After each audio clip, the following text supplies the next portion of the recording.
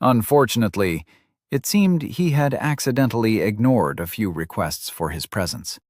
Mrs. Salvatore had pinged him earlier in the morning. She wanted Nero to meet her at 7 in her office. Apparently, the meeting was going to be about a different, later meeting that she was going to have with Nick, Ms. Averett, and Captain Angelton. It seemed that Nero was supposed to attend that meeting too. Since the meeting about the meeting was confusing, he put it in the pile of things to deal with later. Labeling the message read, he moved on to the other pings which were waiting for his attention. Mrs. Salvatore had written another ping. This one had more information about the meeting scheduled for 8, which was the meeting the first ping had warned him about. There were other pings from each of the meeting attendees about various things, but he barely glanced at them and just marked them as read. The situation was getting out of hand. Nero finished his breakfast, his smile now gone. With a sour look on his face, as his morning was ruined, he decided it was best to just go deal with the source of his frustration. After turning in his dishes at the cleaning station, Nero headed off toward Mrs. Salvatore's office. He thought it best to start with her, as she was the first ping sender of the day, and also the one who could probably fix all the other issues that were brought up in the very official-looking mails. I need to remember to start calling them pings, he reminded himself.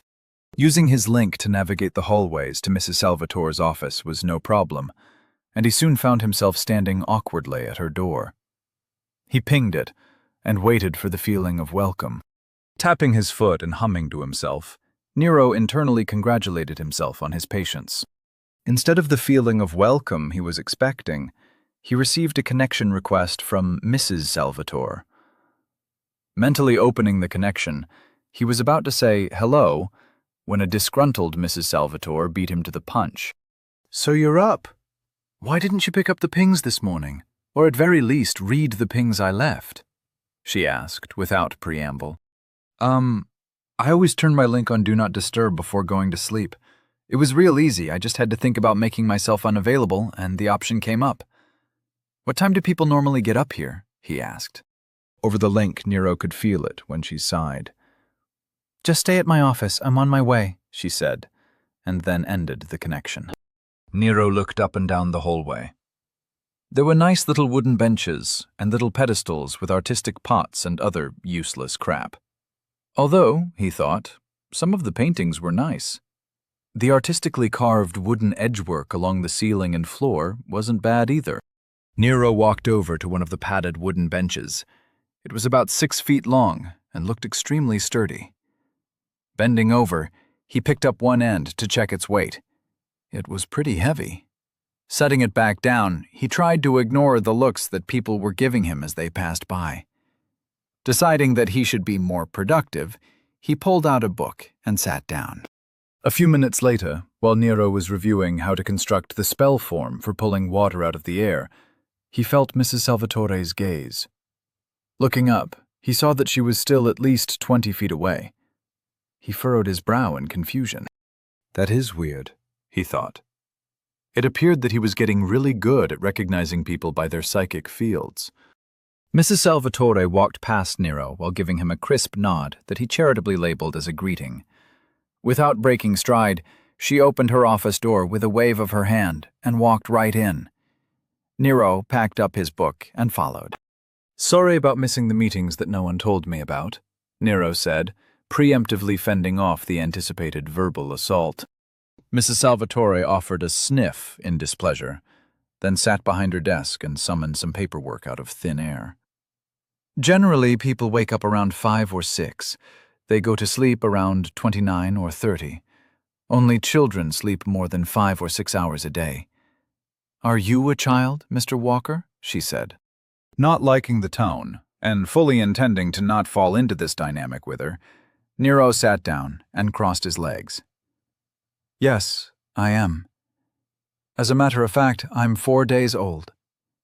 If there is something I don't know, it's the fault of those who have been entrusted with my education." Before she could respond, Nero changed the subject. "By the way, was there any problem with the paperwork I filed last night? I should now be a worker associate of the center, right?" Nero asked with a smirk. Normally, people were intimidated by her management voice, but Nero seemed immune. She sighed, and Nero could see the defeat in her eyes. As a result, his smirk only grew wider. They just sat there, staring at each other for a good 10 seconds. "Fine, Mr. Walker. Can we move on, please?" she asked. Breaking eye contact, she stood up to get herself a cup of coffee from a tray with a pitcher and several mugs. Turning, she offered a questioning look to Nero to see if he wanted one. Receiving a nod, she poured him one as well. After handing him his mug, she then returned to her seat. "Your paperwork was all filed. Apparently the center's hub didn't see anything odd about you choosing Nick as your advisor, probably due to the fact that paperwork was already filed for you to be assigned as his lab technician. Because of that, Nick was able to look up your whereabouts this morning through the link. When we realized that you weren't missing and were just still sleeping in your room, we did what we could without you. Of particular note was Ms. Averett's attendance. Last night, she contacted Captain Angelton after finding out that he had spoken with you yesterday. I don't know how she knew, but she inserted herself into the discussion concerning your class options. She spent a good deal of this morning's meeting ensuring that you will be properly trained in combat. Nicholas was of the opinion that you would only take basic classes in order to keep in shape, while focusing your time on combat classes exclusively for mage training, she said. Sighing deeply, she continued, "As your advisor, Nicholas should be dealing with all of this. However, as he has never been an advisor, and to be honest, technically neither have I, we had intended you to be included throughout the decision-making process. Alas, that plan failed miserably. It is now almost 10:30, and nothing has been finalized." By the time she had finished speaking, Mrs. Salvatore had started to glare at Nero, as if it were all his fault. Nero knew he better interrupt her before she built up a new head of steam. Speaking quickly, he said, "Well, I was up late last night studying. You know, really hitting the books. Then this morning I had a really good, healthy breakfast, and then came straight to you when I realized you wanted to see me." She snorted, as if Nero had made a joke. "Right. Well, now you can go deal with Nicholas. I won't be seeing you much, as I have actual work to do. He will act as both your employer and your advisor, so from now on you will be his responsibility. I don't entirely approve of the deal you have with him, but it is not my place to interfere with your path." She then stood up and gave a slight bow. Mrs. Salvatore then implied an end to the conversation by saying, "I truly hope your path remains wide and clear, Mr. Walker." Recognizing the goodbye for what it was, Nero stood up. The entire situation felt so awkward that he had to ask, "So, is that how people say goodbye? I've heard it a few times. I mean, that whole path remains wide and clear thing means goodbye, right?" Mrs. Salvatore looked a little startled. She hadn't been expecting a reply. Taking a second to formulate a response, she said, "Well, typically, if people are going to be seeing each other soon, they just exit the conversation at a logical conclusion point. But right now, since we have a likely prolonged separation, the phrase of wishing someone's path to remain wide and clear is appropriate. It is a polite way to end an interaction on a professional level, as like with a teller or a merchant. You don't really say it in a personal interaction. The phrase goodbye, while clear in its meaning, doesn't really mean anything." Nero felt a little bad. "I know this may sound odd, but you're one of the few people I know. I don't want our only relationship to be purely professional. Don't you have a saying for friends or something? Maybe like, 'See you later'?" Vera's eyes softened a little as she smiled. "There really isn't one, but now that you mention it, I'd consider you at least an acquaintance. How about we see if we still know each other in a few years, and we can work up to friends?" Nero realized that people just took a really long view of personal interactions here. Lifespans being what they were, people required a lot of history to be considered a friend. "Oh well, even if I'm not your friend, I consider you mine. Our interactions have been professional, but I know in my heart that you were looking out for me. I trust you, and I hope we'll see each other around. Have a great day. I mean, may your path be wide and clear, he said. After he stumbled through his goodbye, Nero tossed her a wave, and then made sure to close the door on his way out. Standing in the hallway, looking at the door, he thought about how old she must be. She'd been married 50 years. She could easily be over 100 years old, and Nero wouldn't know. To Nero, she looked, at most, 35. With a frown, Nero couldn't help but think to himself, if people live these crazy long lives, then how the hell do they think a 14-year-old is an adult? Aren't years only 300 days here? If I had a calculator, I could figure out what that would be back home. Regardless, that is way too young. Shaking his head at the local customs, Nero checked that he had everything he came with. Tightening the strap on his satchel, he walked off. Chapter 22. Cultural ignorance can be adorable. The general sat at his desk, glaring angrily at the report. The silence of the room was occasionally shattered by the sound of his flipping a page. The three men on the other side of his desk waited patiently for him to finish reading. Sunlight was coming in through slits on the walls near the ceiling, giving the room the feeling of a bunker. The room was filled with trophies and memorabilia that were meant for one thing: to instill visitors with fear of the man who sat behind the desk. Intimidation was part and parcel with the position he had held for the last 60 years. The three men could tell that General Branson didn't like the results of last night. The army was too loud with their investigation. At least there were some results, he thought. Page after page, he read the report on the mage's interrogation. Sitting in his large chair, his brows furrowed at both the confirmation that something was rotten in Dorchester and the lack of information as to what that rotten thing was. After long minutes, he set down the report, leaned back in his chair, and released a huff. We know that the man was falsifying scrying reports from outside the walls. We don't have a client list or any idea of what it was he was hiding. How long until we have a complete review of his last 6 months? Asked the general. 4 hours at the earliest, but he's been linked to several major houses, not to mention shipping concerns. Who knows what we'll find? One of the men said. Tapping his finger on the desk, the general said, There is mention of a logician who was the mage's point of contact. What do we know about him? Receiving only silence in response, he slammed a fist onto his heavy wooden desk. I have a meeting with Lord Cosgrove in 2 hours. That is the earliest I can get her alone. I want something to tell her that amounts to more than, we think there might be a threat, General Branson growled. We do know some things. Someone has been shipping things south that they want to keep quiet. Either they, or someone else, moved that raiding party from a region near the city. Both of those facts have evidence. In a way, the fact that we don't know more should be concerning, another man said. As for the investigation of the nobles, it's difficult to find any actionable intelligence without making them aware that we are looking. We don't want to set them off early if they are in fact up to something, the third man said, trying to point out the difficulty of his assignment. The general nodded. That's a good point. I want us to continue the readiness drills and get me a private meeting with head guard Dalton. Nobles are always up to something, so finding out that they are plotting something means nothing. The evidence suggests a force of arms, though. That cannot be ignored.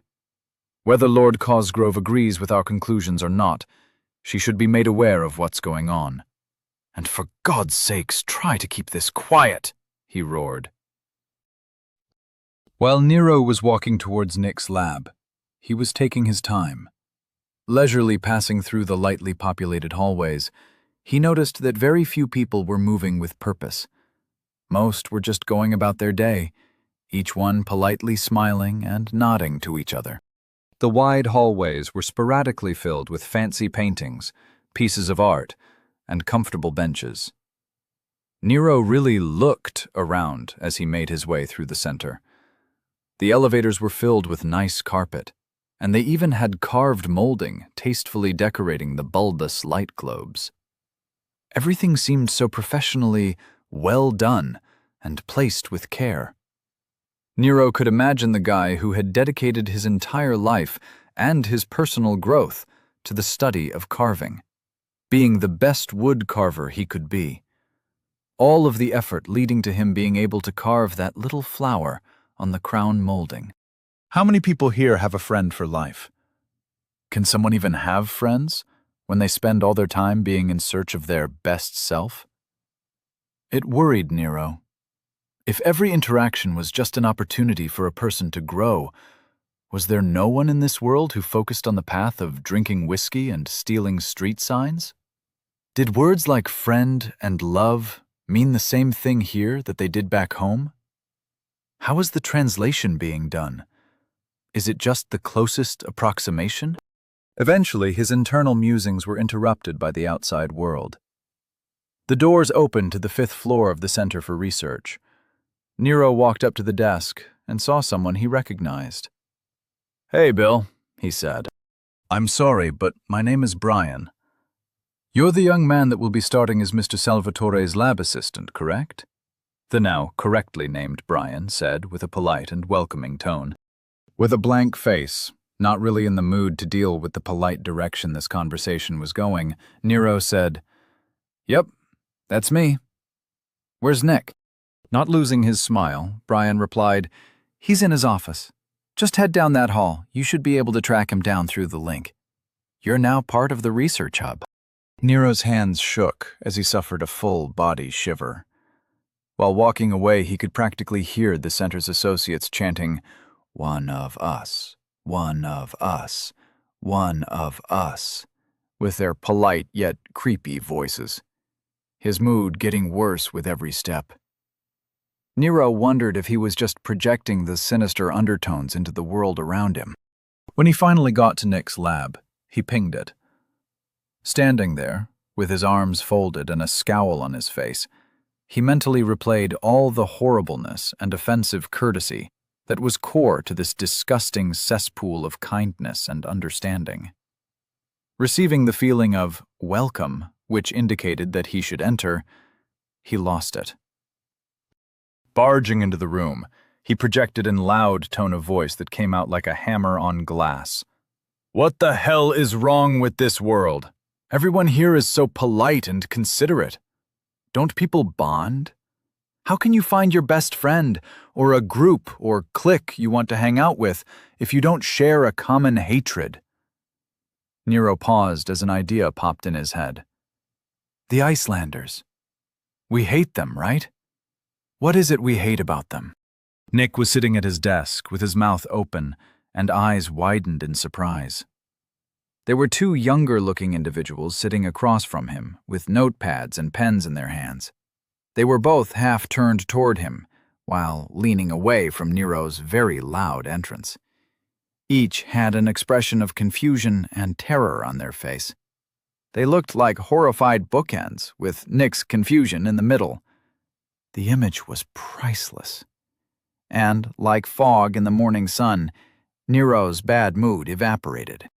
He noticed that even the holograms on the desk had paused their scrolling. Sorry to interrupt the meeting. I was told to see Nick. I'm Nero. It's nice to meet you both." Nero tried to backpedal into polite conversation, but failed miserably. As he had involuntarily stepped forward to offer a handshake in greeting, he had to lower his hand and take a step back. "Well, this is awkward. I'll just sit over here. You guys do your thing, and I'll just wait for you to finish," Nero said, then walked over to a couch on the wall that had a small, convenient coffee table. Right when he was about to sit down, he heard Nick say, "Well, that is the young man we were just speaking about. Please ignore him for now. You can clearly see that he is just as interesting as I said he was." Nick turned his head to focus on the young woman on his right. "Now, Kendra, not much will change for you. You might have some additional paperwork that will need to be done in relation to filing Nero's test results and such. Also, you'll be in charge of smoothing out any ruffled feathers in the department. Try to make sure Judy doesn't go on a rampage again. It's not the end of the world if we don't actually use a lab that we scheduled. It wastes nothing. Never mind, ignore that last bit. Stop writing that down. You're not funny, Nick said, as he noticed Kendra was writing down everything he had been saying. Nero noticed that they were doing exactly as he asked. They were ignoring him and had resumed their little meeting. A meeting which was apparently about him. From the angle he was sitting, Nero could only see the back of Kendra's head, but he could see the other lab assistant patiently waiting for his turn to hear his responsibilities, with a small smile on his face. These fucking people are courtesy robots, sent back in time to pacify the weak-willed, Nero thought, with a sneer on his face. Moving on, Nick continued while addressing to the young man on his left. David, I'm afraid I'll be relying on you a little more than usual for the data collection at the Essence Monitor sites. I know you've been splitting that with Kendra, but for now, you'll be doing it on your own. You know what to do. I trust that you'll handle it fine. And you did a wonderful job on the syllabus I asked you for.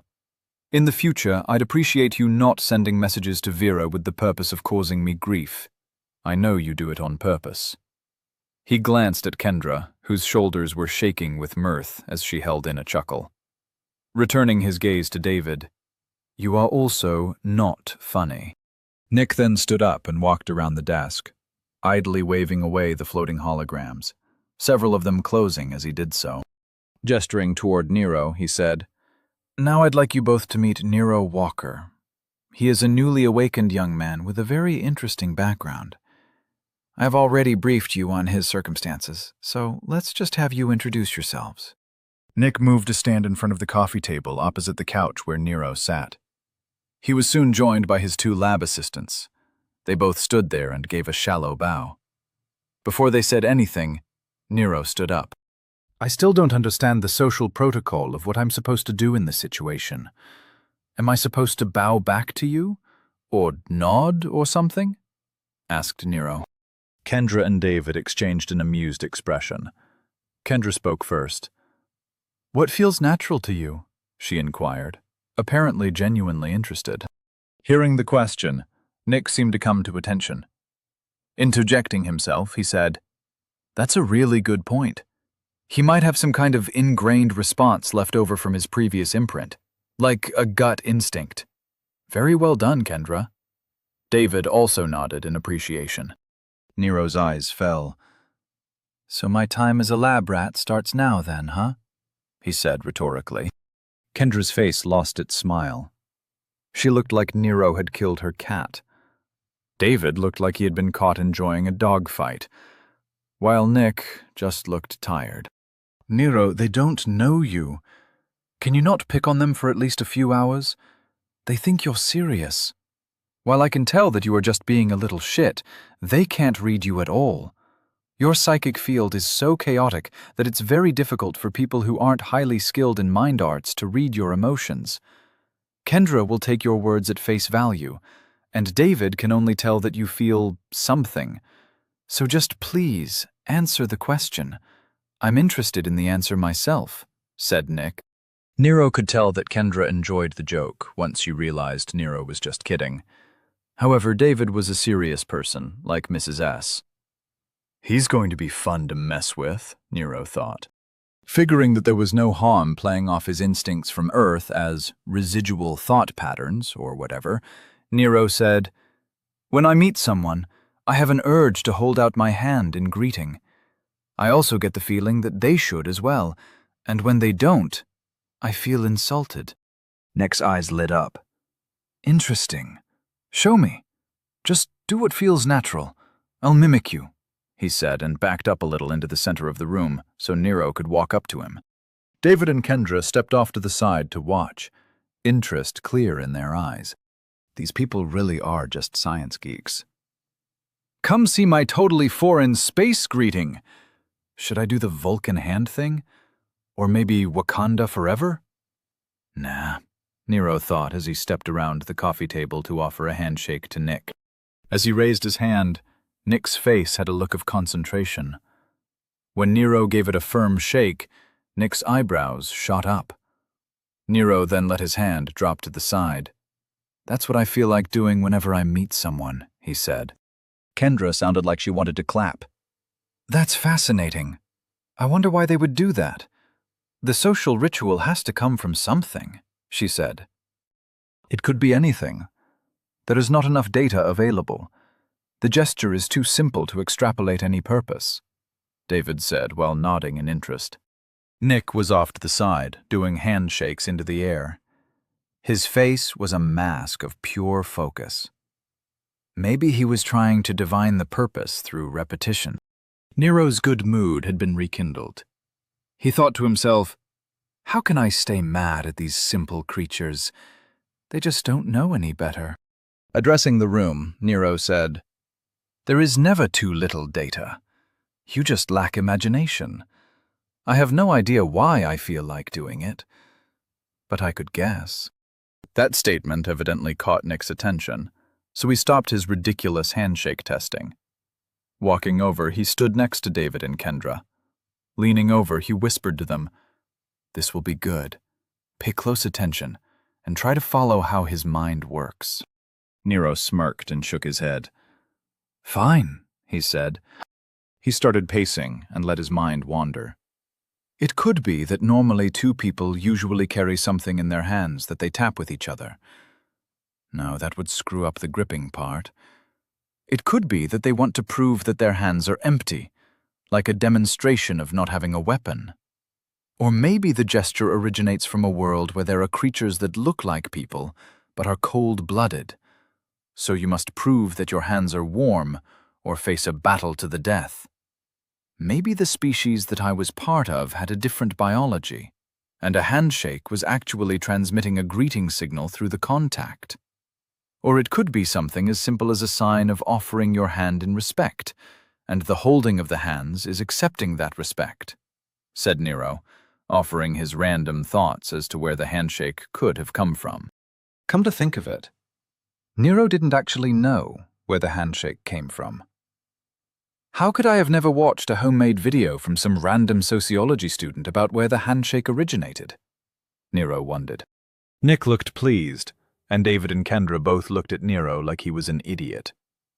Nero returned their regards with a shrug, then looked around for something to eat or drink. Spotting a tray of small biscuits and a pitcher of coffee, he helped himself. Sounding like a proud father, Nick said, "As I told you both, Nero sees the world in a very interesting way, where we tend to methodically search for answers." Nick held a hand toward Nero and continued, "He just jumps to conclusions based on minimal information. The fact that he is so often correct is baffling." Kendra and David just nodded in appreciation, apparently impressed with Nick's interpretation of Nero's bullshit. "So now that you've been exposed to Nero's eccentricities, let's have you introduce yourselves," Nick said, as he gave the proverbial floor to his lab assistants. Nero just stood leaning against the wall with a cookie, his coffee, and a smile. Kendra stepped forward first. She was a little over 5 feet tall, with bright blue eyes and blonde hair in a tight bun. She looked like a little Norwegian princess. "I'm Kendra Sterling," she said.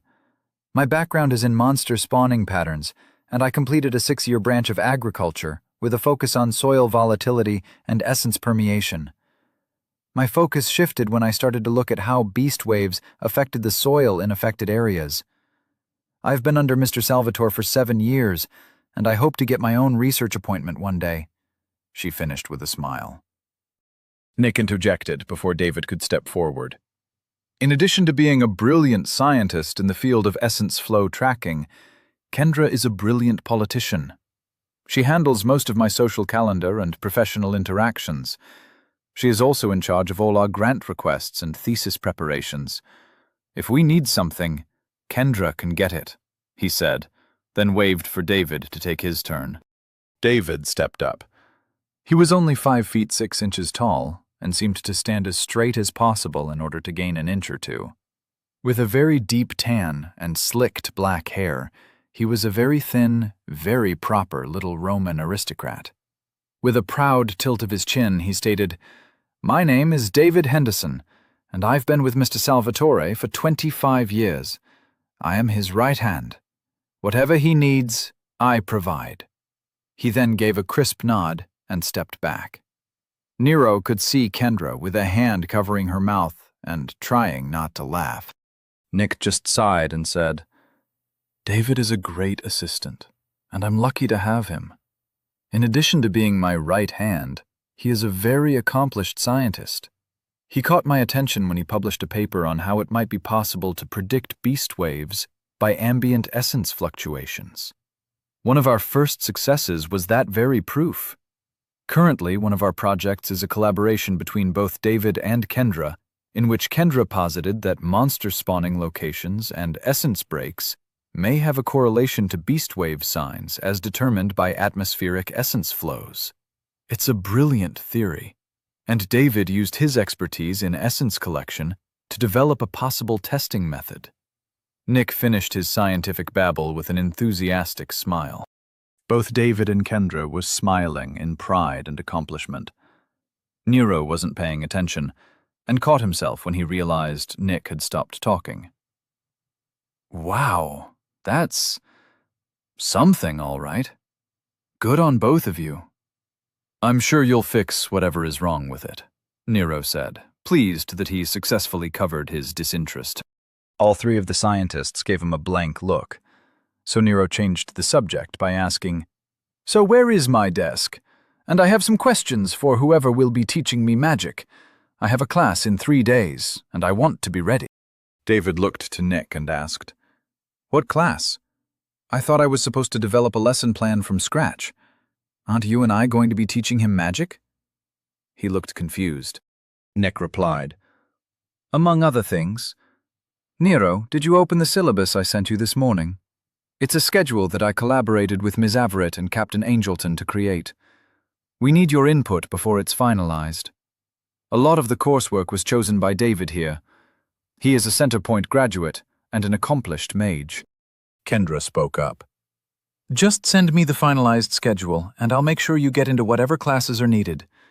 In the meantime, I have my own tasks to take care of, so I'll be off." She started to walk toward the door, but then paused, turned around, and walked toward Nero. She then held her arm out straight. Nero smiled, realizing that she was trying to shake hands, so he obliged. After 2 good shakes, her arm dropped, and she just stood there, looking at Nero. It got awkward quickly. "Yeah, I'm not going to be doing that. It feels weird," she said. Without another word, she turned around and walked out. Nero turned to David and Nick, who were both quietly muttering to each other about how it was weird and there is no reason to adopt such a ridiculous ritual. When they noticed Nero judging them, they snapped to attention and smiled. Nick then took the opportunity to say, "I have some things to do as well, so I'll leave you with David." He then nodded to each of them and walked out of the room. Nero watched Nick leave and wondered if the man really had anything important to do. Turning back, he was surprised to see David walking toward the sofa and ignoring him. When they end a conversation, they just stop, Nero thought. That's never going to stop being annoying. Chapter 23. Always get it in writing. Lord Cosgrove stood across from General Branson in her aide's office. The general had called her here for a private chat, and Lord Cosgrove was glad she had accepted the meeting. Crossing her arms and nodding, she said, "This makes a lot of sense, actually. Over the past 15 years, we've had a steady drop-off in local essence crystal production. There was no reason to assume embezzlement due to the fact that no one had increased production of any trade goods." "I'm not seeing a connection." The general frowned in confusion. "You're not thinking like a noble," she replied. Holding up a finger to punctuate each point, Lord Cosgrove said, "We have shipments that are heading south while being hidden. We have a raid with Islangur weapons in a place there shouldn't be any Islangurs. We also have a circumstantial evidence of a noble house being involved. What do those facts in conjunction imply?" Answering her own question, she said, It leads to the very real possibility of that young man being correct. Either someone is hiding an essence crystal smuggling ring, or they are using those crystals for something else. Essence crystals in those amounts could power wards, or run the production of any number of illicit goods. It's also possible that someone is planning a noble war. Regardless, this is evidence of an illegal operation in my domain, and I have grounds to call for the populators. The general was surprised. That was a bold move for the city lord. Calling for the populators had real consequences if there wasn't anything for them to find. However, looking at what they already uncovered, it was enough to merit their involvement. They'd been called for in the past with less evidence at the time. All right, but let me make the call to the capital. We don't know if your staff can be trusted. While I'm doing that, you should speak with Dalton. If this is just a smuggling ring that got out of hand, then the populators will be enough. Lord Cosgrove finished the general's statement. But if it is a play for the position of the city lord, the populators will have to sit out until the conclusion. Afterward, the winner could petition for the populators to leave and come back at a later date to investigate. Holding the title of city lord could buy them time to remove any evidence of wrongdoing. Good point. I'll arrange with Dalton for a quiet increase in the keep protections. My children should be safe at the center. The center isn't off limits in a noble war, but I suppose we cut off their ability to get men into the city. In any case, your safety is paramount, and the keep should be unassailable if Dalton is ready for them, said the general, offering his opinion. I'll talk to my children. They can make up their own minds. This will be a good experience for them. They are adults, and they need to start making their own decisions, Lord Cosgrove said with a dismissive wave of her hand. Standing by the couch, David seemed to want to take charge of the situation. Taking the tone of a teacher giving orders, he said, "Well, Mr. Walker, you just go through what Mr. Salvatore sent you, and I'll be here to answer any questions." He then sat down and placed his pad and pen neatly on the coffee table. When he was settled, his link lit up and he closed his eyes. Nero shook his head in exasperation, then looked around for a place to sit. Like a dad finding a parking spot open near the front of the lot at Home Depot, his eyes found Nick's desk. That works, he thought. Walking over, he admired the large, high-quality executive chair. He ran his hand over the rich, dark red leather and admired the brass studs. Fancy, he noted with pleasure. Dropping his satchel on the desk, he sat down and made himself comfortable. Opening his link, he looked for Nick's ping that he had only glanced at earlier in the morning. He idly wondered how long pings stay in the thought hub.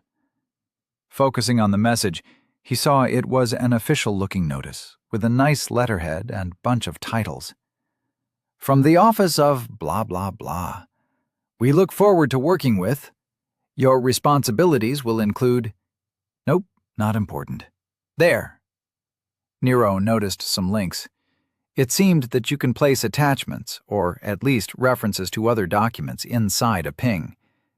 There was a proposed schedule, a recommended reading list for personal growth, a diet plan, and an authorization for the offices of the center to use his intake testing data for scientific research.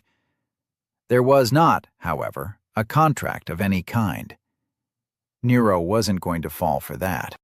"Hey, David," he said, bringing the young man out of his link. "Yes, what can I help you with?" David stood up and walked over. Noticing that Nero was using Mr. Salvatore's desk, David couldn't resist frowning, much to Nero's amusement. "I don't see a contract agreement for Nick sponsoring my education, or anything else we talked about in return for my data," Nero pointed out. "A contract? Mr. Salvatore has already arranged the work associate position for you through the center. He is currently your advisor, and I've personally sent you all the information on magic you requested.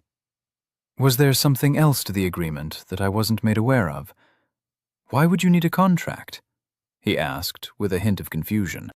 Nero shook his head. "No, everything is looking great, and he's lived up to his end of the bargain so far. But what about tomorrow?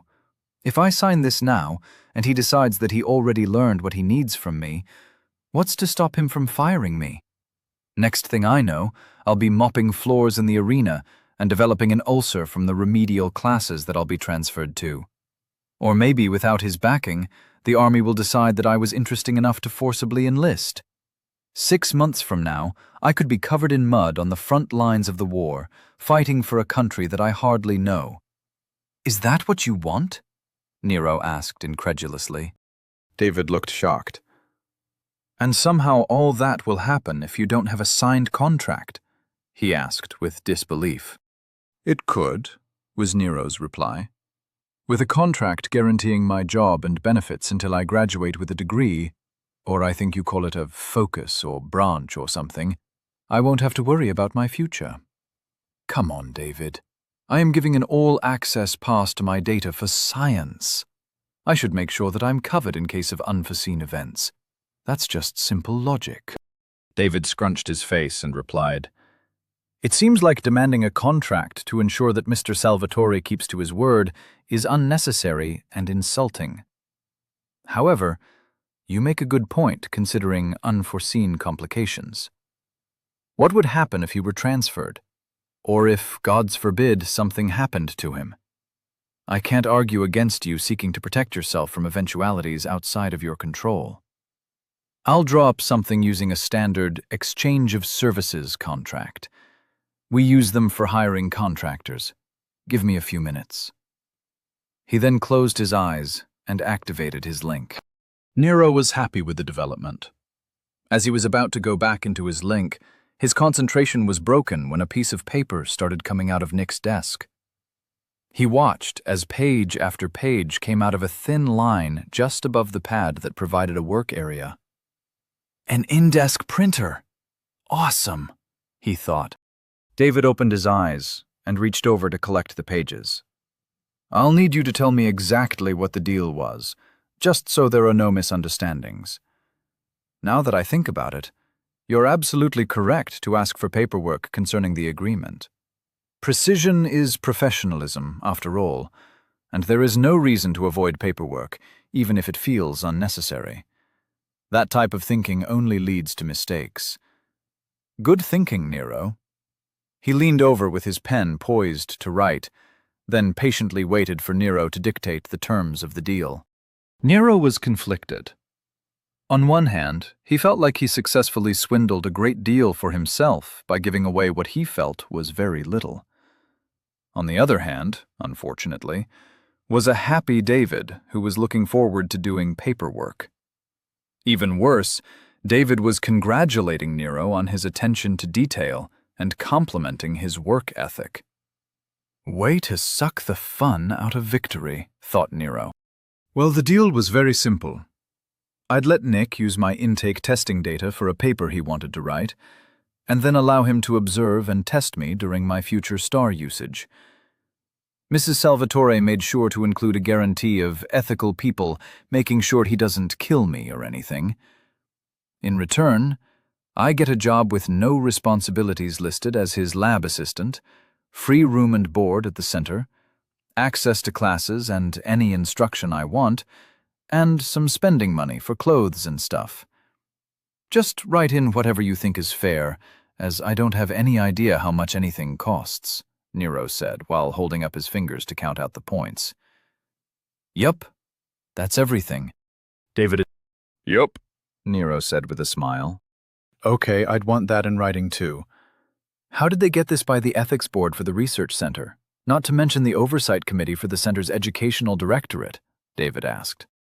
No idea. That's not my responsibility.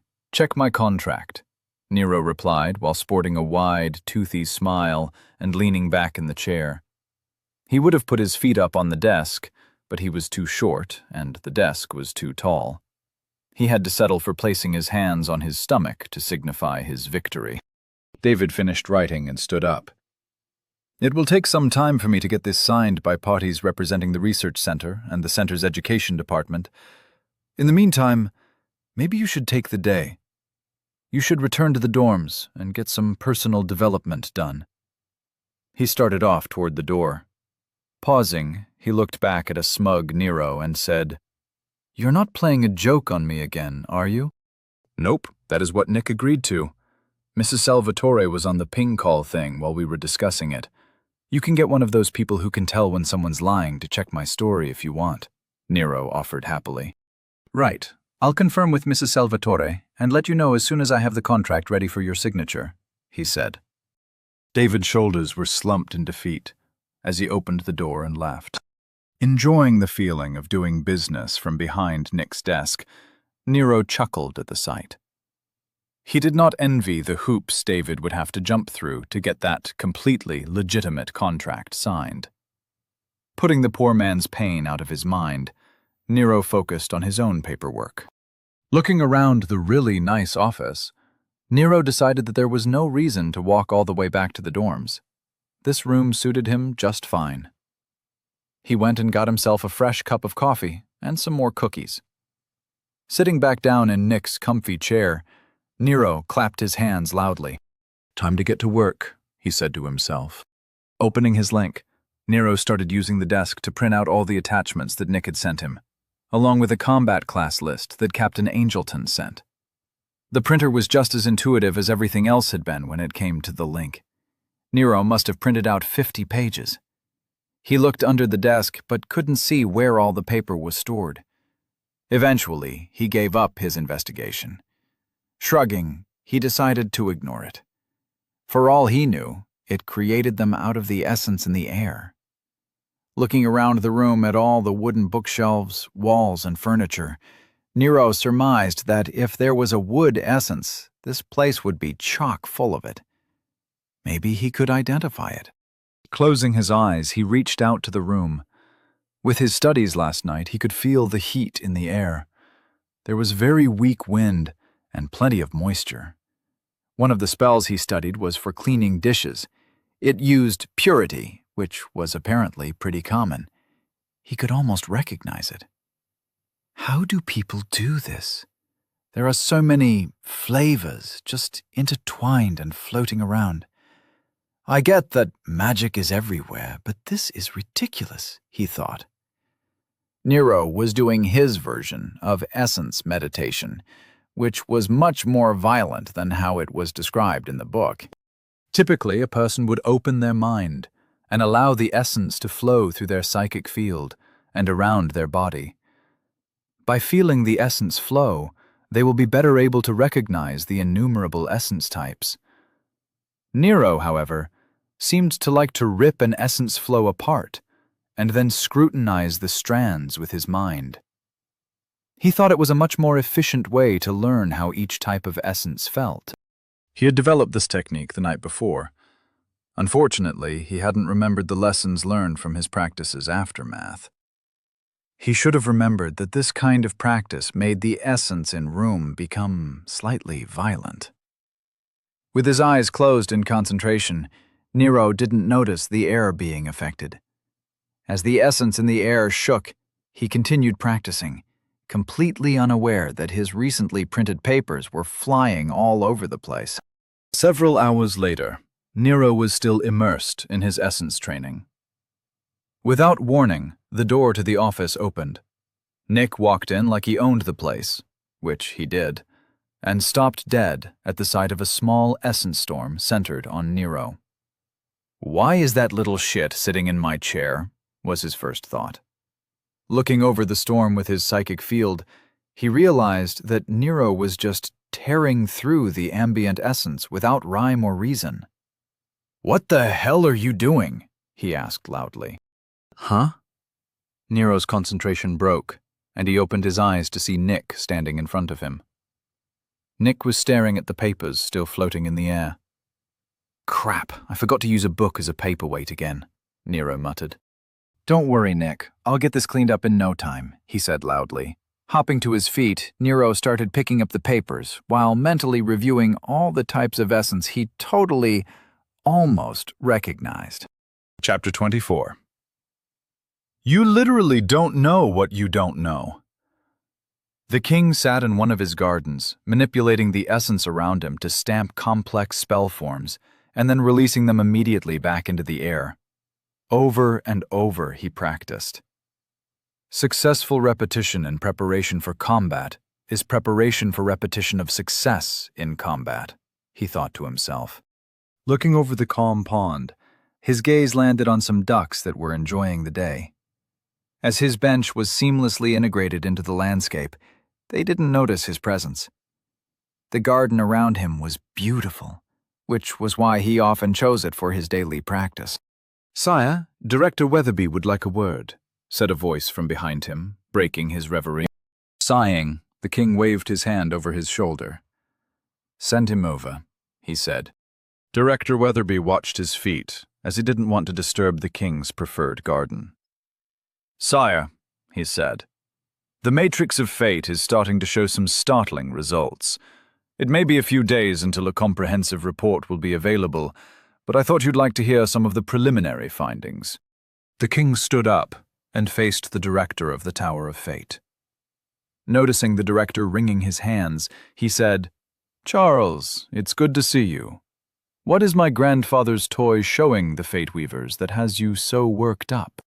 Weatherby could feel the king's psychic presence in the air.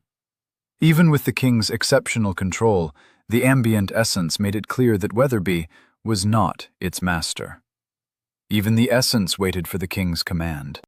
Coughing lightly, Director Weatherby ignored the king's familiarity and replied, "Sire, the prophesied path for one of the cities in the south, Dorchester, has been significantly altered. The Cosgraves will not fall, and the noble war doesn't make sense. There aren't any battles being foretold. A lot of what is being shown is contradictory to what we previously thought. Even the prophesied beast tide has been moved up. We are very concerned." The king nodded, and he took his time to formulate a response that wasn't insulting to their faith in the matrix of fate. He looked at the nervous Weatherby and said, "Remember that the paths we walk are winding, and many things can alter our course. This is not the first time a prophecy has not come to pass, and it will not be the last. Each of us directs our own fate, and the matrix of fate was created not to offer a destination, but to warn of the impediments we will face." Off to the side, the king's aide interrupted their conversation. "Sire, there has been a call from Dorchester for the populators. It's been routed to your personal hub." As Weatherby's eyes widened, the king looked back at the palace. Forming a connection, he read the request and chuckled. With impressive speed, he went through the related files and collated them into a new report on Dorchester. With a smirk, he then opened a link to his queen. Queen Marissa's psyche touched mind, and he felt her love through the link. "What is it, dear?"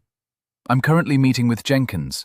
There is a projected beast wave heading toward Newgate that we might have to deal with," she said, while seeming distracted.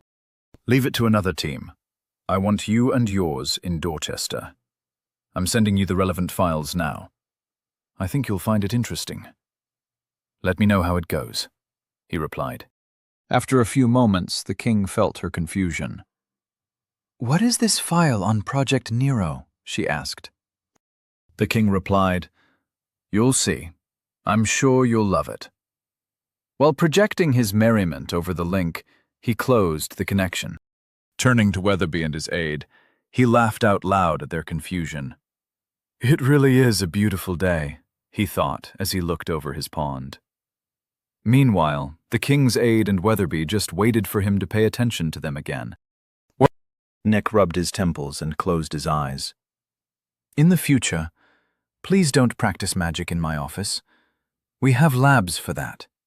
"Also, what were you doing?" Nick asked, then caught himself. "No, don't answer that. We'll come back to that.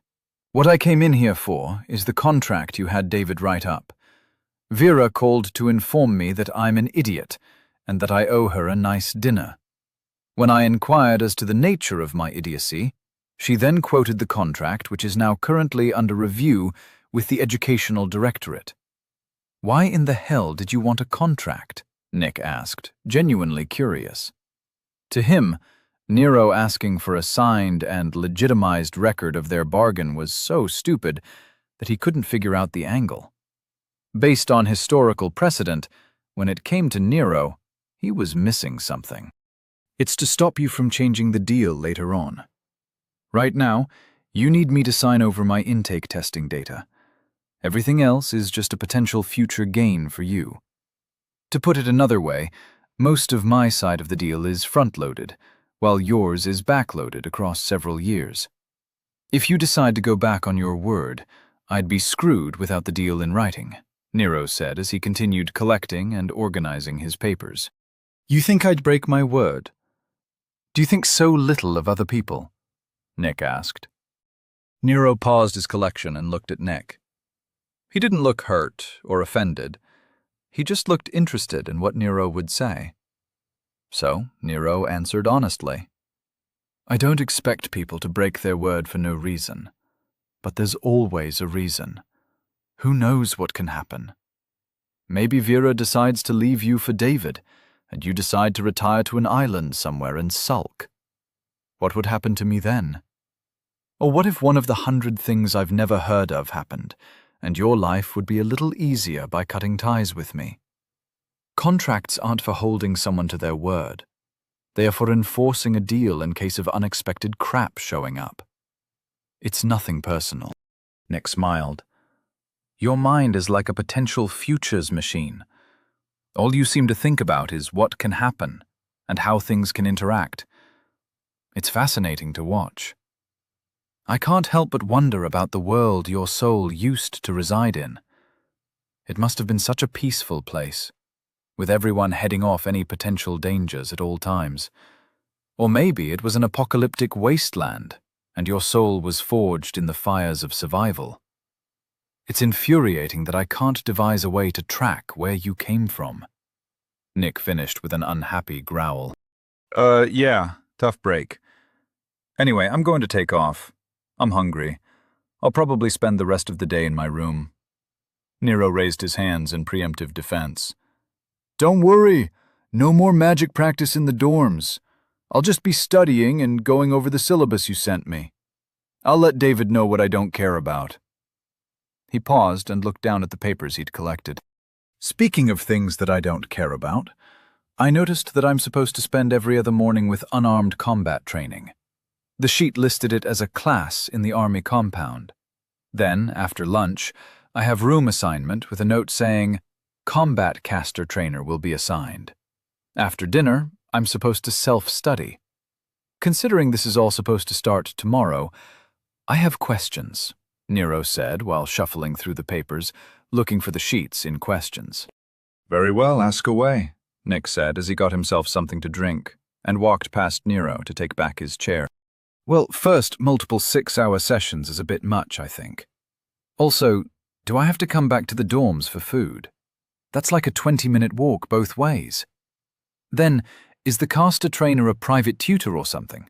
How did you swing that?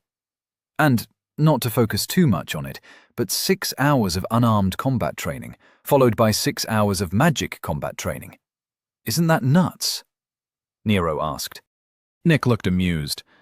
He sipped a glass of whiskey and eased back in his chair.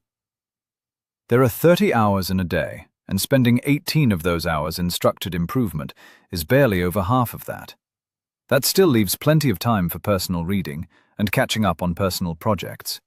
It's completely normal to have 3 blocks reserved for work. As for your lunch and dinner, you can eat at the compound. You'll probably be using their practice rooms for your self-study. Once you approve the syllabus and send it to Kendra, you'll be registered for classes and have use of the facilities there. As for the mage trainer, you can thank Captain Angelton. He said he knew someone who'd be a perfect fit. I didn't ask him for details, but I trust him to know his business. By the way, I already removed you from the classes you had signed up for. Those weren't what you wanted anyway. The whole point of Introduction to Essence is to help people develop a feel for essence flows, and you can already do that. He looked sourly at all the displaced knickknacks on his desk. And the good captain would never allow you to settle for a basic combat class. He'll want you training to actually fight. On the days that you'll be here, David will have a lab set up for you. He should have sent you your coursework and reading lists. You can consider it self-study, but I'll make sure that David is available to answer questions. That should cover everything in our agreement, don't you think? Speaking of our agreement, how do you plan to use your star? Nick asked. now actually showing some interest in what he was saying. Nero took a moment to absorb everything Nick just said. Rather than answer Nick's question, he shoved the papers he was still holding into his satchel. Then he walked over to pour himself a glass of scotch, but didn't see any ice and decided to just have coffee. Finally, grabbing some more cookies, he walked over and sat down in front of Nick's desk. Now comfortable, Nero looked up at Nick, ready to answer. Why does Nick look annoyed? He wondered. Well, the book on awakening that I read said that each star infuses the essence of the world that you've accumulated into the stat that you choose. But all the stats are important, so I'll be just putting one in each of them at a time. This next one is going to confluence, Nero proudly stated as he munched on his cookie. Nick nodded and replied, That's technically accurate, but there are many accepted stat distributions. Not to mention you should be taking advantage of your natural inclinations to make the most of your growth. There is a great deal to consider how to get the most of an essence infusion. Preparing your leveling path is the work of a lifetime. Nick looked over to Nero, enjoying his cookies, seemingly ignoring everything Nick just said. Nick squinted his eyes. Nero, did you actually read the book, or did you just skim it? He asked. Nero's attention snapped up. Nick's tone of voice sent him back to high school. He answered instinctively, with as much detail as he could remember. I read it, for the most part. There was a section on what the stats mean with a bunch of graphs on population averages, but it was just for reference. Then there was a section on recommended stat distributions for balance in life, but that section was on how to set up ratios for the stars. Since I figured I'd just spread them out, it didn't apply to me. I also skipped the section on skill interactions, because I read that skills aren't like abilities. I'll be increasing my skills by just learning stuff, so there's no reason to waste my time tracking that ridiculous list. All in all, I got the gist of it. I don't know why the book had to be so big. There are only 3 stats. And the confluence thing. Nero finished while enjoying his coffee. Nick's mouth hung open in amazement, his hands in his lap as he leaned into his desk. It looked like the desk was the only thing keeping his shoulders from dropping his forehead into the desk. That is...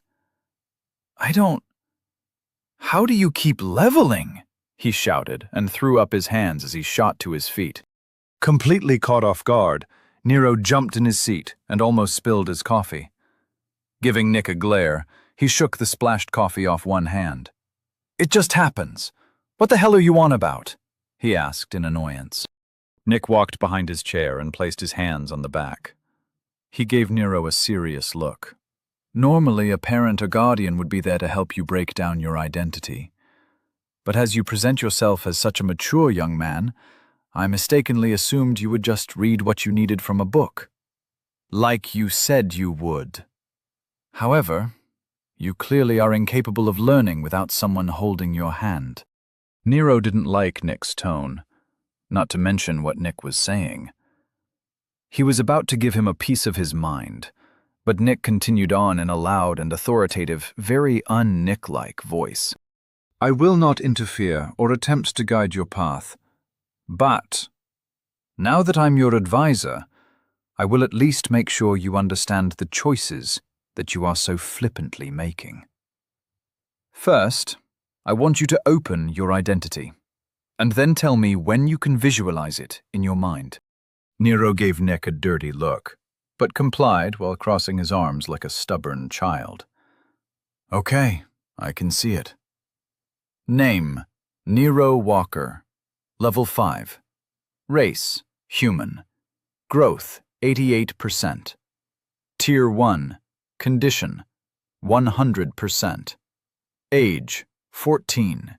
Center, 96%. Body, 1. Mind, 1. Soul, 1. Confluence, 10. Stars, 1. Pillars, 0/0. Now focus on one of your stats and attempt to learn more about it. Nick ordered Nero, while filling his voice with as much condemnation as possible. All of a sudden, one of the useless tables that he skipped in the book he had read on awakening made a lot more sense. One after another, he opened his detailed stat panels. A sinking feeling came over Nero, while his face drained of color as he looked them over. Body 1. Base operative level stress. Presence 9. 10.8. 1.5. Durability 7. 8.40. Recovery 13. 15.60. 0.8. Speed 11. 13.20. Adaptability 24. 28.86.8. Power 8. 9.60. Mind 1. Base operative level. Stress weight 2024. 1. Control 21. 25.23.4. Field 8. 9.63.8. Precision 22. 26.47.1. Endurance 26. 31.211.3. Focus 6. 7.22.3. Soul 1. Base operative level. Stress size 26. 31.20.1. Density 101. 121.20.1. Intensity 76. 91.20.1. Pressure 23. 27.60.1. Harmony 3. 3.61.1. Adaptability 270. 324. 0.1. I have no idea what any of this means, Nero said quietly, his face reddening in embarrassment. Nick threw his hands up and started pacing. If only someone had spent the time to study each of the aspects of existence and created a book that you could reference to learn about how the world works. Maybe a detailed account of what it all means, how the various parts of a person come together to optimize growth. Wouldn't that be something? Nick ranted as he walked around the room and waved his hands like he was having a great idea. How the hell is anyone supposed to pay attention to all these numbers? And what do these things mean? Nero muttered. Nick returned to his seat, happy to see Nero looking confused and thoughtful for once. I don't know. Maybe you should try focusing on them. Body. Presence. How charismatic and attractive you are. Durability. How resistant to damage you are. Recovery. How quickly you recover. Speed. How quickly you move and react. Adaptability. How you handle change. Power. How well you function. Mind. Weight. Your depth of thought. Control. Your mastery of your thoughts. Field. Your breadth of thought. Precision. Your exactitude of thought. Endurance. Your will to persevere. Focus. Your scope in thinking. Soul. Size. How large is your fire? Density. How strong do you burn? Intensity. How bright is your light? Pressure. How hot is your aura? Harmony. How much do you destroy? Adaptability. How much can you take? Nero looked over the definitions that were so easily found, if he had just looked for them. He saw that confluence just said, confluence. The world will tear you apart. How well will you hold yourself together? Nero looked at Nick, sitting in his chair, arms folded neatly, with a smug smile on his face. There was no way Nero was going to dignify the situation with an apology. He mastered his thoughts and played it off like what he just discovered wasn't mind-shattering information. He simply stated, "Oh, cool. So there are breakdowns of more stuff. That makes sense. It's not like an entire person can be boiled down into 3 little stats." I'm guessing there's probably more to the identity that I didn't pay attention to. No problem. That's why there are books. I'm sure David's reading list covers this stuff. Anyway, I'm not sure what I'll spend my star on. I'll probably look into the details a little more before I figure it out. Did you have a request for my star usage? I know you won't tell me what to do, but you are paying for the privilege to study me. I'll consider your request, and if I think it makes sense, I may use it. Nero finished with a sagely nod. Nick's jaw dropped, and a look of confusion washed over his features. He was completely caught off guard. He thought Nero might actually start taking things seriously in the light of such information that he clearly didn't know beforehand. I thought it might be interesting to have you use 2 stars in succession on one stat.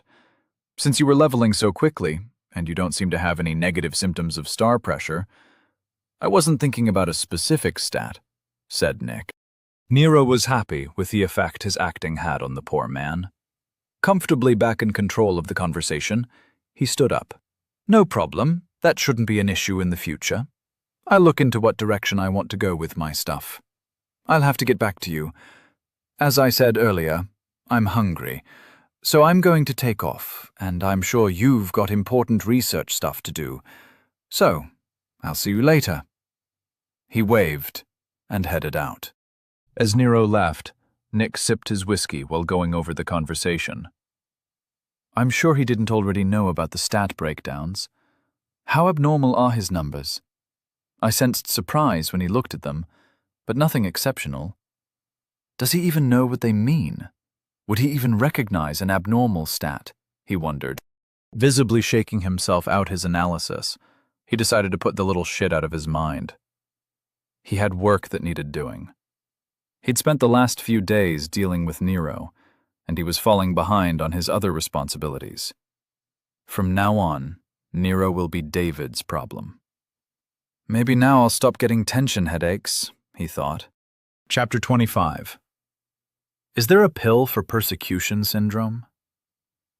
The champions were assembled at the long-range teleportation platform, awaiting their team leader. All 10 of them stood in silence, using their links for a last-minute review of their squad's assignment in preparation for their deployment. Each of them was the very definition of a veteran.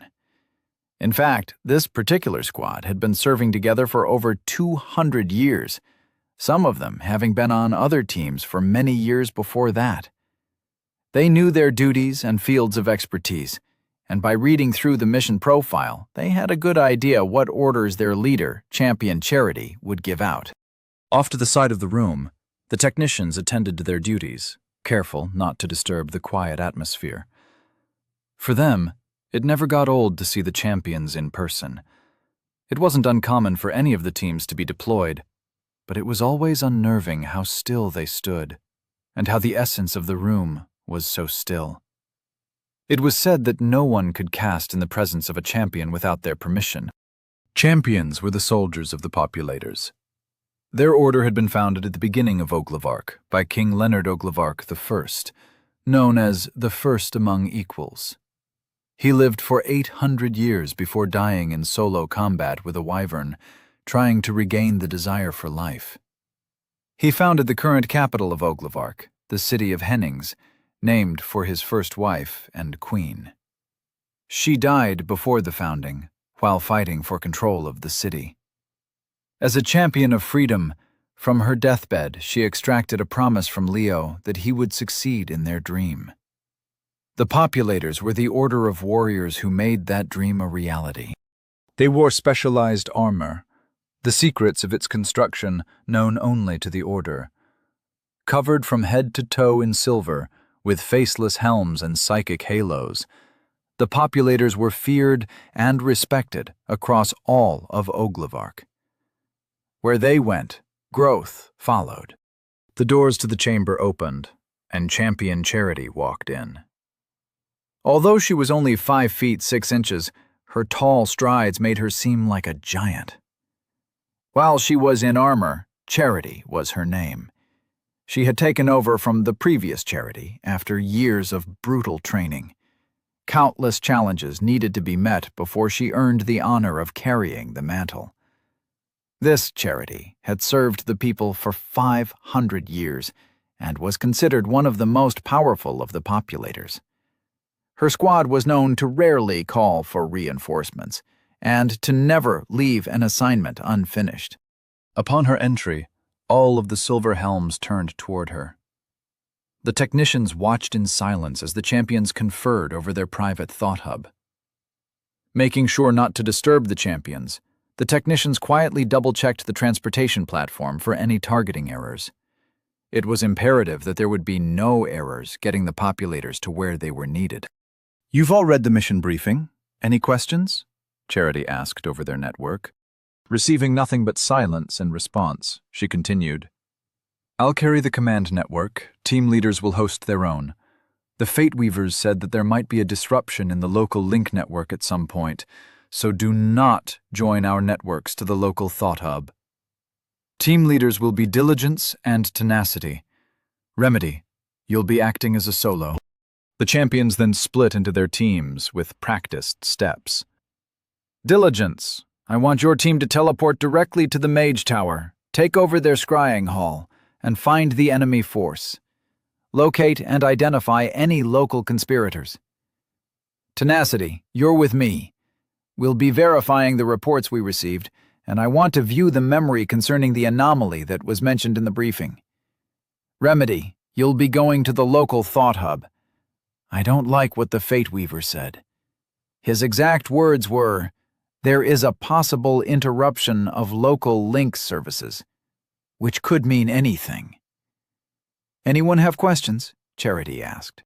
One of the champions said in a curious tone, "Is the anomaly mentioned in the report that kid with the soul from Out Sector? The one that the archmages are constantly scrying like it was their favorite new pastime?" Charity sighed. "Yes, that's him. Due to the fact that he is central to a lot of what is currently happening in Dorchester, I went to speak with Archmage Jennings. The crotchety old man finds the young man, named Nero Walker, amusing. Jennings was the first one to notice the soul's incursion onto our plane. He traced its path to outside our sector and confirmed that it wasn't tainted or a danger. His report noted that there was a residual mind imprint remaining even after its journey through the upper planes. How much of one is still in question. Although an oddity, the boy has not been determined to be a danger to Oglavark's people. In fact, Council Mage Matherson published a new scrying technique that he developed specifically to see what the kid was reading, while muttering about scientists here being unimaginative fuckwads. The irony of the situation made the story quite popular, and I heard it from several people. Archmage Jennings went on to ask me to deliver the boy some books, along with some cryptic words of wisdom. He also wanted to offer him a position in Centerpoint Hennings. The king personally forbade the offer, but allowed the books and made sure that I would repeat his words in detail. His path is his own, and he'll get here eventually, were the king's words. I wasn't there, but I heard that after Jennings heard the king's decree, he was so angered that he might just go to Dorchester himself. All of that is immaterial to the mission. We will find the evidence, if it exists, of an Islangor incursion. If nobles are involved in acts of treason, we will burn it to the root," Charity finished. All of the champions responded as one. "So that the forest may grow." Charity nodded her head. It was the first time she had moved since she took her place in front of champions. "Any questions pertaining to the mission?" she asked, clearly ready to be moving. After taking a moment to make sure there were no questions incoming, she moved on to the long-range transportation platform. The squad moved into position behind her. Turning to the technicians, she spoke for the first time since she entered the room. "Transport to Dorchester Central Keep Throne Room. Authorization?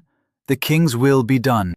With a flash of light, the champions vanished, and the technicians held their breath. One of them looked up and said, "Dorchester Central Keep Throne Room reports a good transport. All champions delivered in good health." Shoulders sagged in relief, and the tension left the room. Smiles all around, they congratulated each other and went about the rest of their day. Nero walked back to the dorms in a daze. Did all those charts from the books really matter? There was so much math. I'm going to have to go over everything again. Plodding along like he was on his way to do chores, every step forward took effort. Maybe it won't be so bad. I'm sure it's all important, but will it change anything if I just treat that part of my identity as information that is good to know but not important? It could be like the details of a terms of service agreement. It's important to know where to find it, but you don't really have to pay attention to it.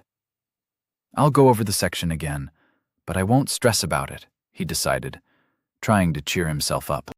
Heading across the courtyard, he felt his stomach rumble.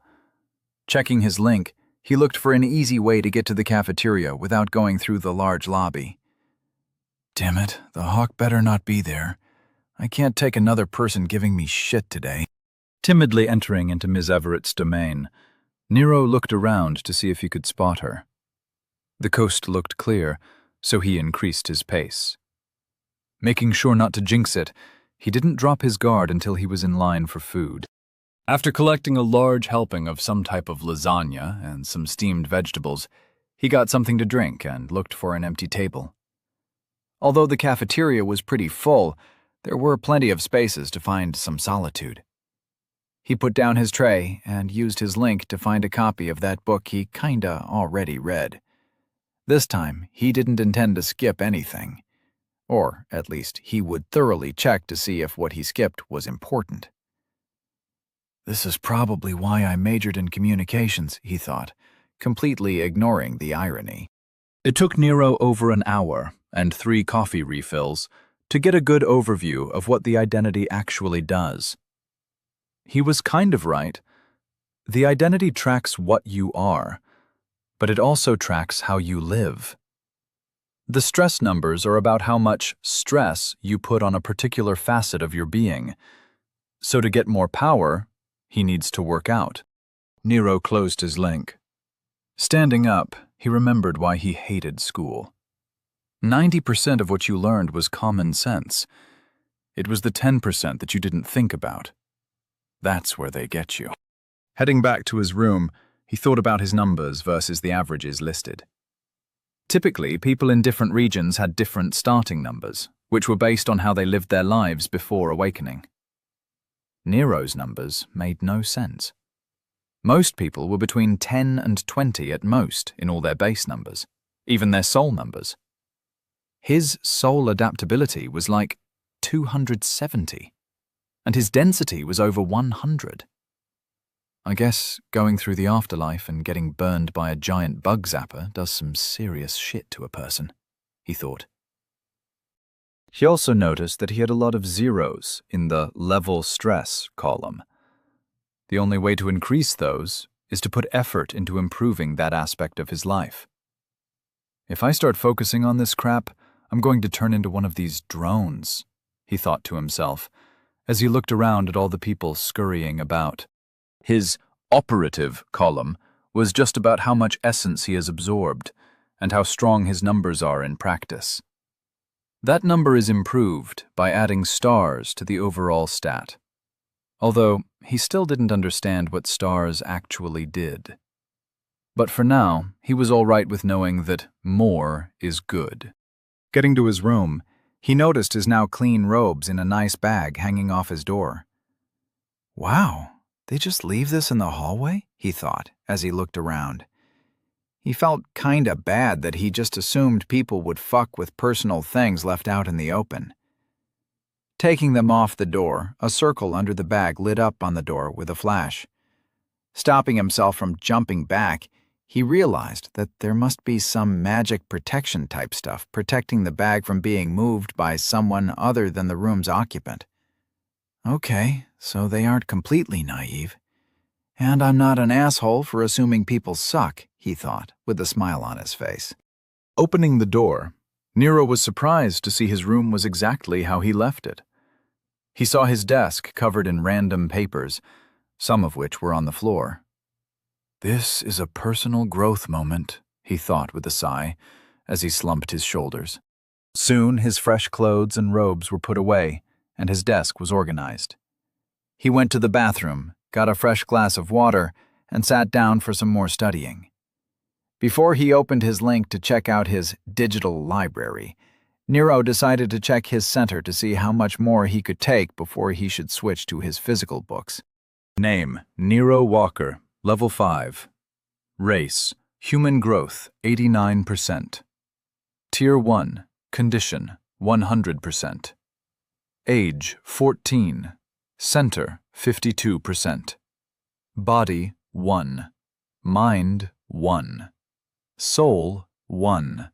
Confluence: 10. Stars: 1. Pillars: 0/0.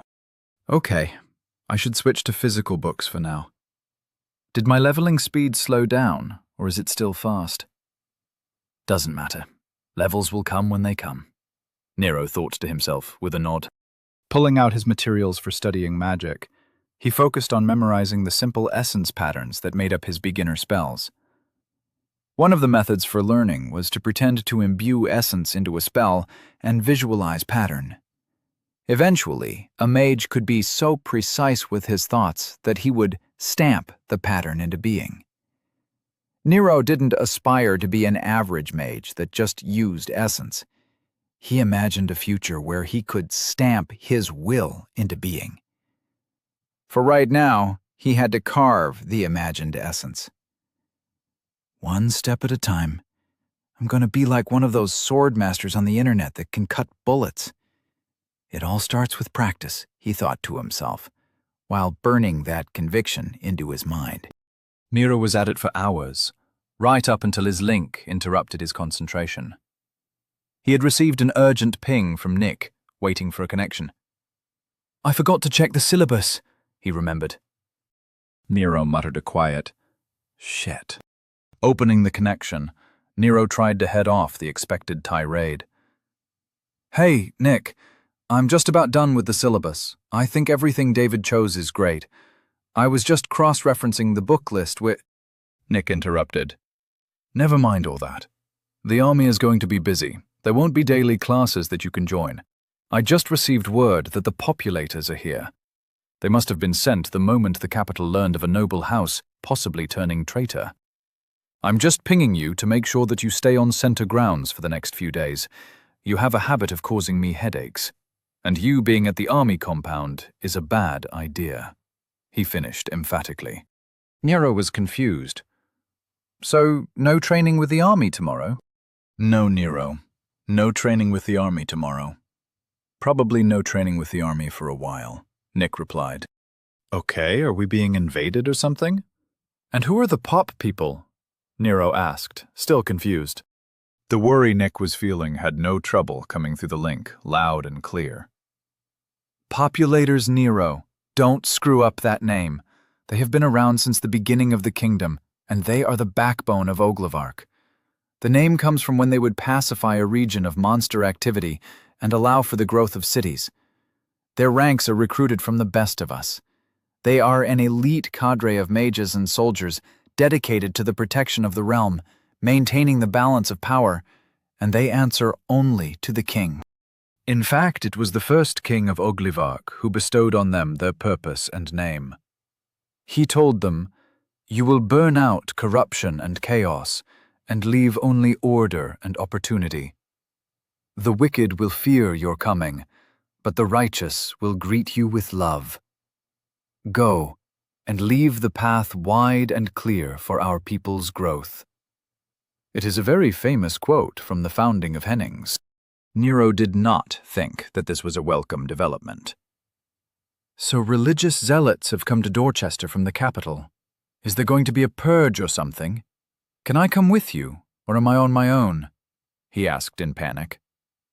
As he was speaking, Nero stood up and started shoving things into his satchel. Come with me where?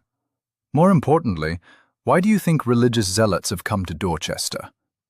Nero, I can feel you panicking. What's wrong with you? Nick asked. All of the worry from his connection was gone, leaving only confusion. Nero was almost ready to go.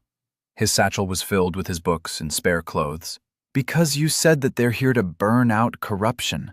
Doesn't that sound like religious zealots? I just need to know if you're going to take me with you when you leave. Wait, you're not going? I don't want to be in the city when the purges start. I always hated those movies where the main character chooses to stay for some stupid reason. I'm not ready for a rebellion. I've barely started my training arc, Nero practically shouted over the link. His heart was racing as he imagined the city was already on fire. Nero, I need you to calm down. There are no religious zealots, no purges. Or, well, at least, you won't be purged. You're perfectly safe. Take a breath and try to control your mind. I don't know what conclusion you have come to, but it's wrong. You don't have to run away. No one is leaving the city or fighting in a rebellion. I'm simply pinging you to let you know that you won't be going to the army compound to train because they'll be busy doing army things. Are you calm now? Nick asked. Nero had sat on his bed while Nick was talking, clutching his bag to his chest with both arms. Nero said over the link, I'm perfectly calm. So why are the poplators here if they're not going to purge anyone? Nick responded with a mental sigh.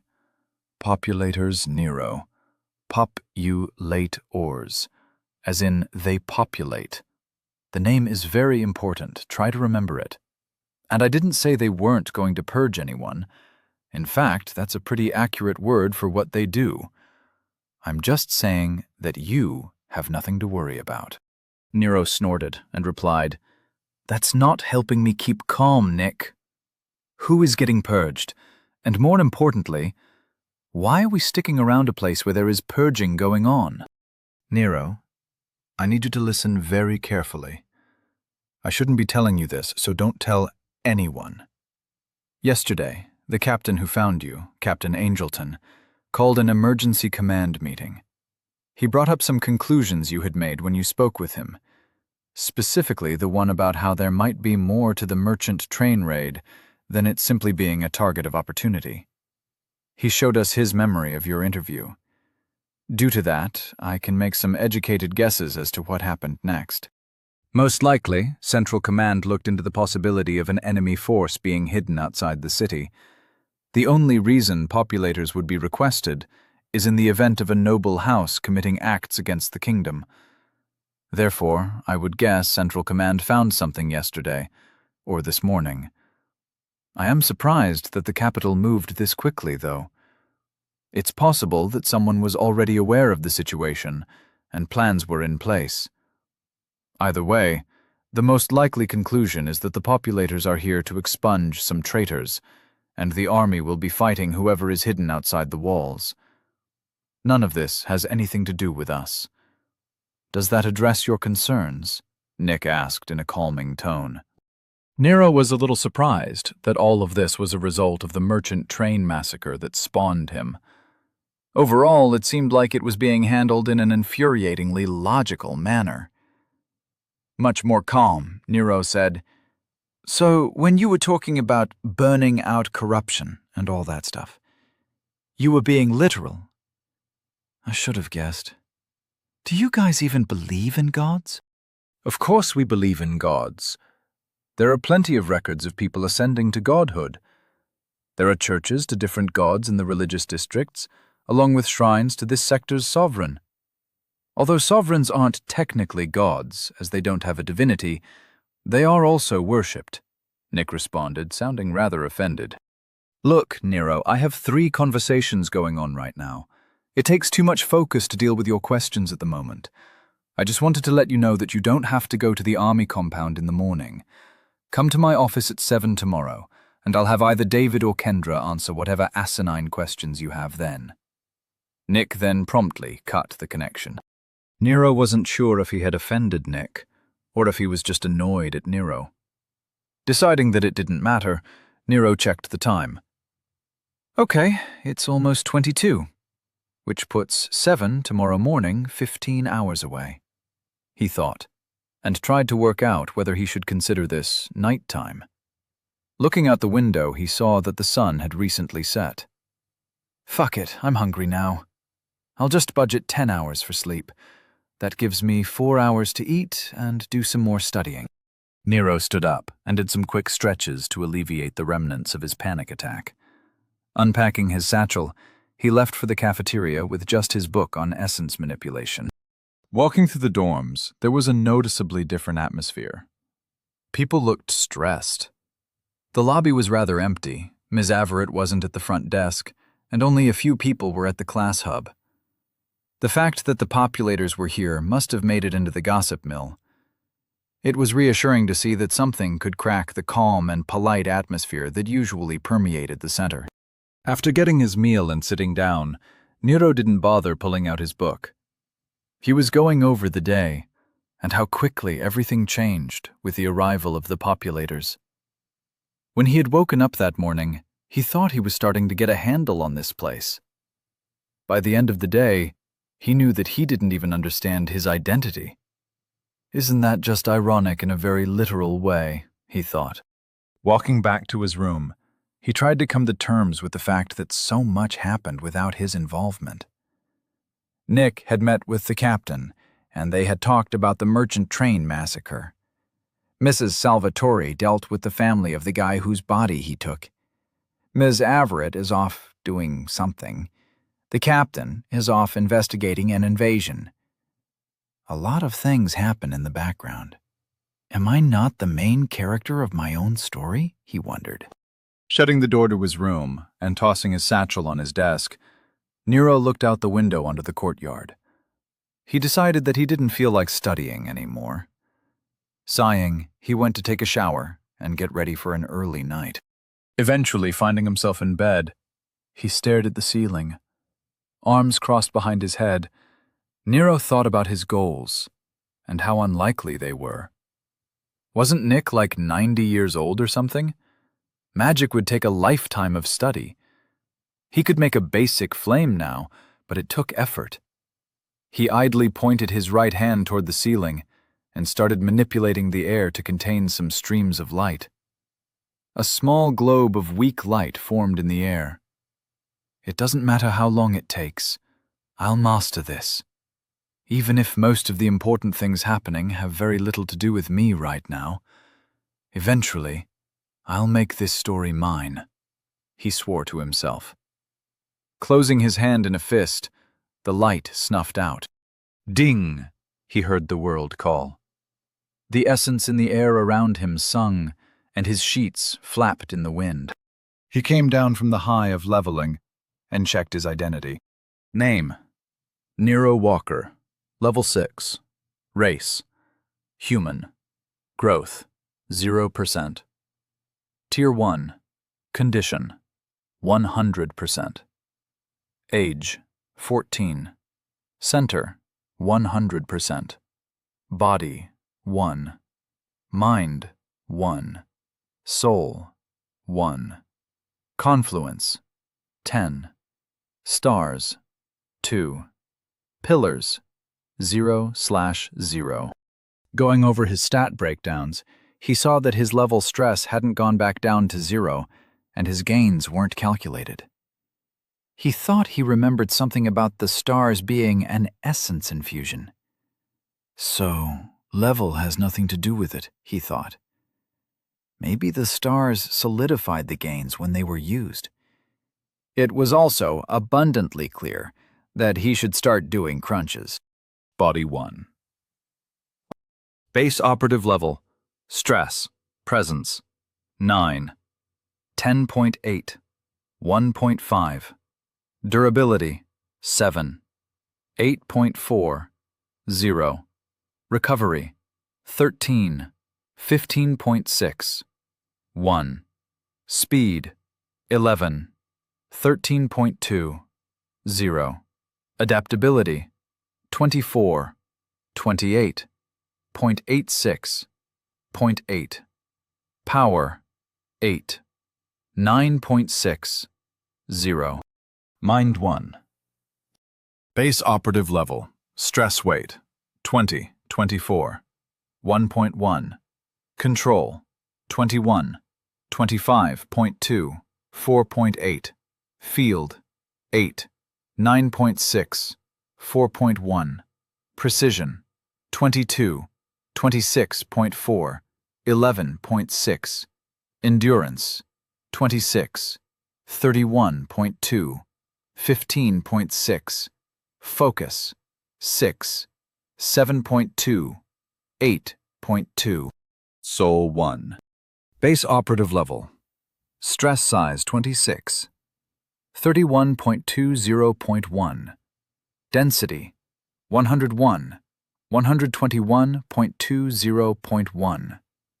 Intensity, 76, 91.20.1. Pressure, 23, 27.60.5. Harmony, 3, 3.61.6. Adaptability, 270, 324, 0.1. No longer tired, Nero decided to do some more studying. He wouldn't get anywhere without putting in the work. Around 3 hours later, Nero was passed out at his desk. Chapter 26. An adventure is what comes after deciding to get involved. Captain Angelton took a moment to strengthen his control on the surrounding essence. Firming his resolve, he opened the door and walked into the large training room. A center walkway cut through the massive 100 by 50 units in space.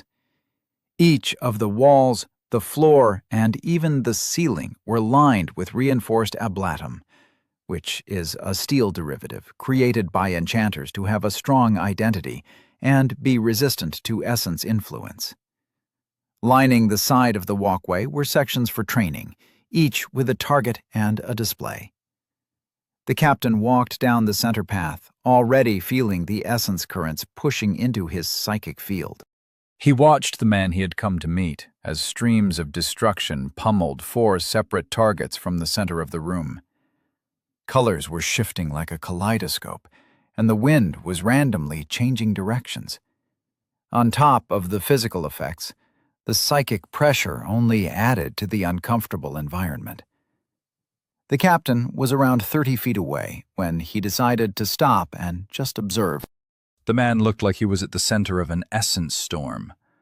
His bare chest covered in sweat, the man bounced around a 10-unit radius in perfect control of his movements. No wonder they label him as a tactical asset, thought Captain Angelton, as he tried to pretend he wasn't intimidated. Standing at 5 feet 10 inches, the man was not large, yet his presence couldn't be ignored from even 30 feet away. With his shoulder-length black hair in a tight combat braid and bright green eyes, he was utterly focused on his training. Angelton fought to hide his bubbling anger, as he could feel the man ignoring him.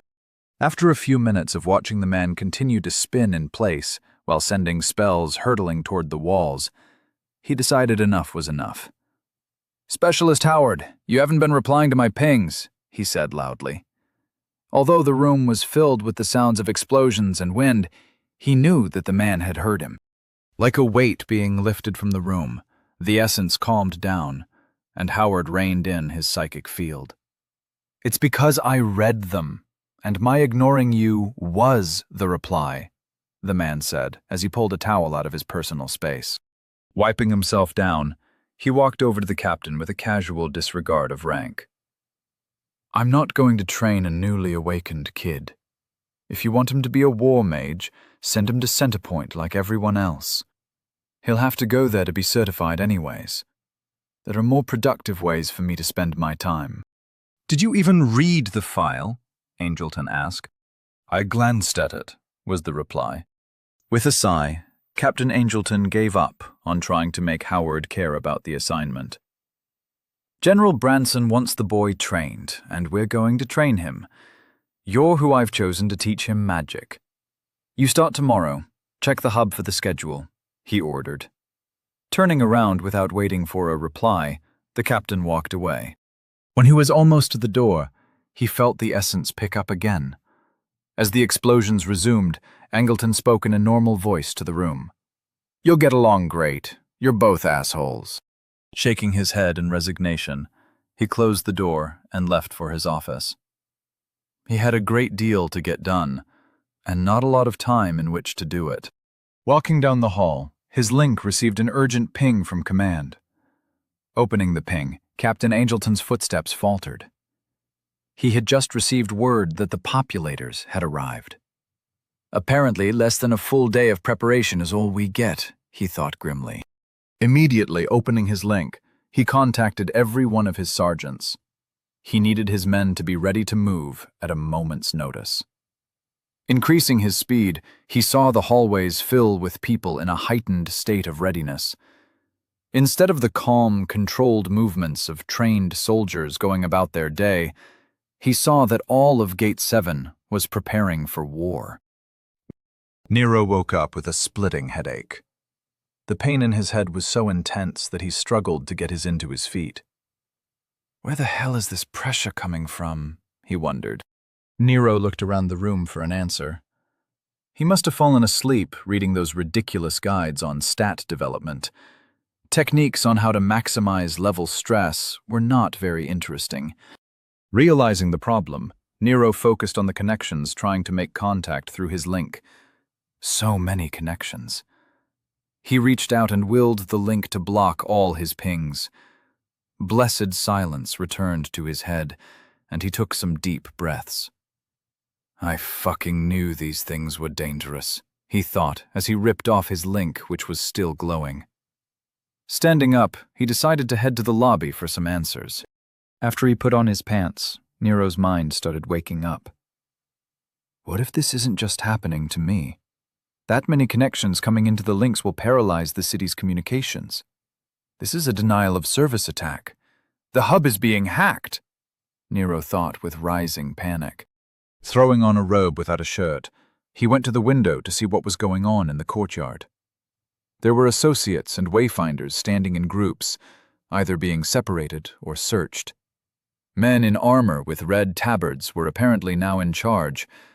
They seemed to be looking for something, and he could almost hear one of the men below his window shouting something. Carefully opening his window, Nero strained to hear what was going on. We just require the location of the Cosgrave brats. Anyone who gives them up will be rewarded after the transfer of power. You all know the accords. No one will hurt you if you don't cause trouble. Just tell us where they are. The guy kept blathering while more and more people were led into the courtyard. It didn't seem like anyone was being mistreated. What are the accords? Nero wondered with a frown. Without access to the link, he didn't think he'd find out anytime soon. Stepping away from the window, Nero could already hear soldiers in the hall, demanding that everyone leave their rooms peacefully. Nero lamented the fact that his link was now useless. Already he was addicted to the ease and availability of the information it provided. He needed to make a decision based on what he knew. Should he just go with the flow like everyone else? They didn't seem to be mistreating anyone. Paralyzed with indecision, Nero glanced through the window and watched as the guards in the courtyard continue their attempts to find the Cosgraves. From what he had heard, Nero realized the Cosgraves must be related to the nobles in charge of the city. Realizing that this is a kidnapping and ransom plot, he finally decided that he should stay out of it. As he began to calm down, the situation in the courtyard changed. A young woman was pushed by her companions toward one of the guards.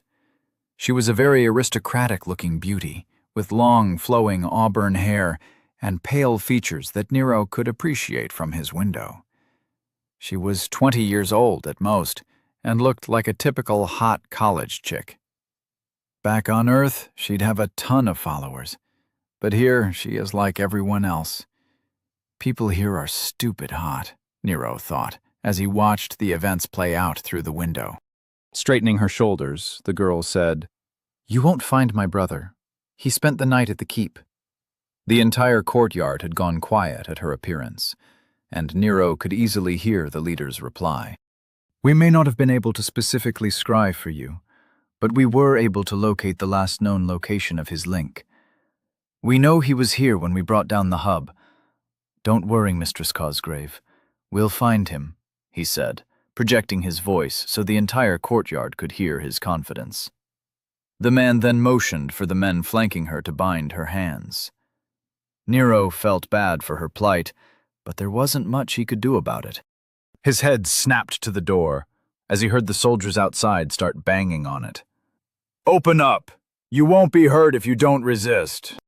With a sigh, Nero slipped on his boots and opened the door. Two large men reached in and roughly grabbed his arms. While they pulled him into the hallway, he saw other groups of soldiers searching the rooms for stragglers. Following directions with his head down, he saw all of his dorm mates doing the same. Their overlapping psychic fields were filled with worry, and it was starting to make Nero lightheaded. As he moved through the halls, he just tried to focus on following the person in front of him. By the time his group was at the elevators, Nero was finally getting his mind under control. He mentally prodded the fields around him, affirming his control and closing himself off from those around him. So that's what the books were talking about, he thought. Controlling his own psychic field was easier than Nero thought.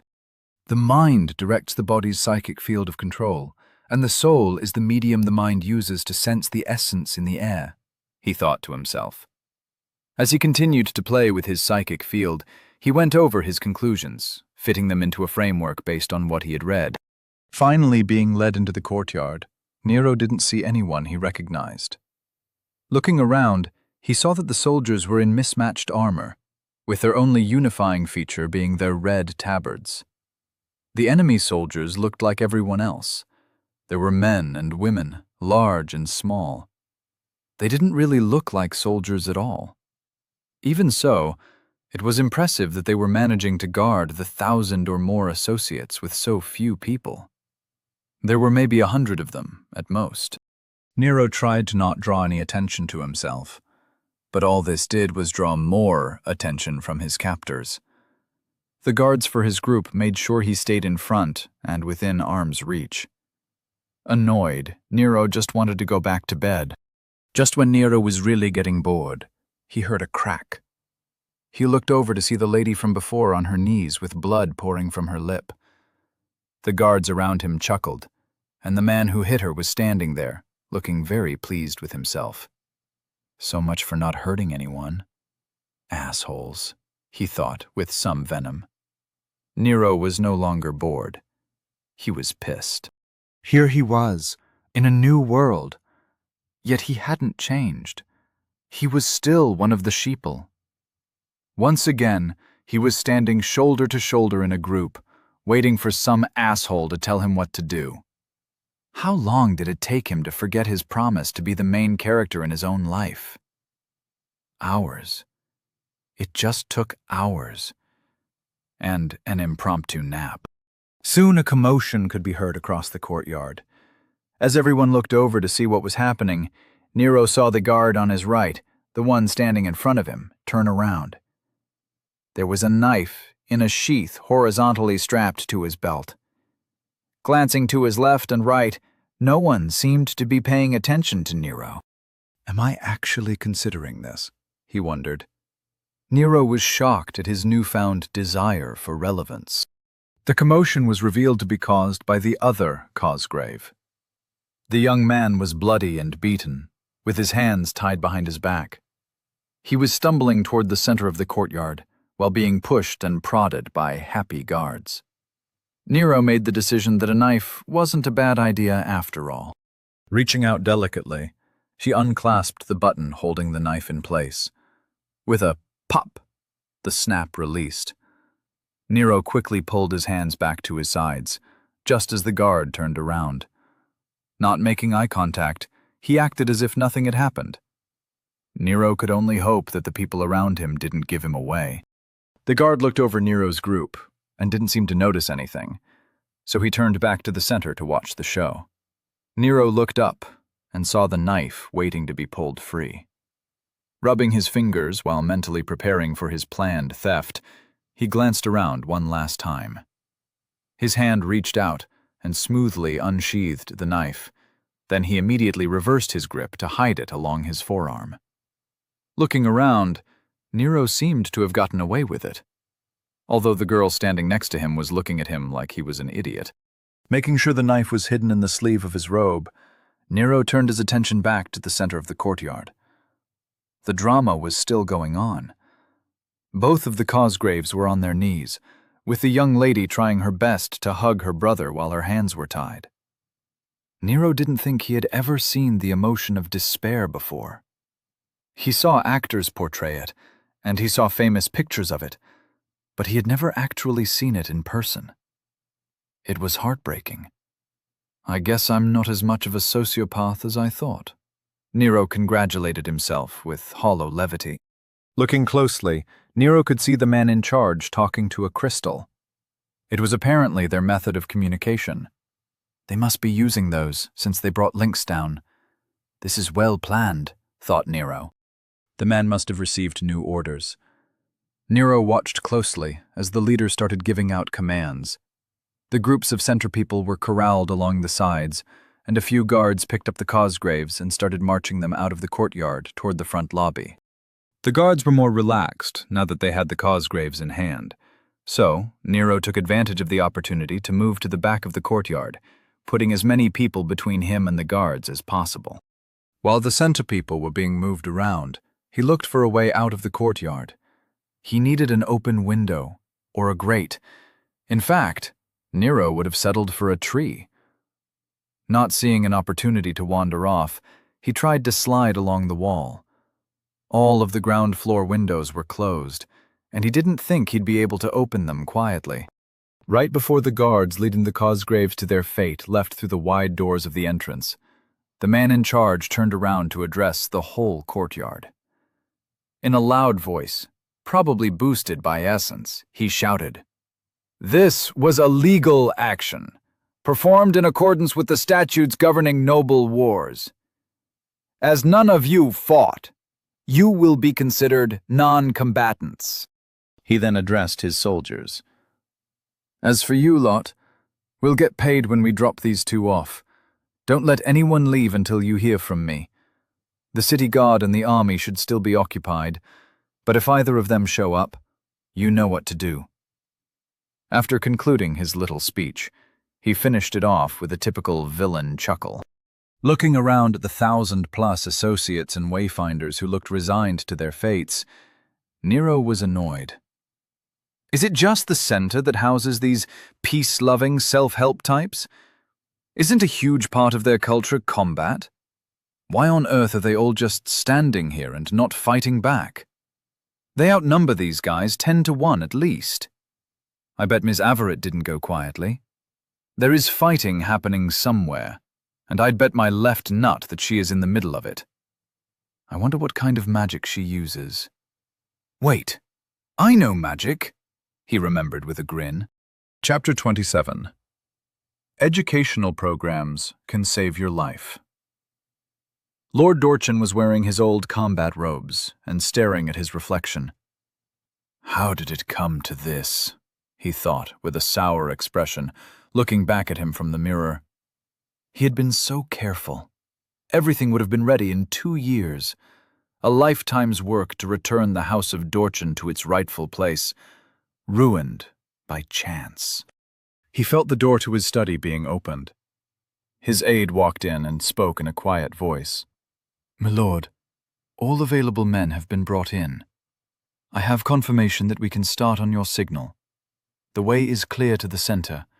Your son is at the Thought Hub, and our agents in the keep are ready to bring down the wards." With a rueful smile, Lord Dorchin met the eyes of his longtime aide and asked, "How are the preparations for Rebel House coming?" Shaking his head, the aide responded, "There hasn't been enough time. Lady Dorchin refuses to entertain the idea of leaving. The hidden production facilities haven't been taken down, and there is still a trail to be followed. If the populators are allowed to investigate, it's game over." "Did we confirm what happened to our mages?" Lord Dorchin asked. "Found by the military and the guards. They started with the mage who was responsible for hiding the arms shipments. From there, they pulled the threads to find the rest. We haven't found out what prompted the investigation, but there is no one left who can get our men past the walls. We'll have to make do with the 1,000 men on hand. In addition, I've armed everyone under your employ in the city. The original plan called for 5,000 men just for the center. The aide finished in a whisper. Lord Dorchin nodded and said in a firm tone, "I'm aware, but desperate gambits are for desperate players. If we're lucky, 500 will be enough to collect the Cosgrave heirs. We'll need the rest to force the city lord into defense. I'll have to be in the keep to maintain the challenge. Are our forces ready outside the gates? We'll need the army occupied." With a sigh, the aide replied, "Yes. The moment you declare, they'll be teleported into position. Are you certain you want to do this? There is no way they are unprepared." Lord Dorchin straightened his back and turned to face his aide.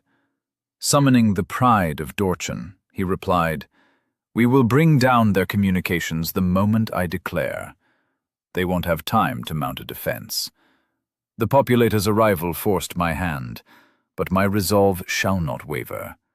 I will be the city lord upon the new dawn. Our victory will buy us the time we need to scrub the evidence. The word is given. We begin in an hour." Mustering up some courage, the aide replied with a stiff back, "Yes, my lord, your will be done." Then he left to attend to the preparations. After hearing the door close, Lord Dorchin's shoulders sagged as he looked back to the mirror.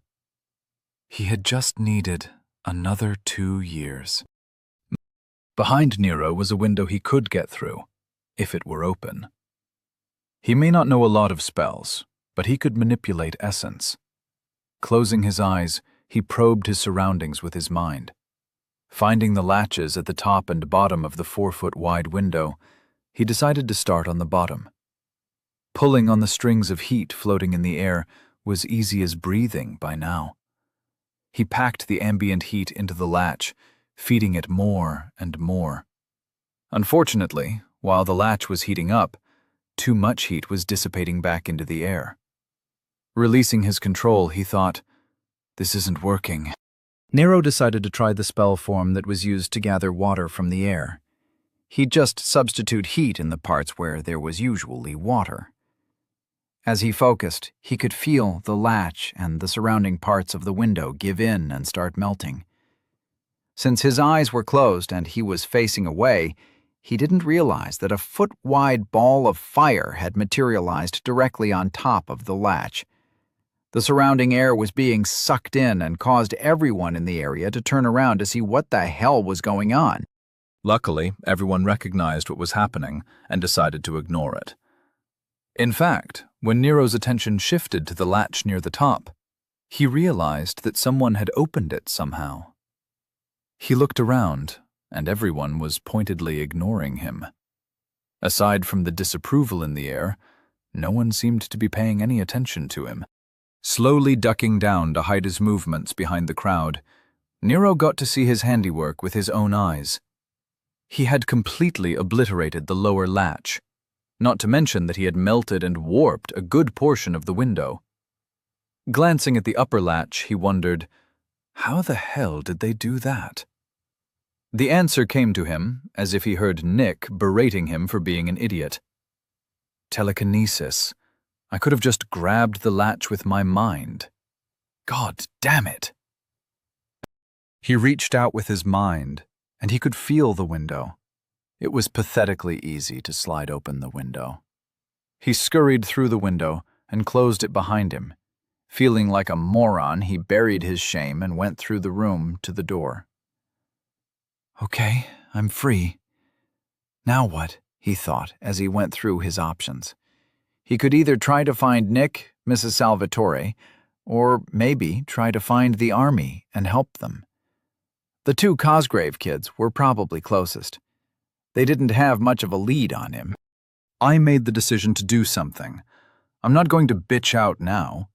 Stopping them from taking those kids, even if they're college kids, counts as something. It's time to be a main character in my own story, Nero reassured himself. Checking the hallway for soldiers, he hurried towards the front of the building. He had to dodge a patrol by clenching his psychic field tight and hiding behind a pedestal holding some big-ass vase, but eventually he got there. Rather than going out the front, he went into a room with a window into the lobby. The 5 guards were standing there, waiting for something, and the Cosgraves were still bound. Realizing that he was late, Nero tried to come up with a plan. Looking around the room, he didn't have any good ideas. His eyes found a nice shield on the wall, with 2 swords behind it. Walking over, he tried to pull the shield off the wall, and the entire plaque that it was attached to came with it. With a crash, the entire display fell to the ground. The sound broke the silence so completely that Nero just stood there, like a cat that knocked over a lamp. Snapping out of it, he crouched down and went to peek at the lobby through the window. There were now only 3 guards with the Cosgraves, and the man in charge was looking toward the window he was hiding behind. Nero berated himself for not blocking the door, or at least setting a trap. His mind was filled with images of enemies being blown up while opening doors. All of a sudden, Nero had an incredibly dumb idea. He hid behind the desk and closed his eyes. He expanded his mind to feel as much of the room as possible. Managing to feel the door being forced open, Nero reached out to the guards that were coming into the room. He couldn't get a hold of them. It was like they carried a bubble of uncontrollable essence with them. They stopped in the middle of the room and looked around. That's their field of control, he thought. He didn't need to control them, though. He just had to stop them. Nero weaved a spell form to collect air and heat as tightly as he could, directly between the 2 blurry clouds of essence. After a second or 2, he felt it was hot enough, so he kept pushing air into it. Enough air in an enclosed space will expand as he heats it. He heard one of them say, "You feel that?" Deciding that it was time, he started focusing on the temperature, giving it his all. When he felt his nose start to bleed, he let go. His sigh of relief was followed by a boom that caused the room to shake. Peeking over the top of the desk, Nero was shocked. The center of the room was destroyed, and the explosion covered a 10-foot radius. The 2 guards were embedded in opposite walls. They weren't moving. That's physics in action, I guess. I just made a poor man's fuel air bomb. Who knew a youth spent throwing cans of beer into the fire would lead to this, he thought with a grin. Nero walked over to take a closer look at the result of his first combat spell. The guards were very dead. Feeling a chill, he thought, how would I stop someone from doing that to me? As he pondered how to combat an enemy mage, he heard call from the hall. What the hell was that? You guys okay? Nero returned to the window for a peek. Now there was just 1 guard, and the man in charge. He cocked his head and thought, there is no way this works twice. Finding an unbroken chair on the back wall, he placed it in the center of the room. Nodding to himself, he called out in a raspy voice, "Hey, get in here, and look at this chair." Hiding behind the desk, Nero tried to repeat his performance. Closing his eyes and feeling for the chair, he set the spell form right above the cushion. Going slowly, he started gathering heat and air while waiting for his prey. He felt them pause at the door. Soon enough, they slowly walked into the room and right up to the chair. One of them even whispered to the other, "You feel that?"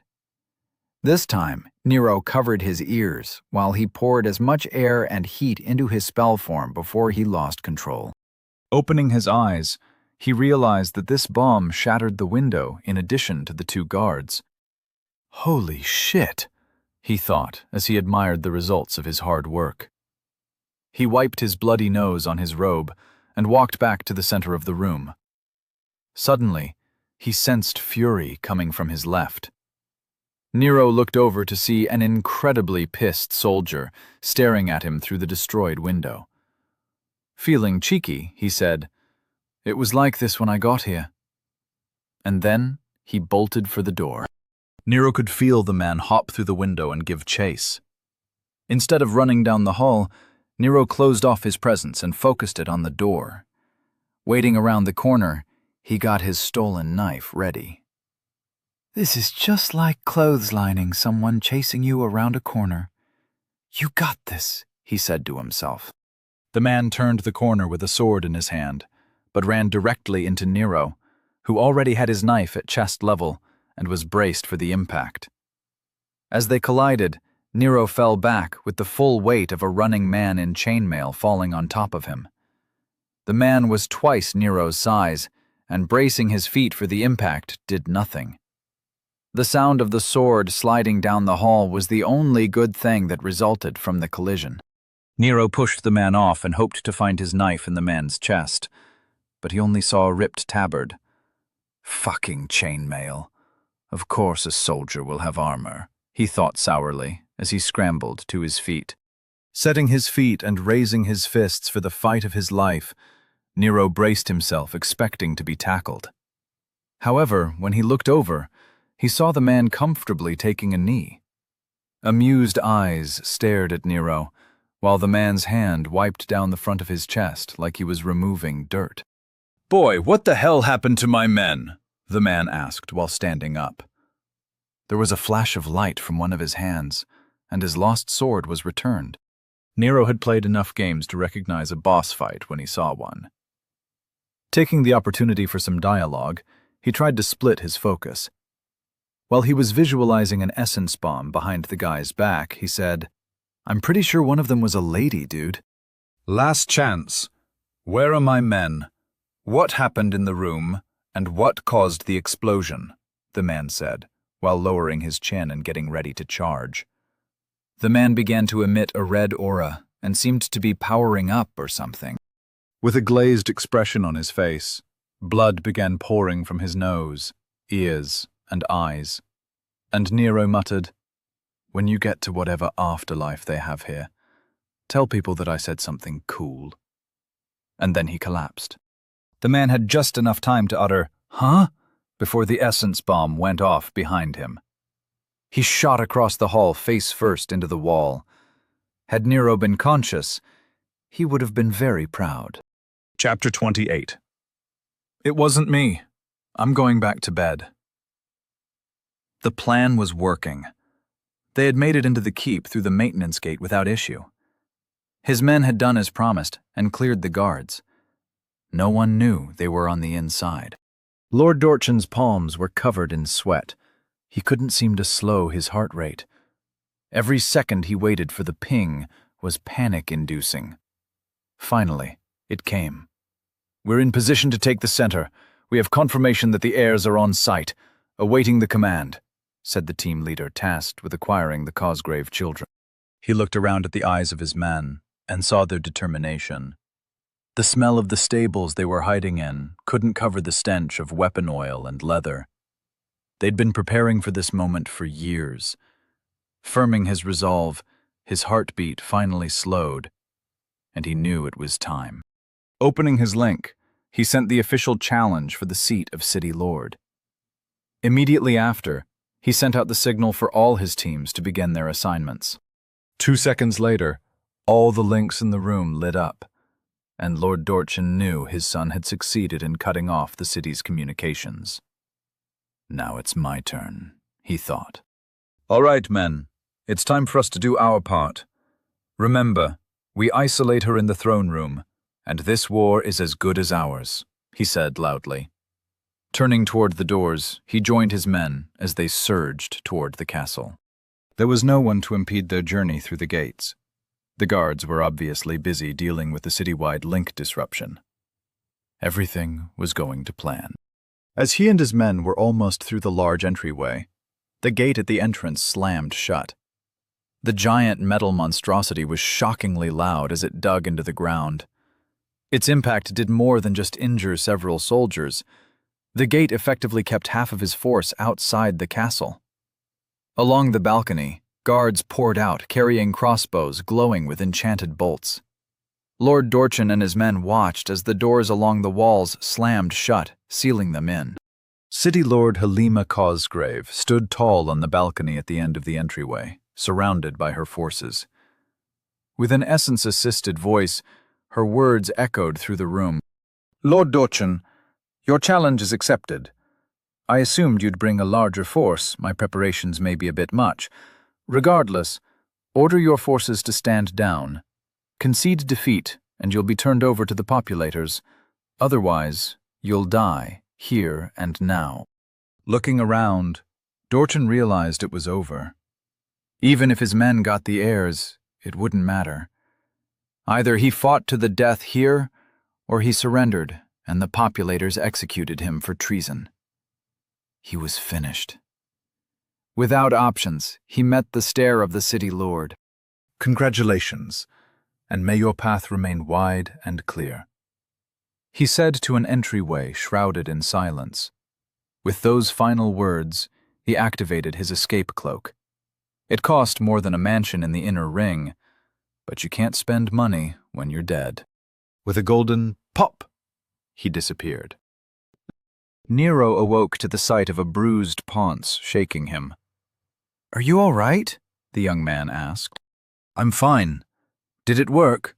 Nero asked, while raising himself to his elbows and looking around. The hallway was destroyed.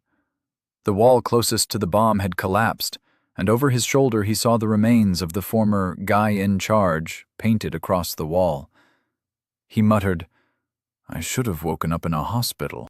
Nero heard a voice quietly ask, "Ask him if he knows where the mage went." Noticing a head of auburn hair on his left, he realized these must be the Cosgroves. "What mage? And what happened to the last guard?" he asked, trying to force his brain to start working again. The young man who had forced him awake said, "We took care of the last guard. We need to know what happened to the mage that killed these men. Is he a wayfinder that didn't hold to the accords? What can you tell us about him?"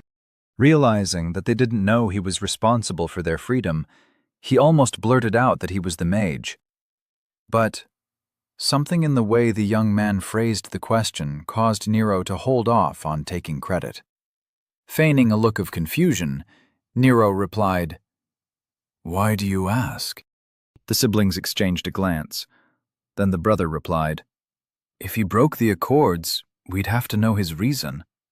There is a lot going on that you commoners aren't privy to. If he belongs to a rival house, we'd have to offer compensation. It is not a good sign that he ran off after causing this much death and destruction. It's a good thing that you're covered in blood, and look the way you do. He must have thought you would be dead soon, or maybe he just wasn't paying attention. Regardless, if he realized you were alive, you may have become his victim as well." He stood up and looked around the hallway. The young man added as an afterthought, "We wouldn't have noticed you were alive either, if it weren't for my sister. She is a prodigy in the field of psychic detection." The lady walked over and looked down at Nero, who was still sitting on the ground. "Were you awake when the mage was here? Did you see them?" she asked while staring at Nero. Nero had a massive headache, and all his joints were sore. He was way too close to that last bomb. Deciding that he was no longer in the mood to play hero, Nero stood up and said, "I didn't see a mage. Do the hallways or offices have cameras?" The two of them traded glances again. This time the girl shook her head and shrugged. The man turned to Nero and replied, "There aren't any visual recording devices here. Who are you?" Nero had waited 2 lifetimes to say this line. "No one of consequence," he chuckled to himself, causing his headache to flare up.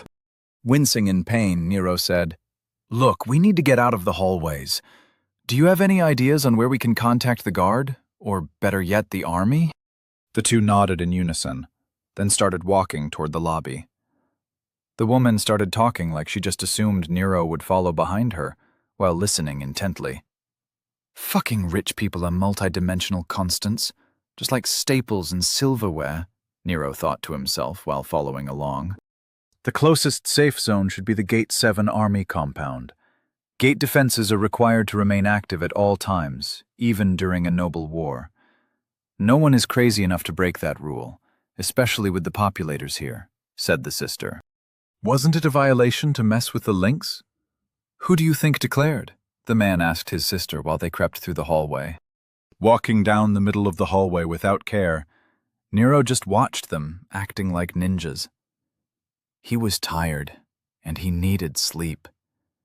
All in all, he was done playing Die Hard.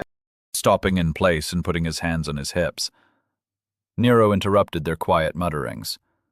Okay, you guys are safe now. I have no idea what you guys are talking about, but I also don't really care. Good luck with your war. I'm going to bed. As he started to turn around, he heard them both protest. Aren't you coming with us? And, didn't you already declare for our side? Both questions meant nothing to him, and he just kept walking off. Suddenly, a large silver man appeared a few feet off to the side, rippling into existence. Nero hopped back and immediately tried to cast, only to find the essence in the area completely out of his control. As the man stood there like a statue, the two Cosgraves bowed and greeted the newcomer. "Champion," they said in awe. Completely silver, with a featureless face and a glowing crown.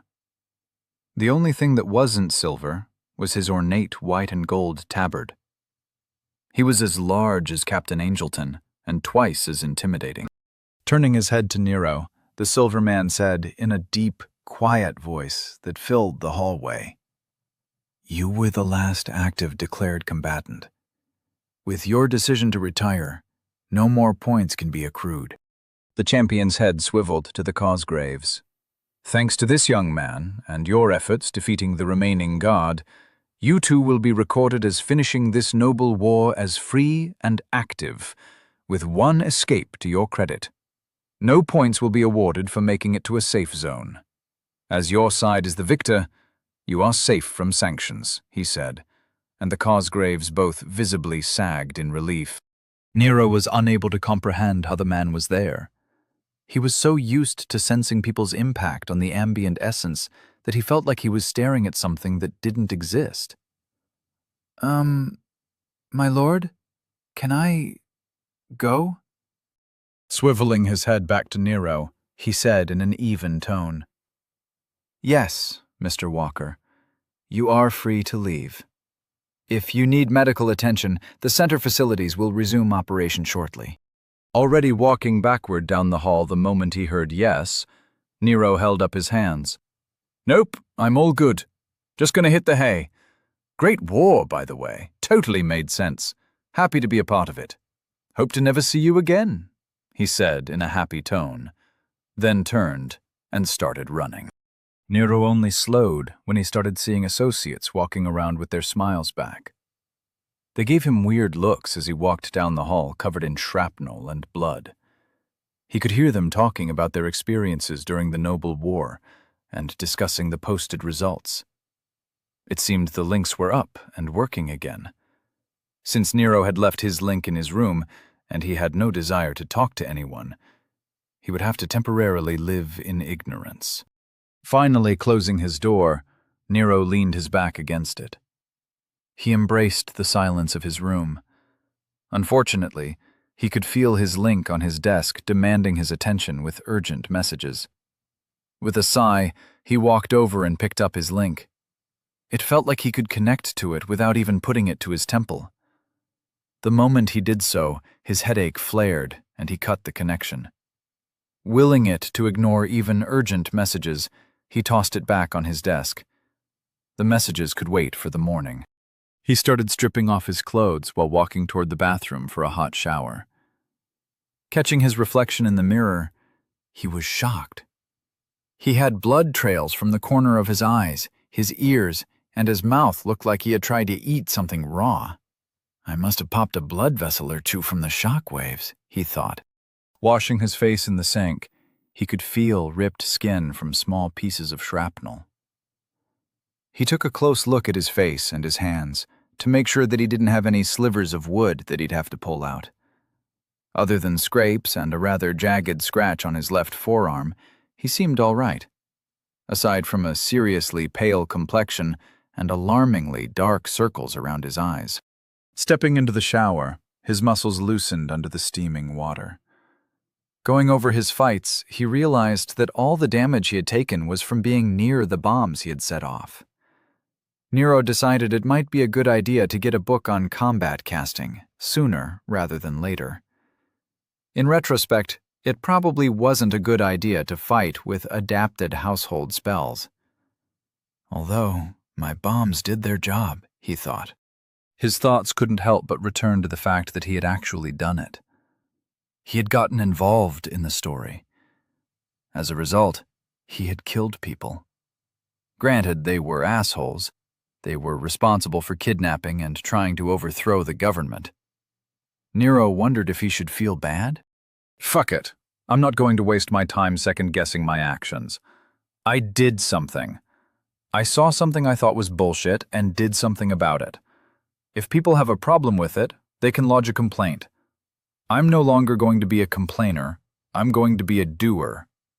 Wait, I don't think that's a word, he thought while luxuriating under the hot water. Eventually, Nero got out of the shower, did his business, brushed his teeth, and headed to bed.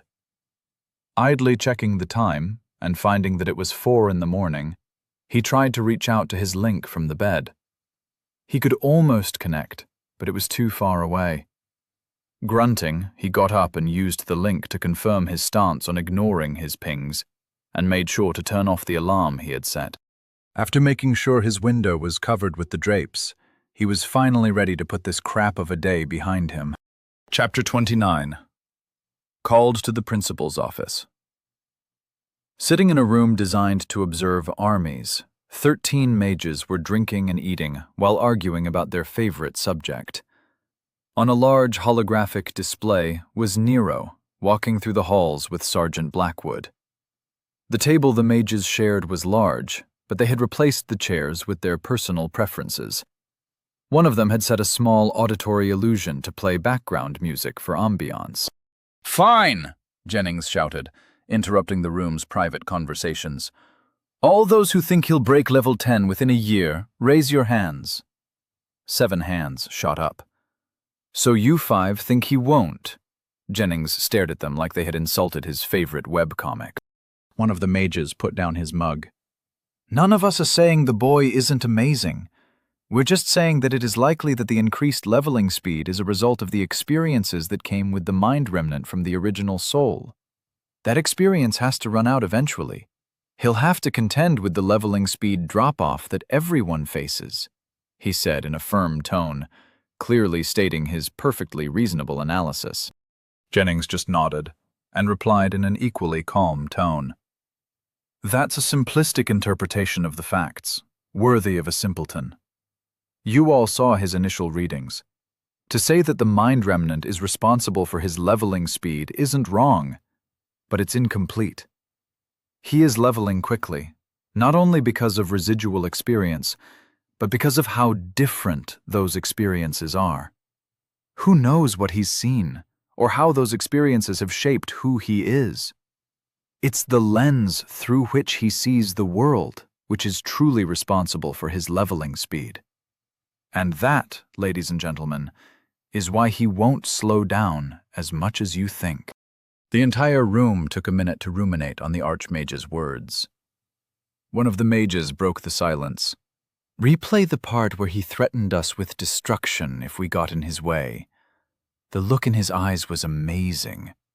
He is starting to understand how much work he has in front of him, and he doesn't care at all."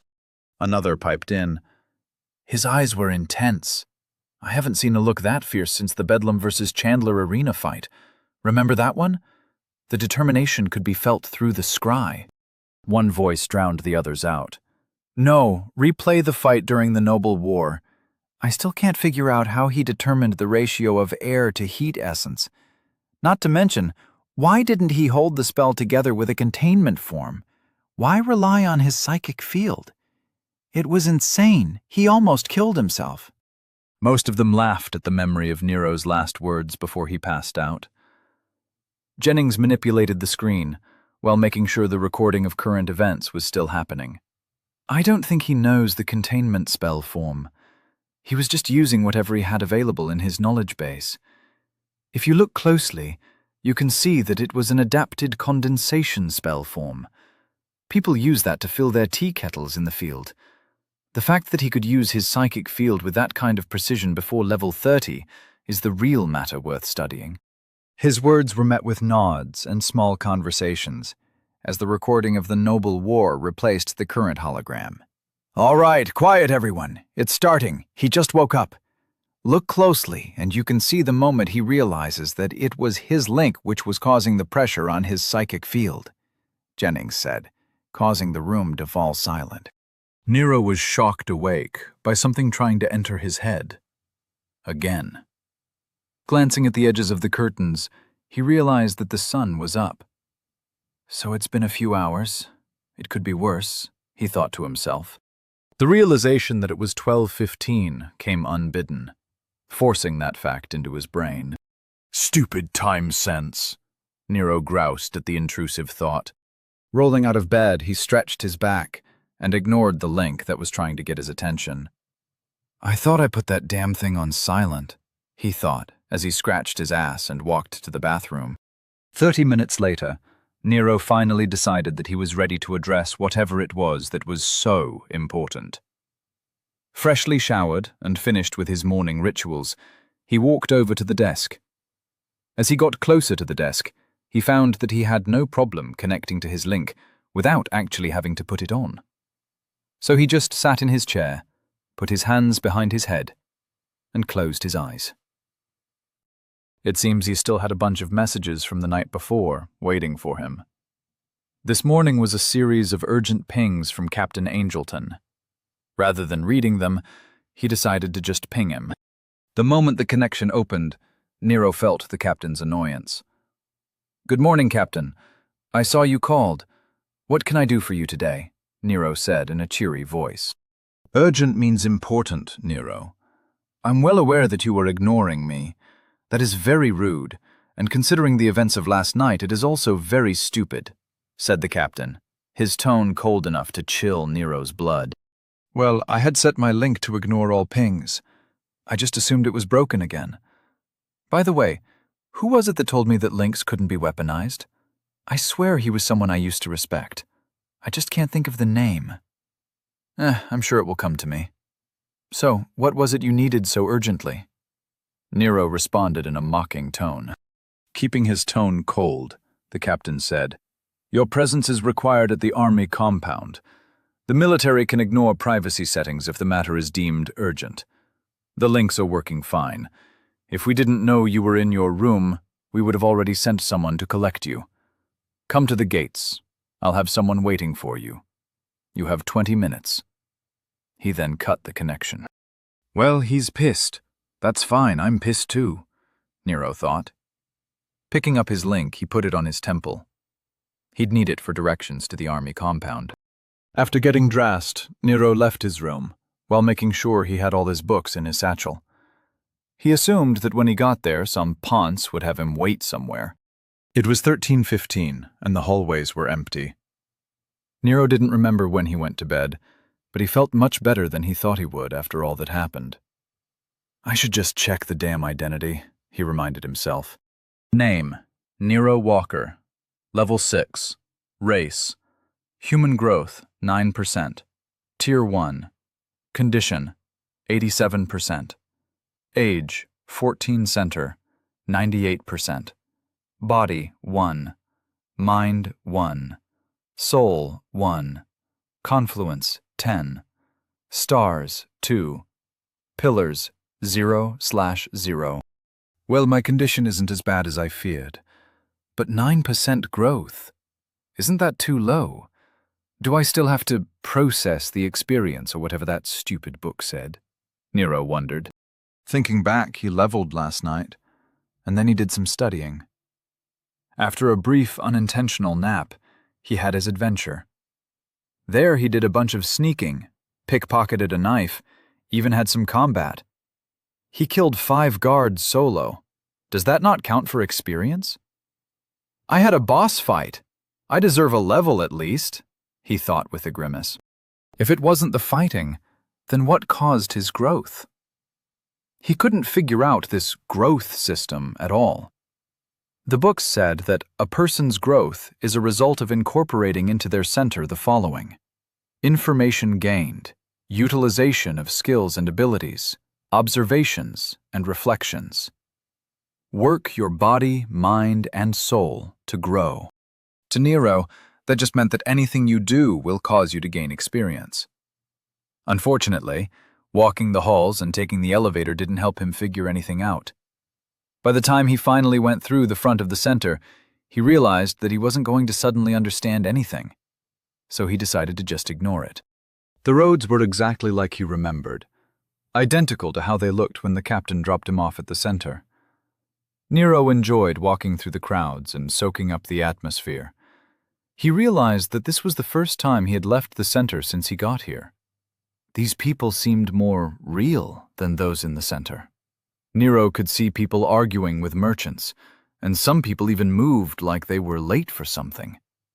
The entire experience was refreshing. Although everyone was still polite, it wasn't that suffocating polite that the center had going on. Eventually, he reached the entrance of the Gate 7 army compound. Nero expected to see some damage to the walls, or some signs of fighting at least. Surprisingly, everything looked fine. The soldiers on duty seemed fine. There were no signs that they fought off an army the night before. "Mr. Walker," he heard. Nero turned to see the guy who was with the captain when he was found at the merchant train. "Blackwood, right? Do I call you Mr., or am I supposed to use something else?" Nero asked the man as they met at the gate. Sergeant, gesturing with his hand out, he ushered Nero through the gate. Blackwood gave the guard station a nod as they passed through. "So what's this meeting about? And more importantly, is there food around?" Nero asked. "I'm sorry, but I'll be taking you directly to the captain. I don't know why he wants you, but he said to bring you straight there," Blackwood said, as he directed Nero through the compound. The entire place seemed like business as usual. Everyone was focused on their jobs, and it was obvious to Nero that no one was suffering from the events of last night. "What happened last night? Didn't you guys fight a war or something?" Nero asked. "I wouldn't call that a war. We met the rebels in the field, well outside the walls. There was more blustering than actually fighting. In fact, the only place that saw any action was at the keep, and even that was light combat, I heard," Blackwood said, as they walked through the halls. Before Nero could press for more information, they had arrived at a pair of doors that seemed to be their destination. "I'll be right outside while you're in there. Since you're here today, after your meeting I'll get you set up with what you'll need for classes and show you where the cafeteria is," he said, as he opened the door for Nero to go in. Nero heard a quiet, "Good luck," as he went through. Walking in, Nero saw a typical conference room. There was a large table with 5 chairs to each side. In the center of the table, there were even some water pitchers, along with glasses arranged in a circle. The walls of the room had some military-themed art. The only surprising thing in the room were the occupants. Nero's eyes barely glanced toward Captain Angelton before he was surprised by who he was with. She looked like a mini version of the champion he had met last night. Her entire body was coated in a thin film of silver. It was obviously some special kind of armor, but it wasn't thick like plate mail. Nero thought it was only as thick as a wetsuit, and probably even thinner in some places. Her gauntlets and greaves looked a little thicker, but not much. She had no discernible face, and the only thing on her head was a thin ring that resembled a slightly glowing crown. Covering her upper body and most of her legs was an ornate white and gold tabard, belted with a thick silver cord. She didn't have any discernible weapons, but considering everyone with some levels had a pocket space, that didn't mean anything. Overall, she looked like a 5'5" techno-organic knight from a sci-fi/fantasy tabletop game. Hi. This might be a rude question, but why can't I feel you in the room? Are you a robot of some kind? Nero couldn't help but ask. Her presence was so muted that he felt like she didn't exist. It seems I've gotten used to being able to feel a person's psychic field, he thought. The champ. Nero couldn't tell if he should be offended. Walking around the table, she moved toward Nero and said, I would like you to open your mind to me. I would see where you came from. Immediately backing up to the wall, Nero held up his hands. And I would like to respectfully tell you to go fuck yourself. You'll get into my head over my dead body. My mind is my own, old woman, he replied with venom. You feel... What do you... The captain just looked amused. It just made Nero more annoyed. Holding up his hands, he said, Calm down. Yes, she is a populator, and they are here to investigate a disruption to the realm. This populator is... He gestured to the lady who was waiting patiently a few feet away. Champion Charity. She recognized you as being the source of an anomaly from the upper planes, which was felt by the mages in the capital. The anomaly happened when you arrived here. She believes that you come from outside our sector of space. She was just trying to help you. There is no reason to be so defensive. The captain is correct. I did not mean to frighten you, young one. I merely wished to provide you with some answers. Reading the remnants of whatever mind used to accompany your soul shouldn't be difficult. The opportunity will remain until I leave here. Let us move on from this topic. How have you found our world? The strange silver lady asked. Taking chapter the room. The noble war has not concluded, Champion Charity interrupted from the side of the room. She was backed up by 3 of her populators, standing in a row like statues of liquid silver. The room erupted with questions. Silence! Lord Cosgrove's voice ripped through the throne room, returning quiet to the room. Turning her stern visage to the populator, she simply said, Please elaborate, Champion. Champion. Seeing the Lord's face pale at the mention of the Gate 7 center, she clarified, I understand that your heirs are there. However, until either a relief force is sent to accept the Dorchan force's surrender, or communication is restored, and the enemy force submits upon learning of their loss, they are still active pieces. If it eases your mind, the Dorchan forces seem to be trying to capture your heirs, not kill them. That is all I'm allowed to say at the moment. Even that could be construed as help. So be thankful and put away your scowl. Champion Charity finished with her voice wrapped in ice. The City Lord reigned in her anger at the situation. Gesturing to Headguard Dalton, she said, I want a detachment of guards dispatched with a writ detailing Dorchan's defeat sent to the Gate 7 center as soon as possible. You'll have to ride, as the lower Gate 7 Astra platforms would be locked down and the wards charged when the communications went out. As Headguard Dalton went to work, Lord Cosgrove addressed the nobles. It seems we have a bit of a wait. Please enjoy the hospitality of the keep until such time as the noble war comes to its inevitable conclusion. Captain Angelton and Champion Charity waited patiently for Nero to calm down. He took some deep breaths and pondered the champion's question. What do I think about this world? He wondered. Nero walked to the opposite side of the room and took a seat at the table. In a word, confusing.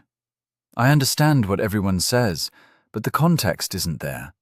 Every question I get answered just creates more questions, and I'm constantly finding myself in situations that make no sense.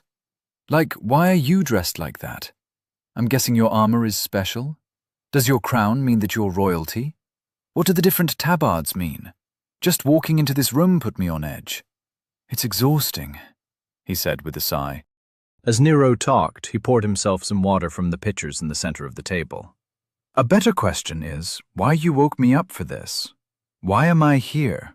Nero asked, now slouching in his chair with a confused look on his face. That would be my fault, said Champion Charity.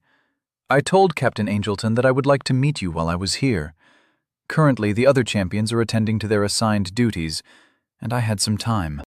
Captain Angelton sat down opposite Nero and said, I should be taking the blame for waking you up. Based on the report concerning your involvement in the Noble War that took place last night, You should have had plenty of time to get a full night's rest. I assumed, incorrectly, that you would be up at a reasonable hour. When you didn't answer my ping, I saw that you were still in your room. In the future, please answer your urgent pings. If an army captain sends you an urgent ping, one which overrides your privacy function, you might want to answer it. You made the populator wait on you. That is not a good idea. Speaking of the populators, apparently you were already aware of their presence in the city. When you met Champion Memory last night, he wasn't sure if you recognized what he represented. But I'm guessing you spoke with Mr. Salvatore. The captain noticed Nero's worry when he mentioned Nick, and immediately reassured the young man. Don't worry about Mr. Salvatore. He doesn't know anything that he shouldn't have told you. The populators being here was never meant to be a secret. In fact, we were hoping to use the fact that they had been called to prompt the rebels to attack, which they did last night, he said with satisfaction. The Islangurs are rebels? Nero asked. Champion Charity took a seat next to Captain Angelton. The Islangurs were a ruse. Within an hour of our arrival yesterday, we broke the ward hiding the rebel army. It turned out to be a mercenary force, backed by what was left of the Dorchan line.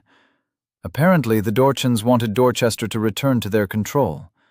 With more money than sense, they gathered what could be considered a large military force for this area.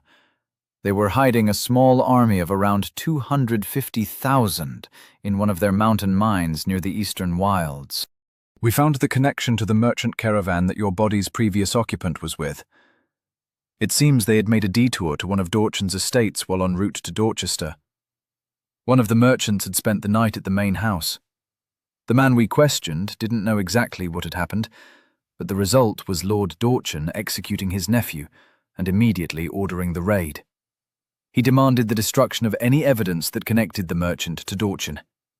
In order to cover up whatever mistake the nephew had made, they used the cover of an Islangur raid. That was their first mistake. All that did was show that they had the ability to source Islangur arrows and armor. Due to the evidence the army compiled, Lord Cosgrove called for the populators. When Lord Dorchan realized his plot had been discovered, he issued a formal challenge for the city seat, at which point our hands were tied until the challenge was completed. The mercenary forces weren't ready, and Dorchan didn't have a way prepared to get them into the city, thanks to the army's thorough investigation of the Mages Guild. Therefore, his army was forced to break up and surround the city. They then offered a formal challenge, and the army was forced to respond. Dorchan did have a few hundred mercenaries at his estate within the walls.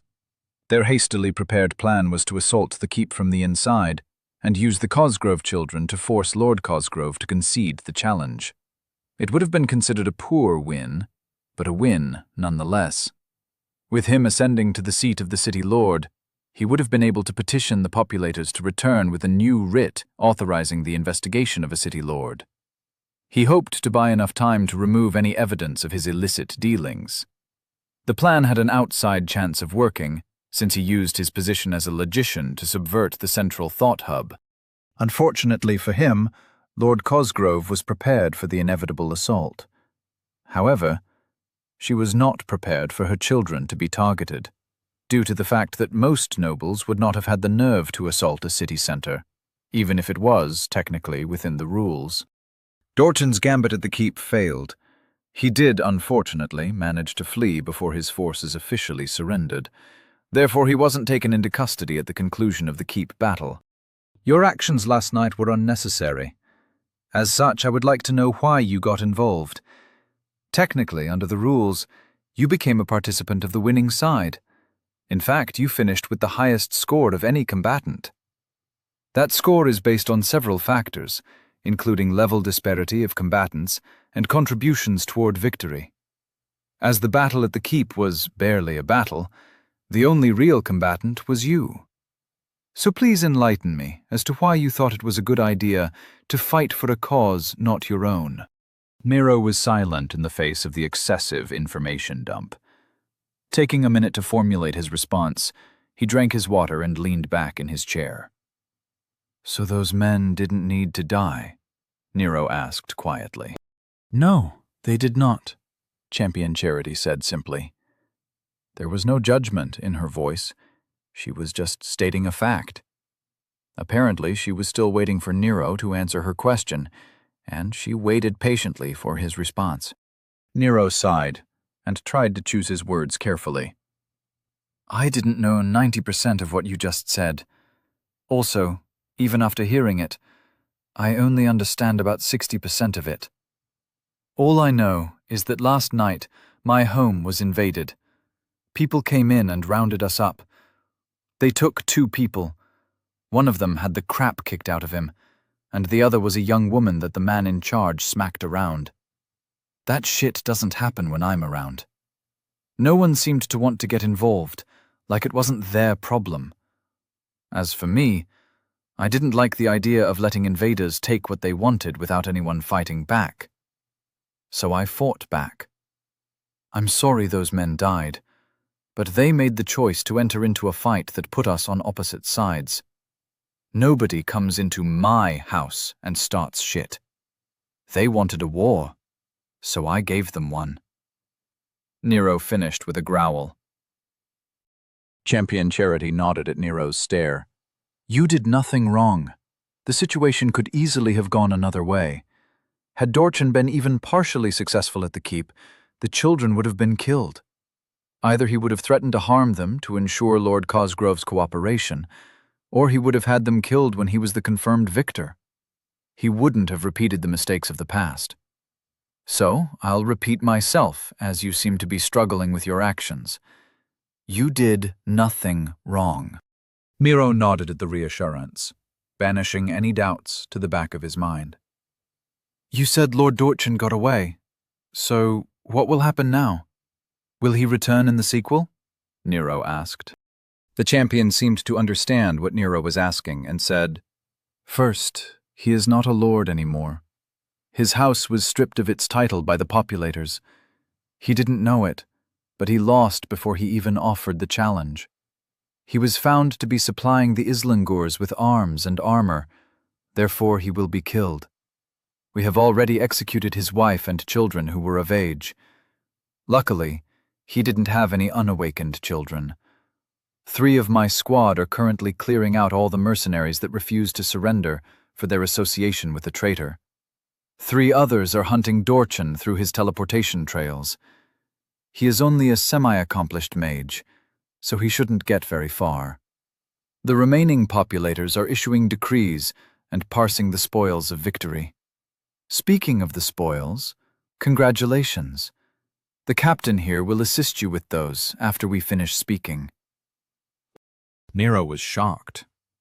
He couldn't help but focus on one thing she had said, and barely heard the rest. Did you just say that 3 of you guys are currently facing the mercenaries? Weren't there like 250,000 of them or something? Isn't there going to be a battle? Champion Charity nodded. Yes, there would have been a battle if the populators had not found a reason to be involved.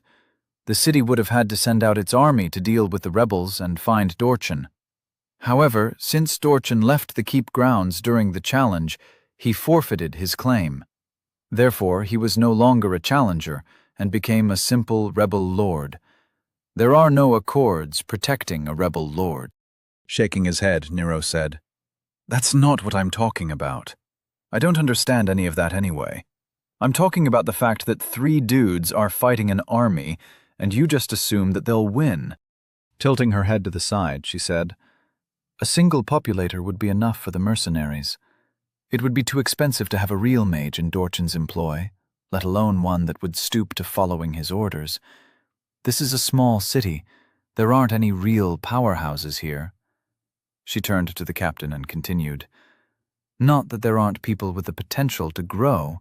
It's just that by the time someone reaches a reasonable level, they would move on. People with power have to see the world and experience things that Dorchester can't offer. There aren't even any real dungeons near this city. I think there are a few small ones and some pocket arenas that make up most of the local essence trade. The essence in this region is too thin. It's been that way for hundreds of years. Nero nodded to himself. There is a huge world out there, and he needs to get his head around the idea that a city of the size of Dorchester should not be impressive. He had looked up the population and been amazed at the size of the city. 1.5 million and 30 gates. 30 army compounds, centers and slices of civilization that he has lived in for the past week. He'll need to start going out of the center and getting some experience in this world. Okay, this place is tiny, understood. What's the level range for this area then? Nero asked directly. Captain Angelton spoke up, startling Nero, as he had kind of forgotten he was there. Level 70 would be the upper echelon of the city. I myself am level 52 and am 71 years old. I would be considered a very fast climber. Normally people don't share that information, so I would ask you to keep that to yourself. It just seemed like you needed an example. Trying to do the math in his head. I'm sure this question is going to be rude, but I don't mean it to be. You're not going to hit level 100 by the time you're 100 years old, are you? The captain chuckled. No, not a chance. Very few people actually make that climb. If nothing changes, the chances of me making Tier 2 are very low. Most likely my leveling speed will die off in the 70s, and I will make it to around 300 years old before age creep catches up to me. Of course, that assumes that I stay in this region and don't seek out new opportunities. But to reach level 100 by the time a person reaches 100 years old, that is only a dream for most people. Until I met you, I didn't think I'd ever meet someone who had the chance. If you keep going the way you're going, that isn't an inconceivable goal. But for most people, reaching level 100 may take up to 1,000 years. Each of the last levels can take 20 years or more. There are many people in the capital fighting age creep while focusing on the last 20 levels. The champion chimed in. That brings us to one of the things I wanted to speak with you about. The mages in the capital have been watching you. In fact, the archmage who discovered the anomaly in the higher planes that brought you here has spent most of the past few days watching you. He is a mean old bastard, and takes great pleasure in your condemnation of our kingdom's way of thought. Your meeting with the local research head was very amusing. Not to mention, no less than 3 committees were formed to investigate the possibility of weaponizing the links in ways you suggested to Captain Angelton here. Nero interrupted her. They're watching me? How? Wait, better question. Did the links go down last night because I said it was possible? She replied, No. We already knew the method Dorchin used. There are already safeguards in place. He wouldn't have been successful if he didn't have access as a logician. From her pocket space, she produced a small stack of books. These are from the archmage who first noticed you. His name is Jennings. He and some others have been scrying on you. If you don't like it, learn to diffuse your essence signature. She paused, then tilted her head at Nero and continued. On second thought, ignore that last statement. I have the feeling that you're the kind of person who would actually try. You are years away from being able to do that, so focus on learning things that are actually useful to you for the moment, she said, and patted the stack of books. These books are from Jennings. He said, The crap you are reading is for morons. Learn smarter. He also asked me to tell you, leveling is based on how well you integrate the experiences of life. It's what you absorb that dictates how fast you grow, and how tall you grow is based on whether or not your life is well fed. I'm not sure what he meant for you to take away from that, but he wouldn't give me any clarification. He offered to bring you to the capital, but the king overruled him.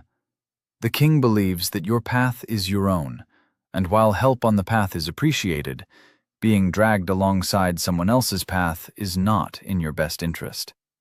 I see that being observed bothers you for some reason, but try not to focus on it. Live your life. They'll get bored of watching you eventually, she finished, and handed Nero the books. Nero looked them over. Combat for mages. Seeing without sight. Controlling the world around you. and Leveling Simplified Volume 1. The irony of there being multiple volumes of a book called Leveling Simplified was not lost on Nero. As thankful as he was for the books, the fact that some old bastards were watching him annoyed the shit out of him. Looking into the air, he threw up double middle fingers and said, "I know you're watching. You peeping bastards better not fuck with me. Because I might be nothing right now, but one day I'll be an old bastard just like you. Think of what you'd do to someone that screwed with you, and then imagine what I would do." As Nero finished, he was stuffing the books into his satchel. He muttered about how if they really wanted to help, they could have included a book on personal dimensions. He looked up to see the captain hiding a smile behind his hand. The champion still looked like a robot. Annoyed and wanting this meeting to come to an end, he said, "Okay, is there anything else?" The captain looked to the champion. She stood up from the table. "No, Mr. Walker, you are free to go. Remember to discuss your reward from the noble war with the captain," she said, as she gestured to Captain Angelton. Looking down at Nero, she said, "For me, I'd like to thank you for your time. You are a very interesting young man. Considering your personality and penchant for being in the middle of things, I'm sure I'll hear of your exploits all the way in the halls of the capital. Even Champion Memory will remember you. He has been playing with basic spells infused with unconventional essences to everyone's annoyance." She turned to the captain and continued, "If I have any further need of you, I'll contact you. In the meantime, I'll be at the keep." Without another word, she turned into light and popped. She looked like a very weak light bulb exploding. Nero stared at where she had disappeared and rushed to her side of the table. He waved his hand through where she used to be. The essence in the room had returned to normal, and she was just gone. What the fuck, Cap? Did she just teleport? People can do that? Of course they can do that. How hard is it to learn? Nero babbled at the captain. Holding his hands to stave off the over-eager young man, the captain said, "Yes, she teleported. And most people can't just do that. It is a relatively difficult spell in the first place, and beyond that, you need authorization to teleport within city limits. But she is a populator, and can do whatever she wants. When they are in the city, they represent the highest authority." "That's awesome. I'm putting it on my list. Now let's get some food. I'm starving," Nero said, and then walked off without giving the captain a chance to argue. "I think I'm getting the hang of ending conversations. The trick is to just be the one leaving. That way they are the uncomfortable ones," he thought while chuckling. His amusement was short-lived, as he left the room and saw a patiently waiting Sergeant Blackwood. Closing the door behind him, Nero resigned himself to some more pointless bureaucracy. Chapter 31. A Meal and a Show. It took 2 hours for citywide communication to be reinstated. Headguard Dalton, along with his men, were just arriving at the center when their links came online. They had collected 1,000 guards during their race through the city, and the men poured into the entryway. Dalton used his link to check on the situation. It seemed that the Cosgrave heirs had already made their way to the local guard station. Even the mercenaries were already disarmed and waiting for processing. According to the reports he was receiving, they were alerted to the events at the keep by a populator that was recording the events on site. "Sir, you should see this," said one of his men while pointing to one of the walls. Walking over, Dalton saw a destroyed room with a window overlooking the entryway. It looked like an explosion had gone off inside. Some of his men were examining the damage, while others were pulling something out of holes in the walls. Walking closer to the window, he tried to see what they'd found. Grimacing, he realized that they were dead bodies. Crushed, bent, and generally broken dead bodies. "What the hell happened here?" Dalton asked in a clipped tone. "No idea, sir. Evidently an explosion was set off in the room, which killed 4 of the enemy force," he replied, while they both surveyed the room through the window. A guard poked his head through what was left of the door and said, "We've got another one in the hallway. He's kinda stuck in the wall, though. It looks like another bomb went off out here." Dalton looked to his men and exchanged a look of confusion. "Give me a second to sort through the reports I'm getting," he said. Filtering out the acceptances of surrender, logs for teams addressing the communications issues, he found what he was looking for.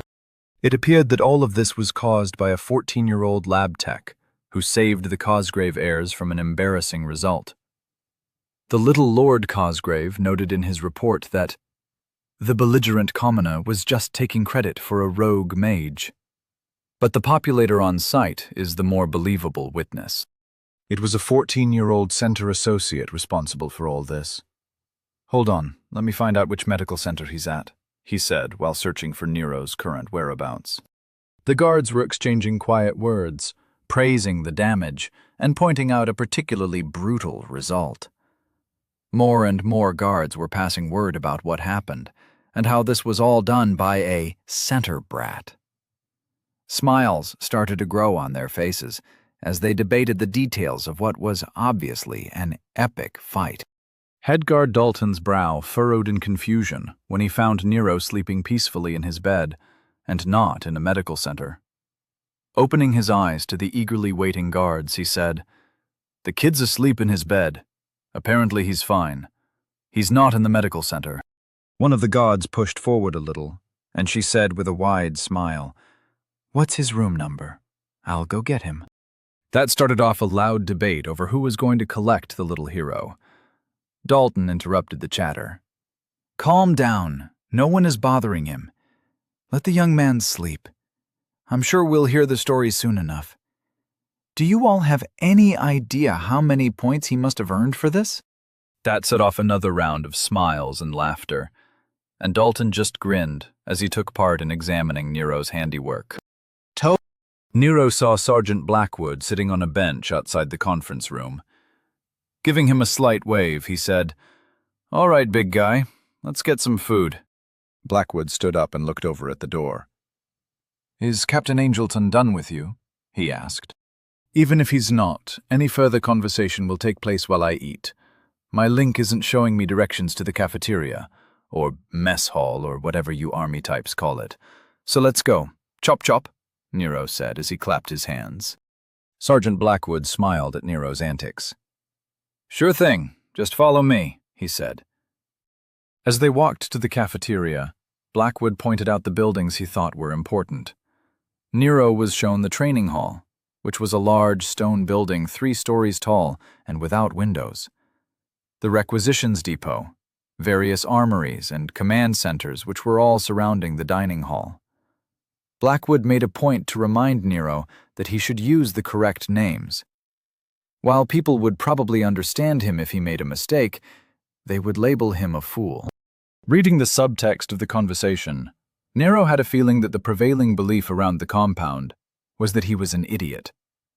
Although Nero didn't know where they got that idea, he wasn't too worried. With a shrug, he ignored Blackwood's warning. "Why are all these buildings made out of stone? And why don't they have windows? Even the command center doesn't have windows below the upper floors," Nero asked. "Technically, it's not stone. It's a type of essence-infused cement. The formula isn't a secret, but it's very difficult to make. Most of Dorchester's important infrastructure is made from the stuff. As for the windows, no idea. I've never really thought about it. Why do you focus on weird observations that don't mean anything? Why aren't you interested in the fact that we have 5 separate armories, or that there are 2 command centers?" Blackwood asked, as they made their way into the dining hall. Nero looked around and shrugged. "It didn't seem important. Probably different types of weapons for each armory. The command centers are probably the result of a really clever bureaucrat. They probably made the decision in some committee, and it became a dumbass tradition. It's probably totally useless now, but it is a nice thing to mention during tours." Standing in the chow line, Blackwood looked at Nero with annoyance. "That's actually pretty accurate. Do you want to hear the story anyway?" he asked, sounding hopeful. Nero looked up at his guide with pity. The man sounded kind of pathetic, Feeling a little bad for the guy, Nero said, "Sure, hit me with it." Smiling, Blackwood started what Nero could only assume to be a very interesting story for most people. Only half listening, he collected his meal while he scoped out the soldiers. There were people of all ages. Some were even teenagers like him. It seems the recruits aren't separated from the veterans, he thought with some interest. As they sat down to eat, Blackwood finished his rendition of The Epic of the Two Compounds. The story boiled down to the Army having two command centers, one for local issues, one for campaign issues. That's how the first king did it, and they still do it that way. Everyone thinks it should be changed, but the decision never gets out of committee. Just as Nero thought, it was a stupid story, and Blackwood should feel bad for telling it. Since Sergeant Blackwood was Captain Angelton's right-hand man, he was in the loop with a lot of information available for Nero to plunder. Taking the opportunity, Nero started to ask some questions that had been bugging him about last night. He found out the general rules for what was called a noble war. Blackwood walked him through how they normally went and what made last night's different. Of particular interest was how the Accords protect civilians during changes in power.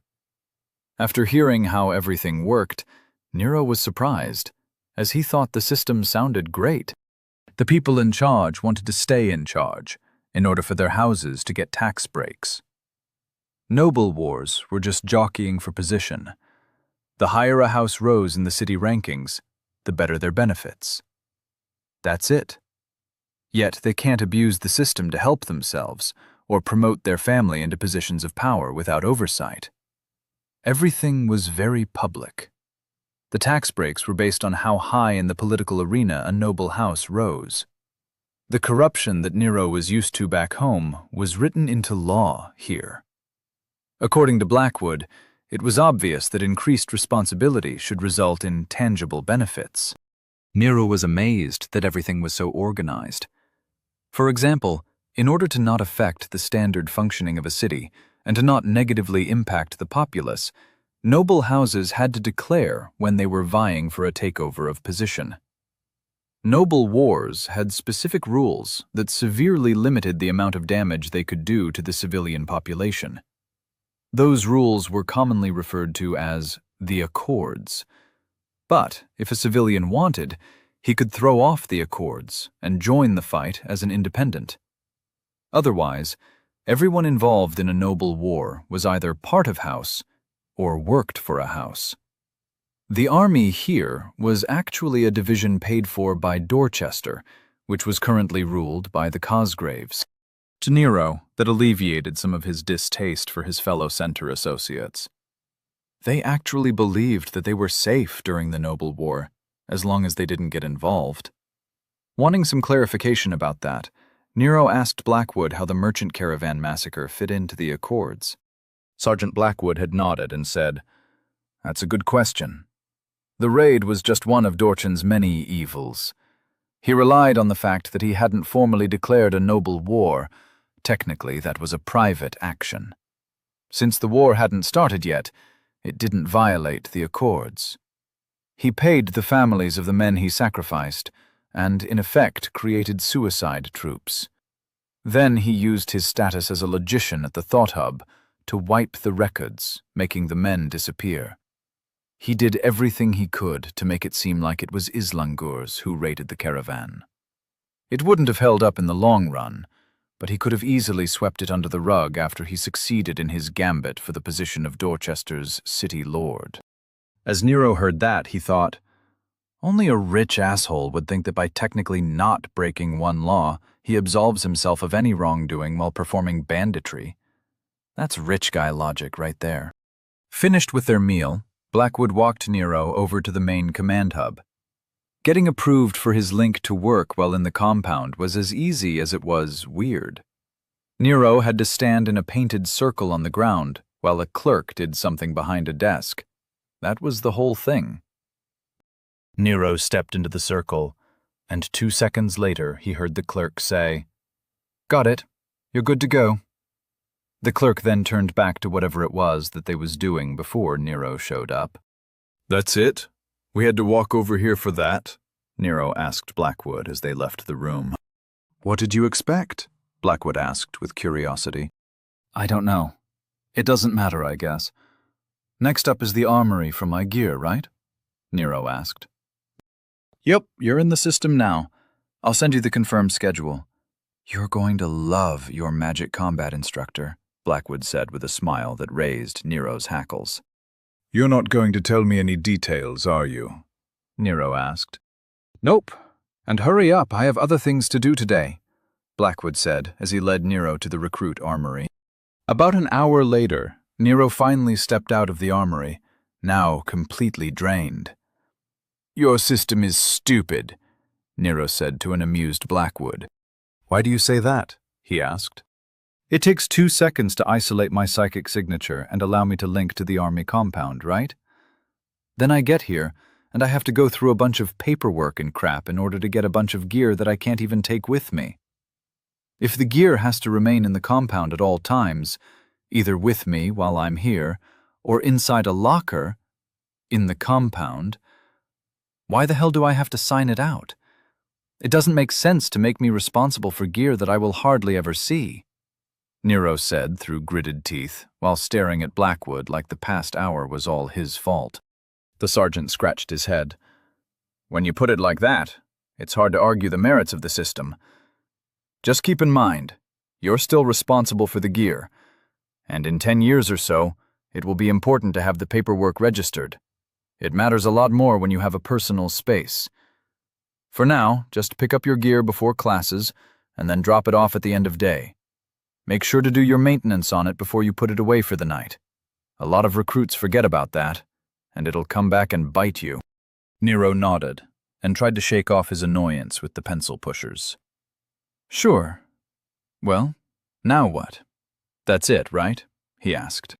Blackwood shook his head. Didn't you look at your pings? Captain Angelton is waiting for you in his office. I currently have a backlog of pings going back to yesterday before the war. I can't look at any new ones until I get the old ones taken care of, Nero said, while using the link to find the captain's office. Before Blackwood could respond to his wisdom, Nero started off at a brisk walk. Hurriedly catching up, Sergeant Blackwood said, It doesn't work like that. You can still receive new pings. Messages, voice records, and new pings are all still available. The hub just saves the old ones for you to look at later. Apparently, Blackwood thought Nero was serious, so he decided to run with it. Let's just agree to disagree. I'll start going through the old ones now, so I'll need some quiet, Nero said while they walked. Blackwood tried to keep silent, but he couldn't shake the feeling that something was wrong. While they were walking, he watched Nero, and he was 90% sure that Nero was not checking his pings. The kid's psychic field didn't look like he was checking his pings, and he wasn't struggling to pay attention to where he was going. Someone under level 30 wouldn't have the control to walk like that while checking their pings. I know you're not checking your pings, Blackwood accused as they got back to the command hall. Of course I am. And you just broke my concentration. Shame on you, sir. Shame on you, Nero said with a smile, and kept walking. Blackwood realized that he wasn't going to win this encounter. Without any other method to demonstrate his anger, he could only glare at the self-satisfied Nero. They walked in silence while Blackwood's anger cooled. Eventually, they reached the hallway leading up to the captain's office. Nero pinged the door the moment he saw it. He figured that he would receive the okay to come in before he had to break stride. Apparently, he timed it pretty well, because he received the feeling of welcome at the same time he got to the door, and as a bonus, Nero got to see Blackwood's face covered in disapproval again. After entering into the austere military office, Nero saw Captain Angelton sitting behind his desk with some holograms open. It seemed paperwork was both digital and physical in the army. Probably have to do both in triplicate, Nero thought. Seeing the captain's face staring at him while contorted in fury, Nero empathized with his plight. He must hate paperwork as much as I do, thought Nero. Chapter 32. That mail you're ignoring might be important. After last night's noble war finally ended, the nobles had gathered in the Hall of Judgment to discuss the aftermath. The Hall of Judgment was built with concentric raised circles, allowing the houses to take up slices of the room. The center was an open circle for when supplicants or people addressing the court of nobles needed to be viewed by all in attendance. There were tables arranged around the floor for the various families to present their head of house. Behind the house heads was the next raised circle, reserved for the heirs and immediate family. Next came the attendance ring, where aides and guard captains were able to observe the proceedings. Finally, the highest ring was lined with chairs for visiting nobles and other elites of the city. In the first circle, opposite the large entryway doors, sat Lord Cosgrove in her throne. She looked around the incredibly large room and noted that it was filled to capacity with all the nobles interested in the subject of today's meeting. If I could only get them to care this much about matters of trade, Dorchester would thrive, she thought to herself with a rueful chuckle. She forced her attention to return to the noble standing in the center of the room, displaying the results from their analysis of the thought hub. The city lord nodded and said, "Thank you, Lord York. Your quick diagnosis of the problem and subsequent work to reinstate communications is a testament to your expertise and work ethic. You will be appointed as the chief logician now that the position has been opened." Firming her tone, she ordered, "Do better than your predecessor." With a bow, Lord York returned to his seat in the second ring. The audience started to perk up. Everyone thought that the next subject to be addressed by the court would be what they were all here for. Sensing their interest, Lord Cosgrove addressed the hall loudly and clearly. "You are all correct. The distribution of spoils from the noble war is the next matter on the docket. As we had the pleasure of populator oversight, we have been meticulous in our point tallying. I'll give the floor, Champion Charity, to dispense her judgment," Lord Cosgrove said, as she gestured to the champions standing like statues off to the side. Champion Charity stepped forward into the central ring. She raised her hand, and some holograms appeared, displaying images of the notable events of the noble war. She addressed the crowd in a loud, clear voice. "Most of what you expect is probably accurate. House Cosgrove won a resounding victory. No combat points were awarded, but maneuver points were won in staggering amounts. Anticipating the enemy's actions and planning for them made up the most of their points. In addition, as this war resulted in the destruction of a noble house, rules of acquisition by right of conquest apply. Therefore, most of what was House Dorchan's is now House Cosgrove's.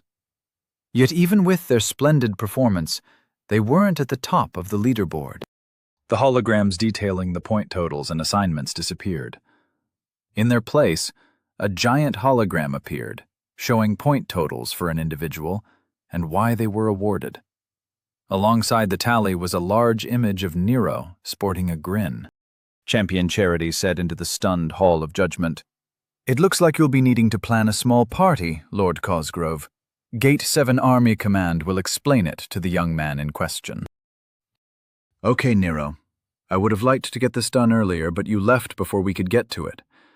I understand you were hungry, so I'll let it slide," the captain said while he rearranged the papers on his desk, getting the information regarding Nero ready. "I just did what everyone does to me when a conversation is over. They just leave. Is that not right? Everyone's done it to me multiple times," Nero asked with some curiosity.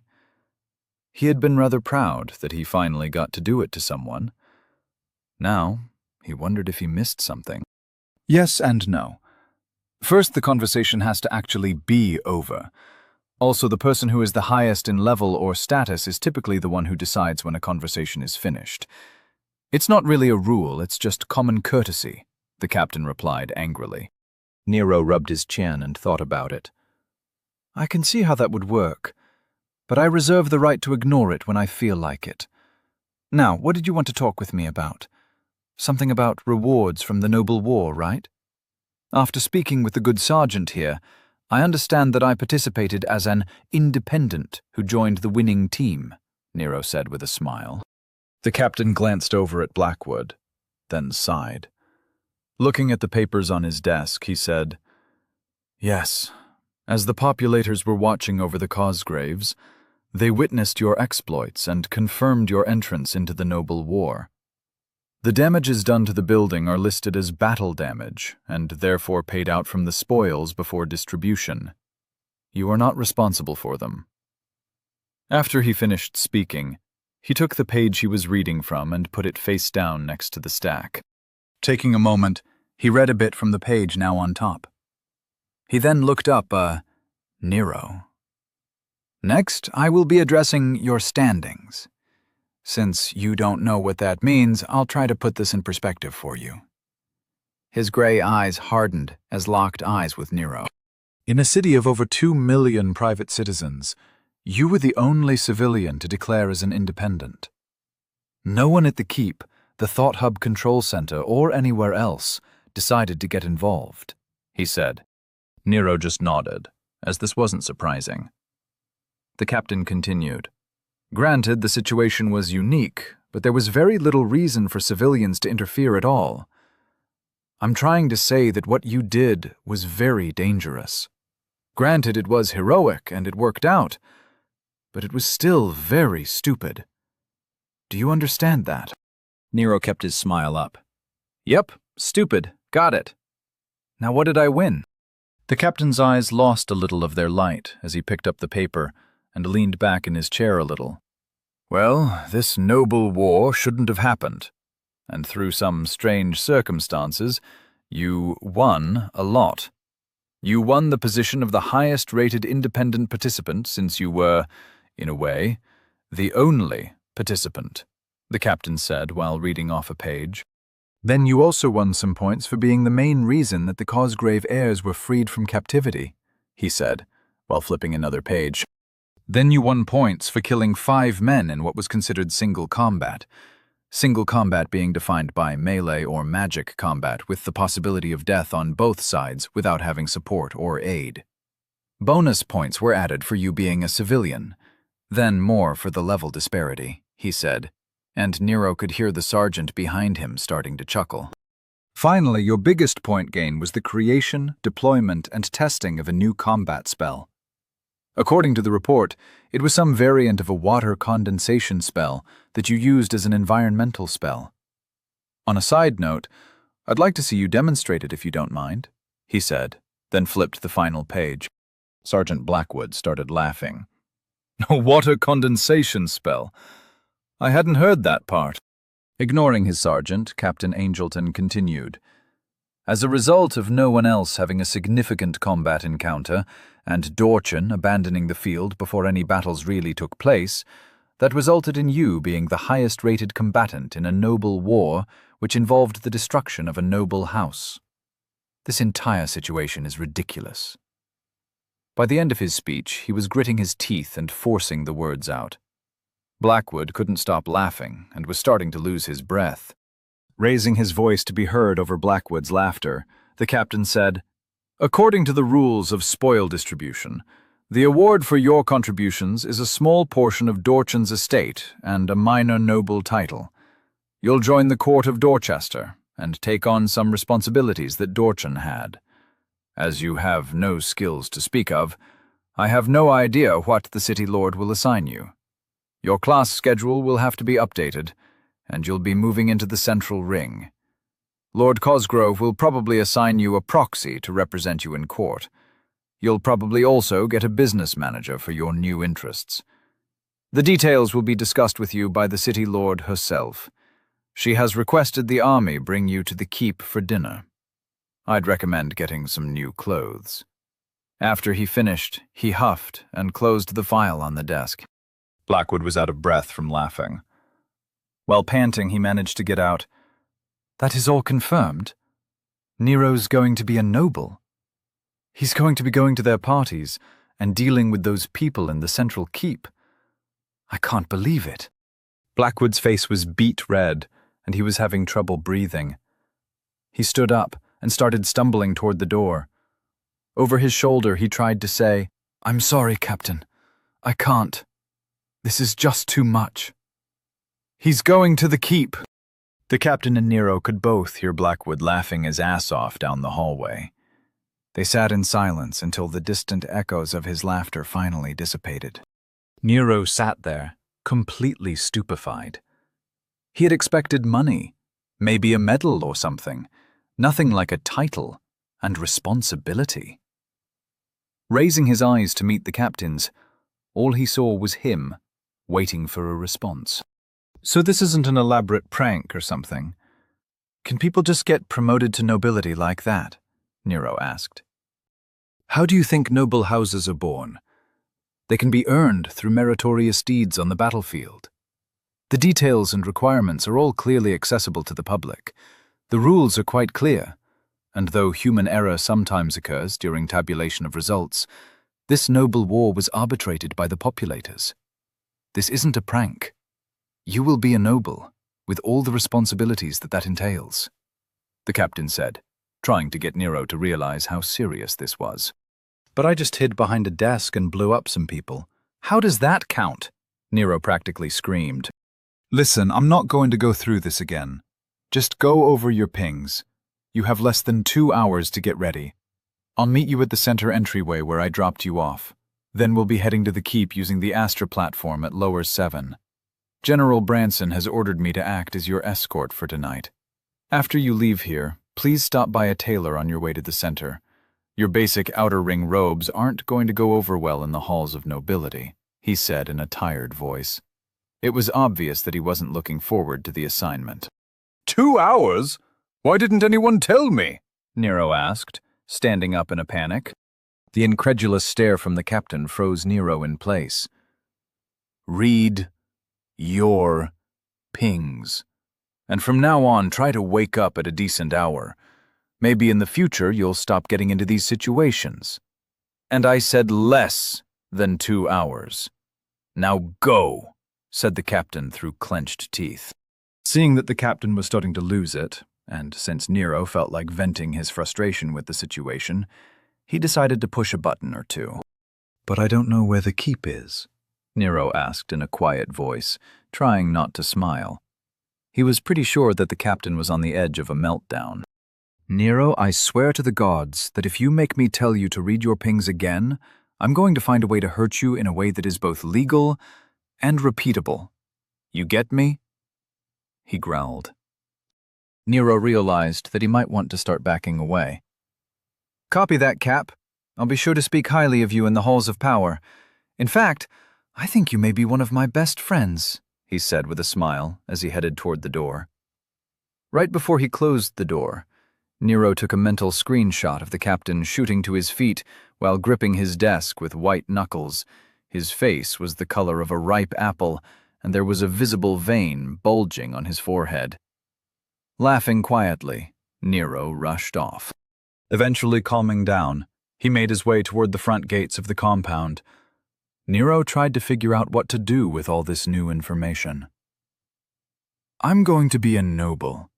I'll of course have to sell out immediately and start singing the praises of class disparity. More tax breaks for the rich and more restrictions for the poor," Nero thought to himself sarcastically. As he quick-walked toward the center, he had a great idea. Opening his link, he pinged Nick. "This is going to be great," he thought. Immediately upon the connection opening, Nick said, "Nero, I've been worried sick. Why were you at the army compound? I've been waiting for you to contact me all day. I'm sure you have questions about what happened last night." Nero was touched by Nick's concern, but he was not dissuaded from causing Nick to suffer the panic he had just gone through. Nero replied, "Yeah, I have a ton of questions about a lot of stuff. But first, do you know where I can get clothes that would fit in with the nobles? And they need to be in my size?" Nero felt his mentor's concern over the link. Nick asked in budding panic, "Noble robes? Do you have to go to a tribunal? What's going on?" Nero felt like it was time to dump the information into Nick's head and wait for the explosion. "Well, it's like this. Last night I won the noble war, and because of that I will become a noble myself. I have to go to the keep in a little bit for some paperwork and snacks. Since I need some noble threads, I called you. You see, I don't have any money, and our agreement includes you paying me for my hard work. Now I have to go. I have a lot of pings waiting for me to read. I'll be at your office in 20 minutes, maybe an hour. Thanks, Nick. Oh, and make sure that the clothes are the right colors. That seems to be a thing here, said Nero. Then he cut the connection before Nick could reply. After laughing for a bit, Nero continued walking while trying not to worry about what might happen, and just live in the moment. It took a while, but he eventually calmed down. After putting away his concerns, he started paying attention to the world around him again. This is the same road that I walked down a week ago with the captain. Although a lot has changed, not much has either. I'm still broke. I don't think the paperwork for my job ever went through, so I'm still unemployed. I haven't been to a single class. I still don't really understand the leveling system here, he thought to himself. Chuckling, Nero spent a few minutes taking stock of his new life. Looking around at the people going about their day with smiles on their faces and a drive to grow in their hearts, he didn't feel too bad. For all that I haven't actually done anything, I did do the one thing I really cared about, he thought, as he raised his palm while he walked. He corralled heat and air into a fireball over his palm. I learned magic. Everything else is just details, he told himself.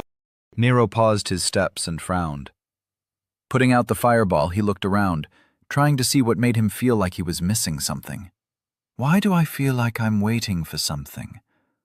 Oh, I just had a self-reflective moment after a big event while standing in the street where I started my journey.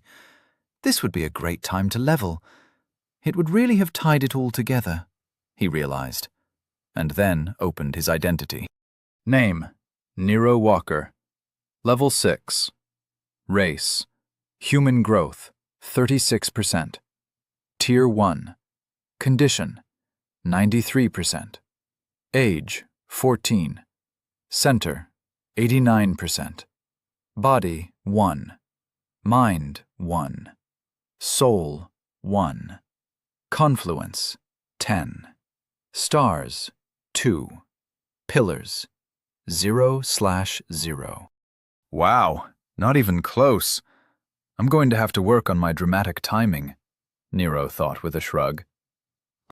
He resumed his walk to the center, all the while ignoring pings from Nick and, surprisingly, Mrs. Salvatore. Nero just wanted to walk in peace and enjoy the moment. He'd deal with everything later. Problems are future Nero's department anyway. Chapter 33. Smart fighters always bring back up. City Lord Helima Cosgrove had spent the past few hours calming down nobles and trying to come to terms with the atypical results of the Noble War. Though the war had started early this morning, it was finished before the sun even broke the horizon. The traitors were dead, and a noble house was ended. The populators were nothing if not efficient. She had seen them off after they delivered former Lord Dorchan's body. In total, they weren't even in the city for 30 hours. The saying was true, where the populators tread, the dead weight is burned, so that new growth can flourish. Walking into her office, she saw her children rise to greet her with a shallow bow.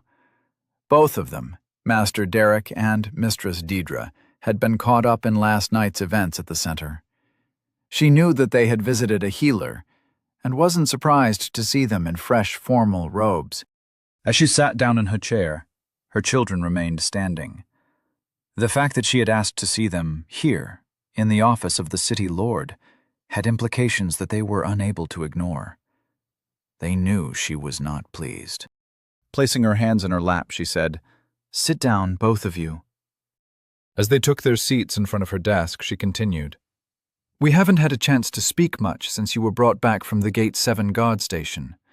I have, however, had a chance to read the reports you submitted concerning your actions during the Noble War." As a result, I have some questions. Deirdre was the first to speak. We know that we should have taken your warning to heart.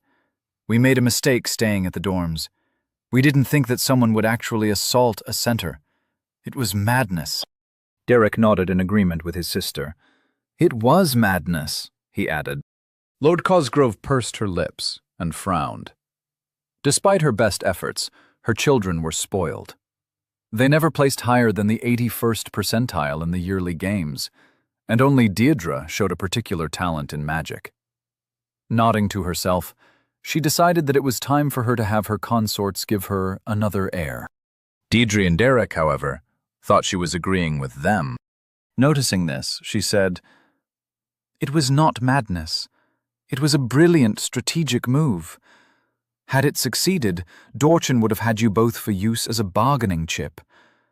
If his plan at the keep had succeeded as well, he would have won the seat of the City Lord with a force that numbered less than 1,200. That has never been done. If we hadn't had sufficient warning, and if you hadn't been freed, we'd have died in shame. Our branch houses would have distanced themselves from us by changing their name, and the 600 years we controlled Dorchester would be forgotten. Do you comprehend the magnitude of what we avoided?" The Cosgrave heirs paled as they heard their mother's analysis. Both sat in silence, too embarrassed to speak. Sniffing with disdain, Lord Cosgrove continued. "While going over the events of the last few days, there is one factor that changed the course of Dorchester. One young man that realized what was happening, predicted the angle of attack, and saved the both of you while earning first place on the Noble War leaderboard. Do you know the last time a war of this category was won by an independent?" I asked, and Champion Charity agreed to look it up because she was curious. The answer is never. Granted, this noble war was a confluence of very rare events, but when analyzed, all of those events lead back to Nero Walker. Derek couldn't hold back his opinion. "We saw him lying on the floor, barely alive and covered in blood. I believe the populators must have made a mistake. There is no way he is responsible for what we saw at the center." Raising her eyebrow, she waved her hand and a hologram appeared on her right. 10 feet tall and 15 feet wide, it covered a good portion of the wall. The hologram showed the memory of Champion Memory, the populator who had witnessed Nero's fights. The City Lord and her children watched as Nero fought with never-before-seen environmental spells. They could see the determination in his eyes as he spit out his last words with venom before succumbing to center overuse and passing out. With another wave of her hand, Lord Cosgrove dismissed the hologram. Deirdre and Derek sat there with their mouths open in astonishment. They hadn't known that the populator witnessed the fight firsthand and offered a recording to the sitting City Lord. So much about what they just saw was unprecedented. Their attention snapped to their mother as her hand slammed down on the table. With gritted teeth, she addressed her children. "I know how both of you think. You will see this boy as a challenge to what you believe is your right. Deirdre, you will want to demand his secrets of magic. Derek, you will want to put him in his place. Both of you will try to use your position as heirs of a victorious House Cosgrove to intimidate him and pressure the heirs of the court to aid you in your politicking." The heirs regained their composure and exchanged looks as she talked. They could both see that as a possibility for their sibling, but they believed their mother was wrong in how she viewed them.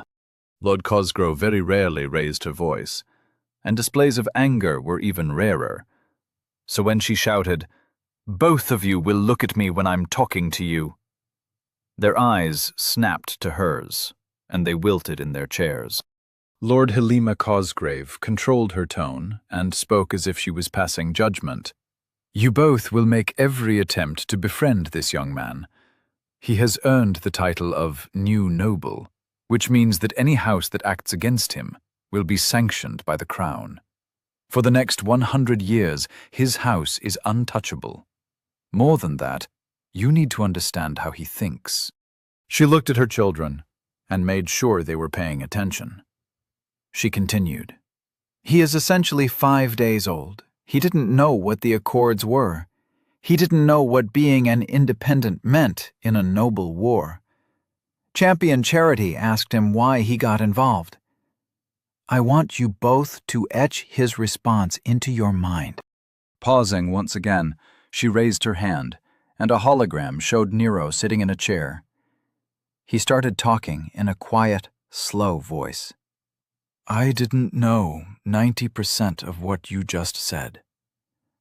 Also, even after hearing it, I only understand about 60% of it. All I know is that last night my home was invaded. People came in and rounded us up. They took 2 people. One of them had the crap kicked out of him, and the other was a young woman that the man in charge smacked around. That shit doesn't happen when I'm around. No one seemed to want to get involved, like it wasn't their problem. As for me, I didn't like the idea of letting invaders take what they wanted without anyone fighting back. So I fought back. I'm sorry those men died, but they made the choice to enter into a fight that put us on opposite sides. Nobody comes into my house and starts shit. They wanted a war, so I gave them one." Nero finished with a growl. With a wave of her hand, Lord Cosgrove dismissed the hologram and returned her attention to her children. She was pleased to see that they were both deep in thought. "What do you think you would do to someone who placed themselves as his opponent?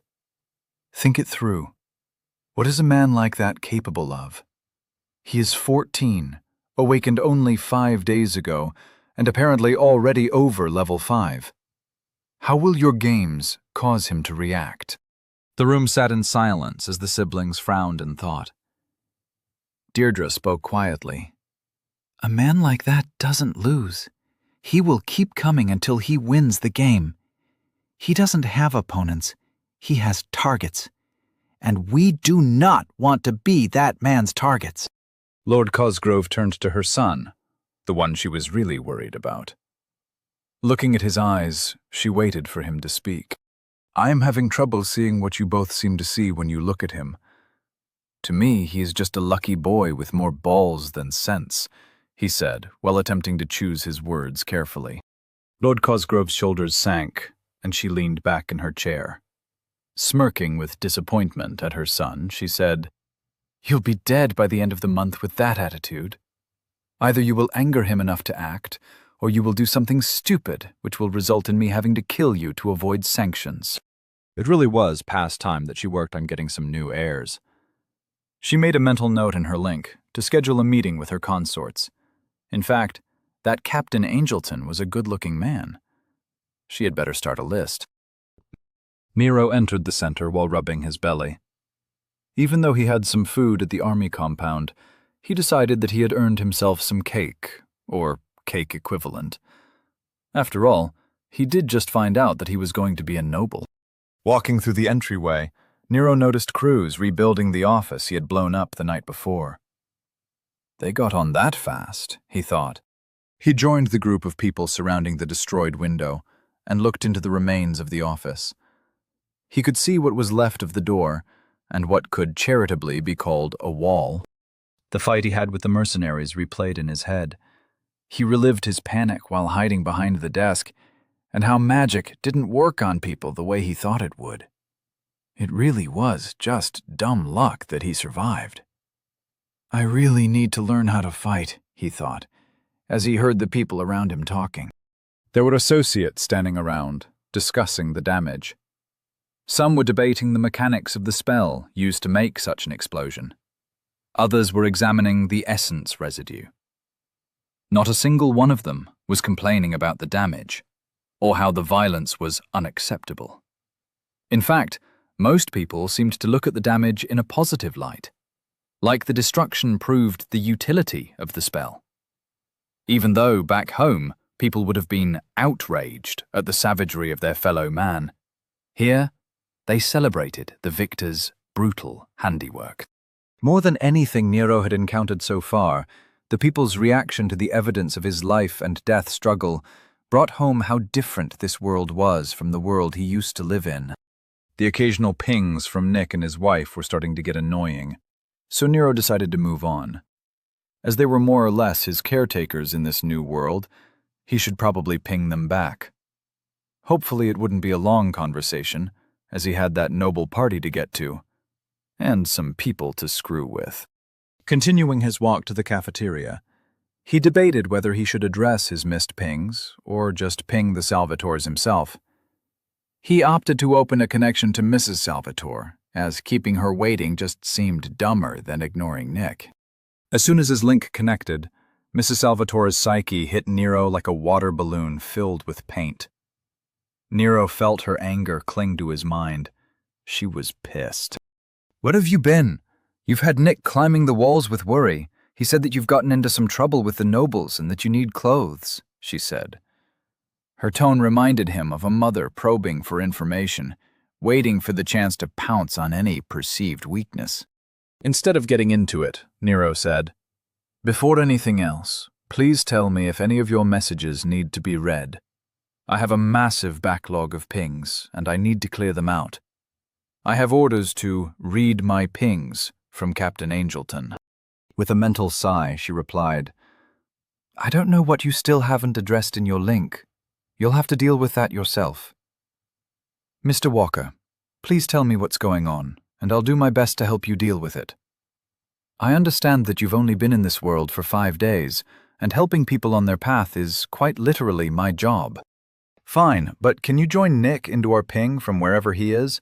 I don't want to tell this story twice," he said. While waiting for Mrs. Salvatore to get Nick into their ping, Nero walked into the dining hall. As he was waiting in line, he sensed Mrs. Salvatore return to the ping, alongside a very agitated Nick. Nick said, "Nero, I got some robes that should work for you. We don't have time to get you a haircut or anything, but we'll make do. What time are you being called to court?" Nero was surprised at Nick's preparations and said, "You got me robes already? You just believed what I told you?" "Hell no," Nick replied. "I pinged Captain Angelton. He let me know the situation. As I'm currently your center advisor, it falls to me to help you on your path. And it seems your path is leading you to the inner ring. Are you at your dorm room?" he asked. Mrs. Salvatore interjected herself into the conversation and said, "Can someone please just tell me what's going on?" Nick replied, "Nero, let me explain. You'll just confuse her." Last night, Nero chose to involve himself in the noble war. He ignored the accords and fought as an independent. The details are less important than the results. It seems that he fought 5 men in combat, including the leader of the mercenary force that assaulted the center. Nero killed all 5, and aided in the liberation of the captured Cosgrave heirs. Due to the fact that his battles were the only actual combat that occurred during the entire war, he took the highest place in the rankings. If you don't realize the implications of that, don't worry. I had to have them explained to me as well. "What kind of consequences?" she asked. Nero smiled as he drank his milk. "I'm going to be a noble. I've got to attend a dinner or something. The captain is picking me up in like an hour. You guys want to come? I'm guessing the food will be good," he said. Hence, Nero needed some better clothes. We'll also have to revisit his lesson plan and schedule. All that work with the previous syllabus. What a waste, said Nick bitterly. Nero replied, "Don't worry, old man. I'll still keep up with my part in the deal. We'll just have to amend the contract. We haven't signed anything yet anyway." "Nick, I'll get you a change of robes and meet you at Nero's dorm. We'll not let that nest of vipers at Nero without representation. Bring his robes and meet me there," she said, and cut her connection. Left with Nick, Nero said, "She's not a big fan of nobles, huh?" "The Salvatores are a noble family. Technically, I'm a noble. However, I gave up the game and am an independent branch house. I just never completed the noble rites to found my own house. My family and Vera don't get along." She likes to focus on helping people with their path through the center, where my family tends to focus on advancing society's path from a larger perspective. Through business, Nick replied. Nero listened to the gossip as he bussed his dishes. Heading back to his dorm, he said, "I'm looking forward to seeing her give the side-eye to everyone when we get there. She's an amazing woman, Nick. Anyway, when are you getting here? I still got to take a shower, so I'll just leave the door unlocked." "Wait, can I leave the door unlocked?" Nick replied. "You can change your entry authorizations through your room's station. I'll be there soon, and I'll walk you through how to tie your robes. For once, you might actually look like you know how to dress yourself." Offended, Nero said, "Hey, I followed the little diagram thing that was in the cabinet. Anyway, I'm almost there. The door will be unlocked. Just come on in. It's room 3.18, if you don't remember." 3.18. Understood, Nick replied and cut the connection. Nero arrived at his room, changed the setting to allow Nick and Mrs. Salvatore to temporarily enter, and tossed his satchel on the desk.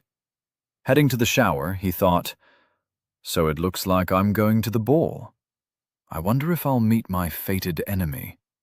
Maybe some noble heir will be all offended at my being raised to nobility, and I'll have to defend my honor. I bet I'll be face-slapping some brats in no time."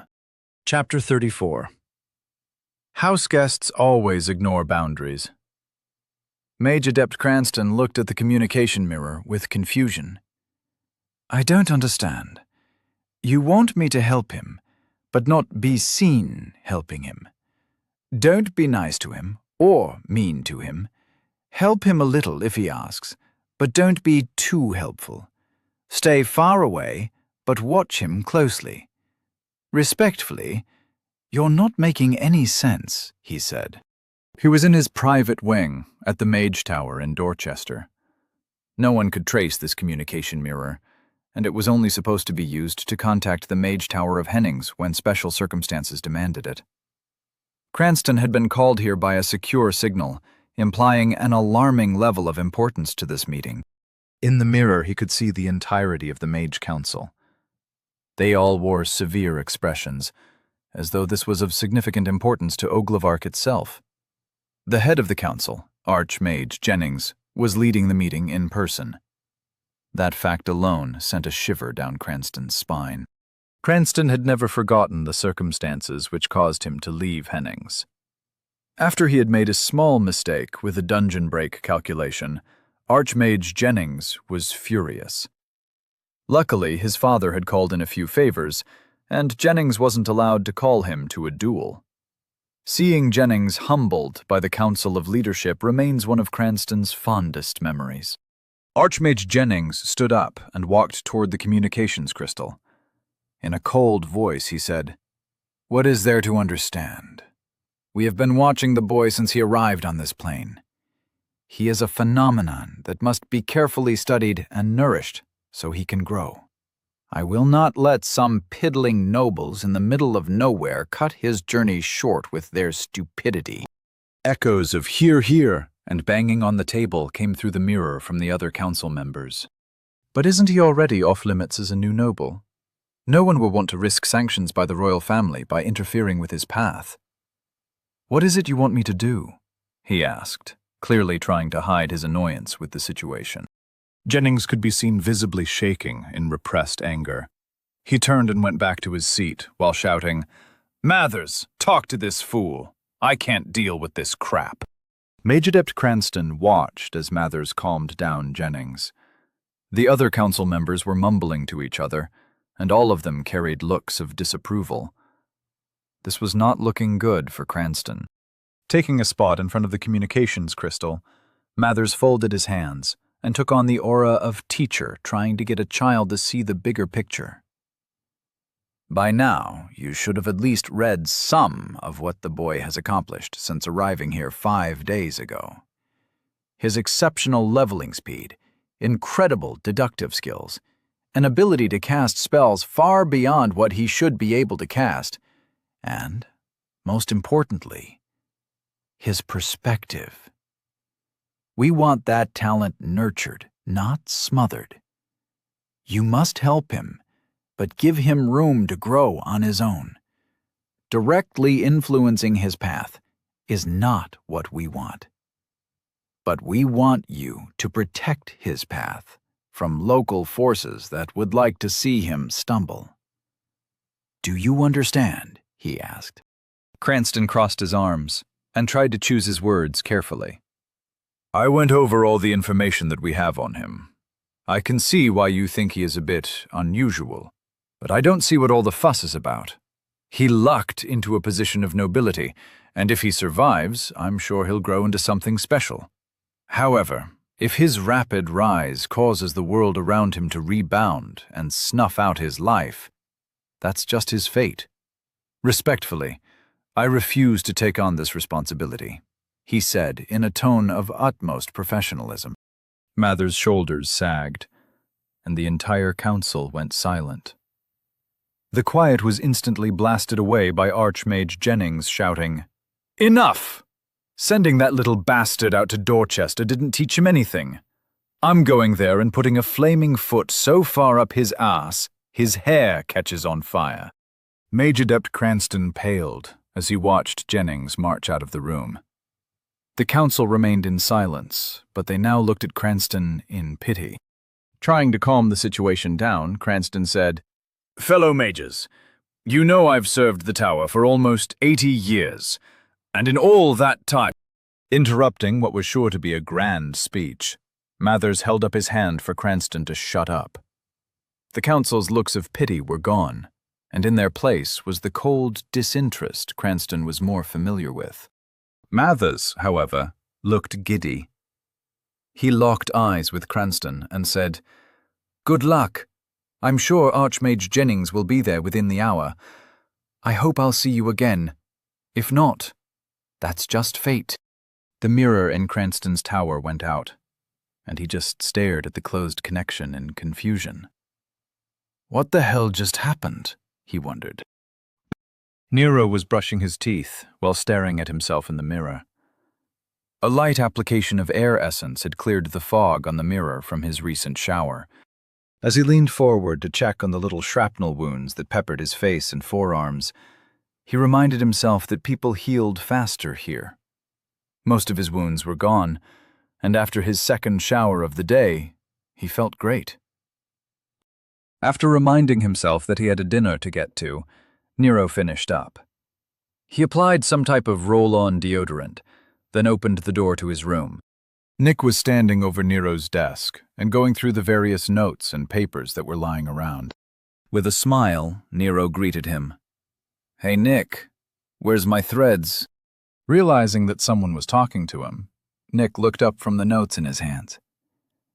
"They're on the bed. Just do your best and I'll show you how to fix whatever mistakes you make. You can't go to the keep looking like an idiot," he said with a dismissive gesture, then returned to his study of Nero's notes. Ignoring Nick's attitude, Nero grabbed the pile of clothes and returned to the bathroom. Getting dressed wasn't all that complicated. Nobles dressed in a slightly better version of what the people at the center were issued: pants and a shirt with a nice leather belt and soft leather boots. The robe was another matter. It was two robes, one with no sleeves and some ties on the side. The outer robe had big sleeves that ended at mid-forearm and was tied with a thick leather belt. Nero did his best and admired his reflection. Nodding to himself through the mirror, he returned to Nick for a second opinion. Opening the door, he said, "Hey, Nick, what do you think? Do I make this look good or what?" Glancing at Nero, Nick did a double-take. "Why didn't you adjust it?" he asked. "What do you mean? Did I miss a tie or something?" Nero asked while holding his arms up and looking for anything dangling. "Just feel for its essence signature and try to feed it what it wants," Nick said. Closing his eyes, Nero did as instructed. He could feel a sense of anticipation from the clothes, even his socks. Trying to just accept the feeling, he started pulling in some essence from the room. The clothes seemed to not like that and retreated. "Use your center. The room doesn't know what size you are," Nick said, then muttered a quiet, "Idiot." Nero had a feeling of release, and he felt himself open. The clothes shrunk and tightened, changing their subtle dimensions to more accurately fit his form. It felt like being hugged. The clothes even radiated a sense of being complete. His senses started to spread out, and he sensed the door behind him. It was patiently waiting for the opportunity to open. The walls were strong and immovable.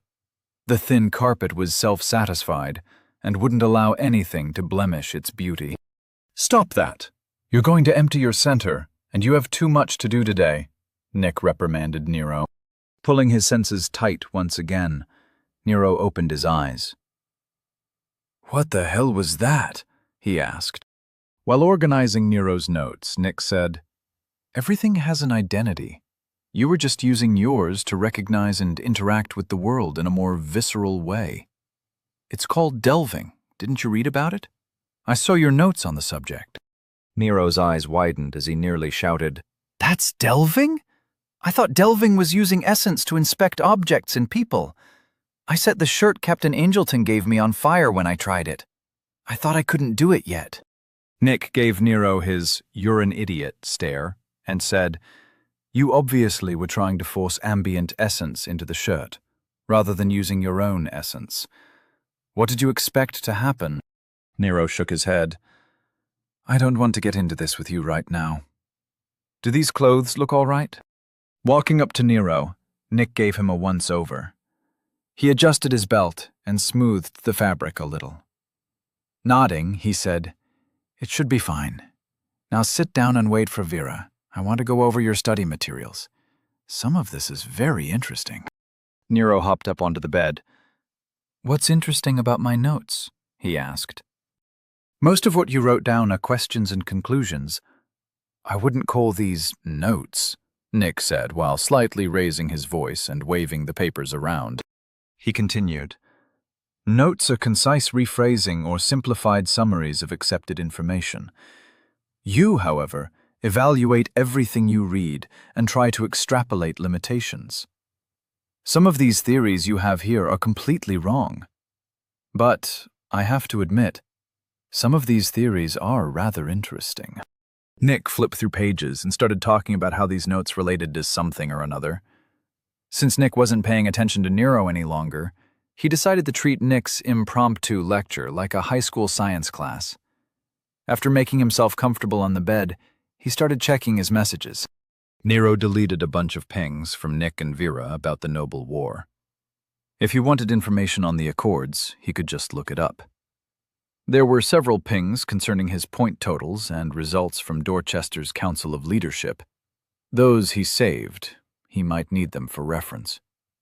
Finally, he got to his several pings from Captain Angelton. The first few were just demands for Nero to come to the compound. After deleting those, Nero finally found some useful information. Unfortunately, just after he read about what being a noble means, Nick interrupted. "Are you even listening to me?" Nick asked loudly. Closing his link, Nero looked at Nick with fake interest.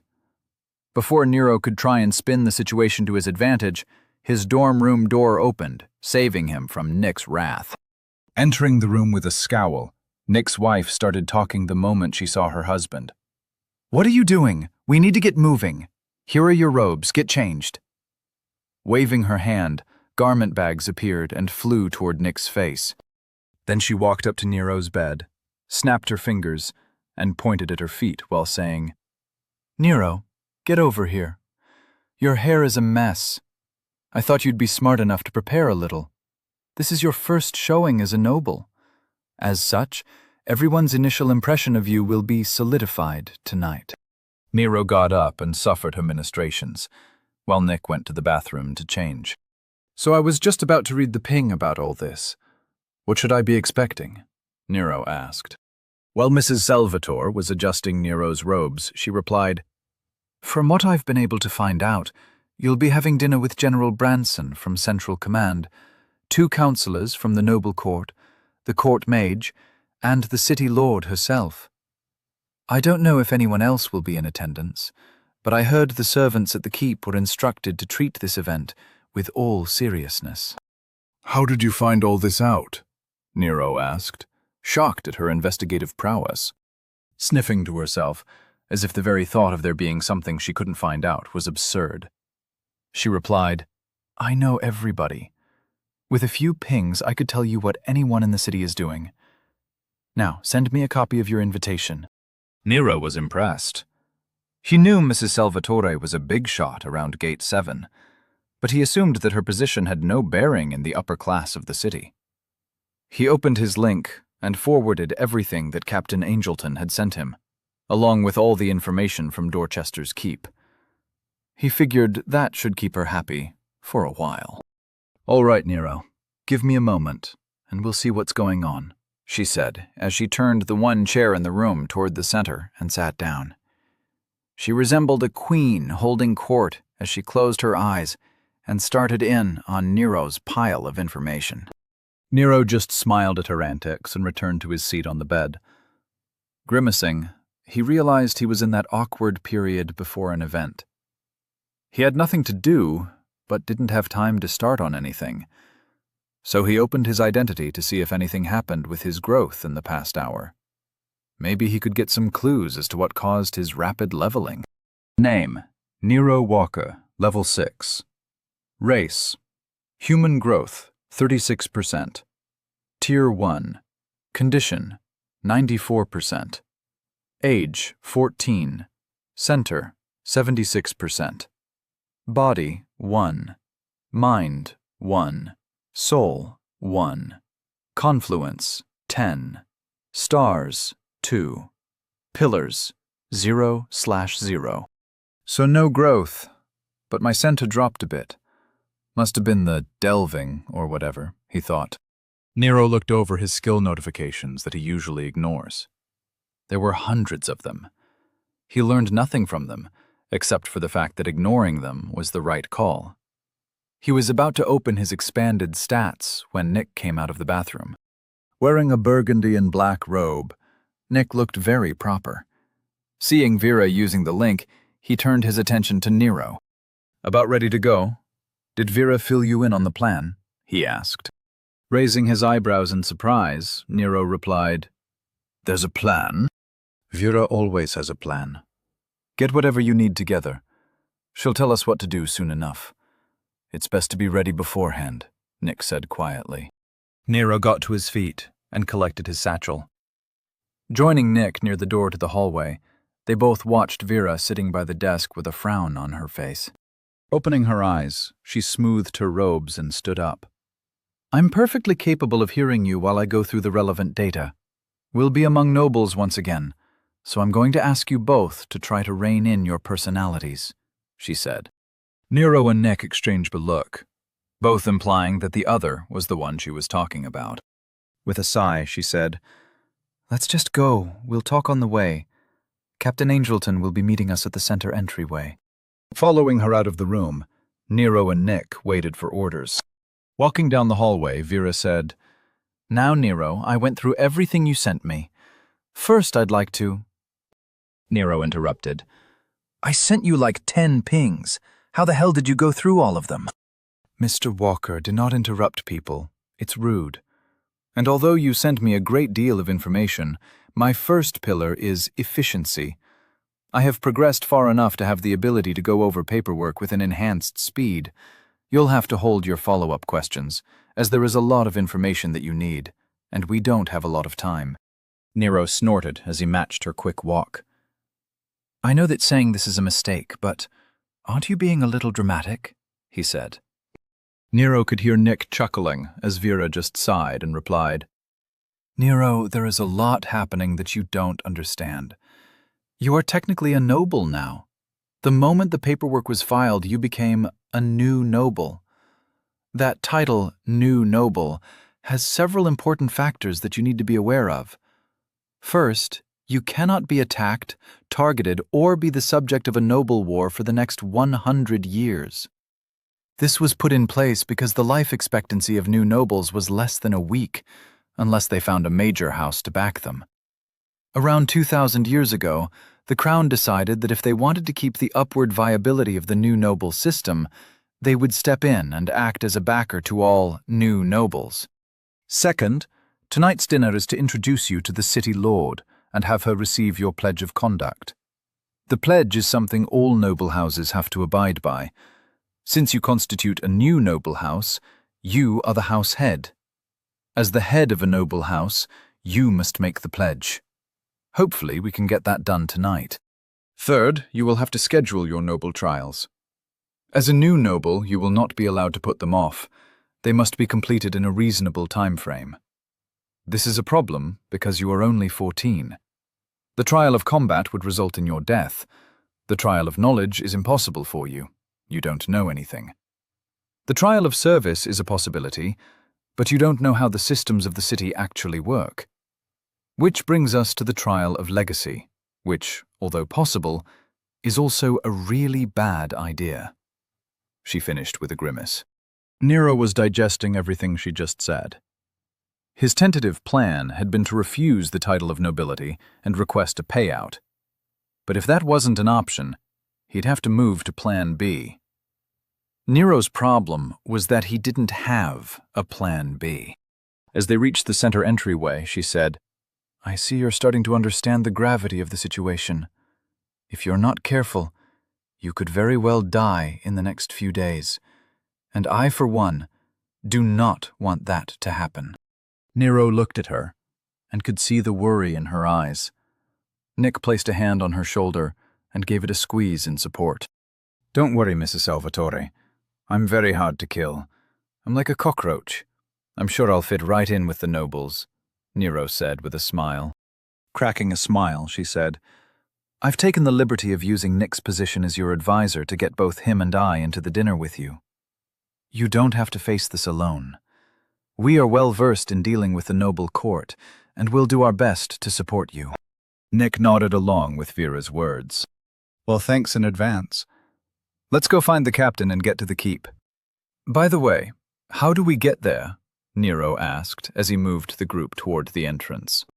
Chapter 35. Cab rides are just tours without anyone explaining anything. The king and queen of Oglevark were enjoying their dinner. Rather than use one of the many dining rooms, they typically ate outside after the sun had set. They both enjoyed the stars. In his youth, the king had even developed a method to tune the palace's wards to remove the light pollution from the capital. Hurrying into the courtyard, the king's aide came to a stop. He waited for the king to notice him, but it was the queen who addressed him. "What is it, Walter?" the queen asked, while sipping her wine. The king looked over from his side of the table with a smile on his face. Walter realized the king probably already knew, but he had to be certain. "Your Majesty, I came to inform the king of an unauthorized departure of a skyship. However, based on his smile, it seems he might already be aware of the situation." The queen looked over at her husband. He had the look of a prankster, enjoying the moment his prank landed. "What did you do?" she asked in exasperation. "I didn't do anything," he replied. With a sniff, she ignored him.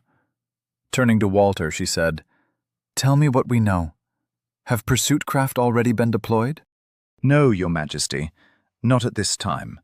It seems that Archmage Jennings attempted to requisition a direct transport to Dorchester. Naturally, the request of such a transport raised some eyebrows, but the reason for the request was what caused Lord Hastings to report the incident to the Crown. Apparently, after receiving word that his request was denied, he went straight to the sky docks. He stole the Royal Pleasure Yacht. He sent a ping to the Crown's public inbox with a receipt of sale. He says he rightfully owns the skyship because, and I quote, "That brat said he owed me one a couple 100 years ago, and if he didn't, he should have." As Jennings is the head of the Council of Mages, no one disputed his claim that he had purchased the skyship. Without even filing a flight plan, he took the ship.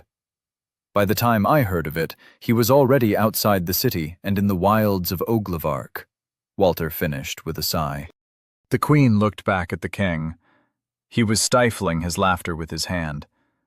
The king said, Tell her what his reason was for the transport. Walter sighed at the king's antics and said, The wording was rather crass. He said he had to immediately go to Dorchester because, and I quote, some little bitch of a noble is masquerading as a mage and playing games.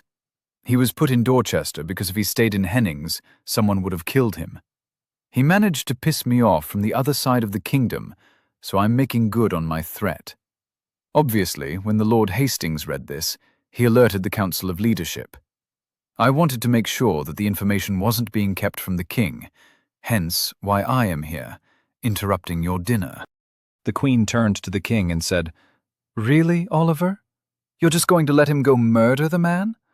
You know the Cranstons in Cranpool will be livid. The king nodded with a smile. I've already sent word to them. Specifically, the reason Jennings is heading there. Lord Cranston was justifiably angry, so I sent him the memory of the meeting that was logged in the Tower of Mages. As a result, he not only understands, but offered an apology for petitioning for royal intervention all those years ago. You don't need to worry. The poor man, masquerading as a mage, has been dead for a while. Jennings was just waiting for an excuse to make it official. The man was an idiot, and gave him one, the king said, then sipped his wine while grinning. Narrowing her eyes, the Queen said, You wouldn't let this play out like this unless you had a reason. What is it? The king looked at his wife, and she didn't seem to want to let it be. Fine, he said. That anomaly in Dorchester is interesting. I didn't want to affect his path, but Jennings wasn't going to let the kid be in danger. This way, I let Dorchester gain a new noble house. Jennings gets out of his tower and gets his revenge. A mage who let a noble house hide troops is dealt with, and I put a skyship above Dorchester in case I need it there. There were other reasons, but those were the main ones. The Queen looked pleased and said, I always love the way you play. As far as I know, you're still the only person who has beaten the Matrix of Fate in the game. But is the boy that important? The king shook his head and said, Not at all. The boy is interesting, but the events he sets in motion are much more interesting. Think about what would have happened if the Dorchans had won the city seat. They were arming the Islangors as a noble house. What do you think they would have done when they gained real power? I can't predict what the kid will do, and I find that fascinating. Who knows? They might not even have to evacuate the city during the coming essence shift. Captain Angelton waited at the entrance to the center for Nero to show up. He hoped the young man was on time. While reviewing his orders through his link, he nervously paced at the foot of the steps. This was not the time for Nero's mischief. He let out a relieved sigh when he saw Nero walk up with the Salvatores. At least they got Nero presentable. You two did a great job. He looks almost respectable. I'll be sure to let you know what happens.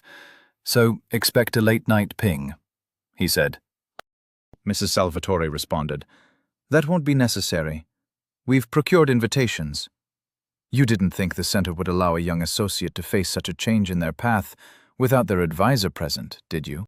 Surprised, Captain Angelton could only nod and say, Of course. Well, let's get going then. As they started walking, Nero followed along as best he could. Everyone was taller than him, and he found it annoying. Their immediate destination turned out to be a carriage station. It was like a really efficient taxi station. The moment they arrived, a carriage pulled up, and Captain Angelton provided the destination. Loa 7 Transport Hub 1. During the ride, Nick and Angelton provided the majority of conversation. Nick was demanding a recounting of Nero's meeting with Champion Charity. Nero wasn't really paying attention, as he was just enjoying his first experience in a carriage. Nero was surprised how smooth the ride was. He assumed there were magic shock absorbers that went along with the magical internal lighting in the cab. They passed through Dorchester's Lower 7 district at a relatively quick pace. As the ride progressed, Nero could see the buildings becoming fancier and taller with every block. Soon, people could be seen wearing more robes than regular clothes. And Nero figured that robes were the suits of this world. He looked over at Captain Angelton, who was dressed in chainmail and his hauberk, and said, Sorry to interrupt your riveting conversation, but why aren't you dressed up like us? The captain turned to Nero and said, I'm a knight, Nero. My oaths require me to always be ready to defend the realm.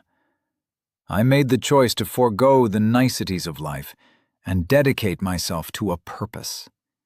I have 43 years before I will wear anything other than armor.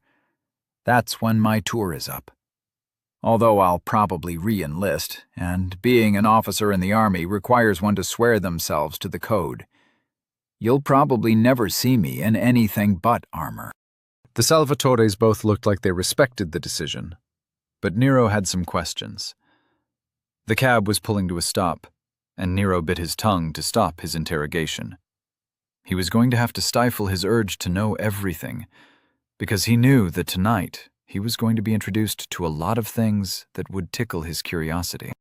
The teleport station was a large building with a ticket booth and benches for waiting. It reminded Nero of what he thought Grand Central Station looked like.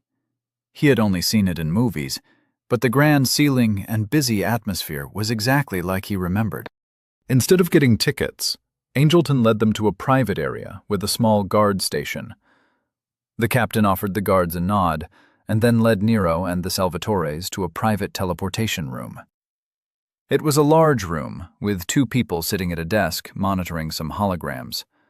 There was a large platform which was circular, and near the ceiling was an equally large, glowing ring hanging above it. The stone platform was lit up like it was under a spotlight. Nero could hardly see the walls of the room. The whole room looked familiar. He'd seen something like this in old science fiction shows. So this is exactly like a medieval version of a teleport room, Nero muttered. Nick apparently heard him and responded with a smile. You think we're unenlightened? How did you expect to cross half the city in a reasonable time frame? Following them up onto the platform, Nero paid close attention to the symbols etched into the floor. He said, I don't think you're unenlightened. I said medieval, which probably translated weird or something. I just meant that a wood room with a futuristic teleporter struck me as odd. Don't worry about it. So how do we do this? Before Nero finished speaking, his senses blanked and then quickly returned. It was like getting hit in the face with the flash from a camera. Looking around, he could already see the Salvatores and the captain stepping down from the platform. Examining his new surroundings, Nero realized that this wasn't the same room. Hurrying to catch up, he shouted, That's it? We already did it? Don't they warn people or something? Nick gave Nero a look over his shoulder. Everyone scheduled for transport was ready. If we weren't ready, why would we have gotten onto the Astra platform? Stop talking nonsense. Just stay close and keep your mouth shut.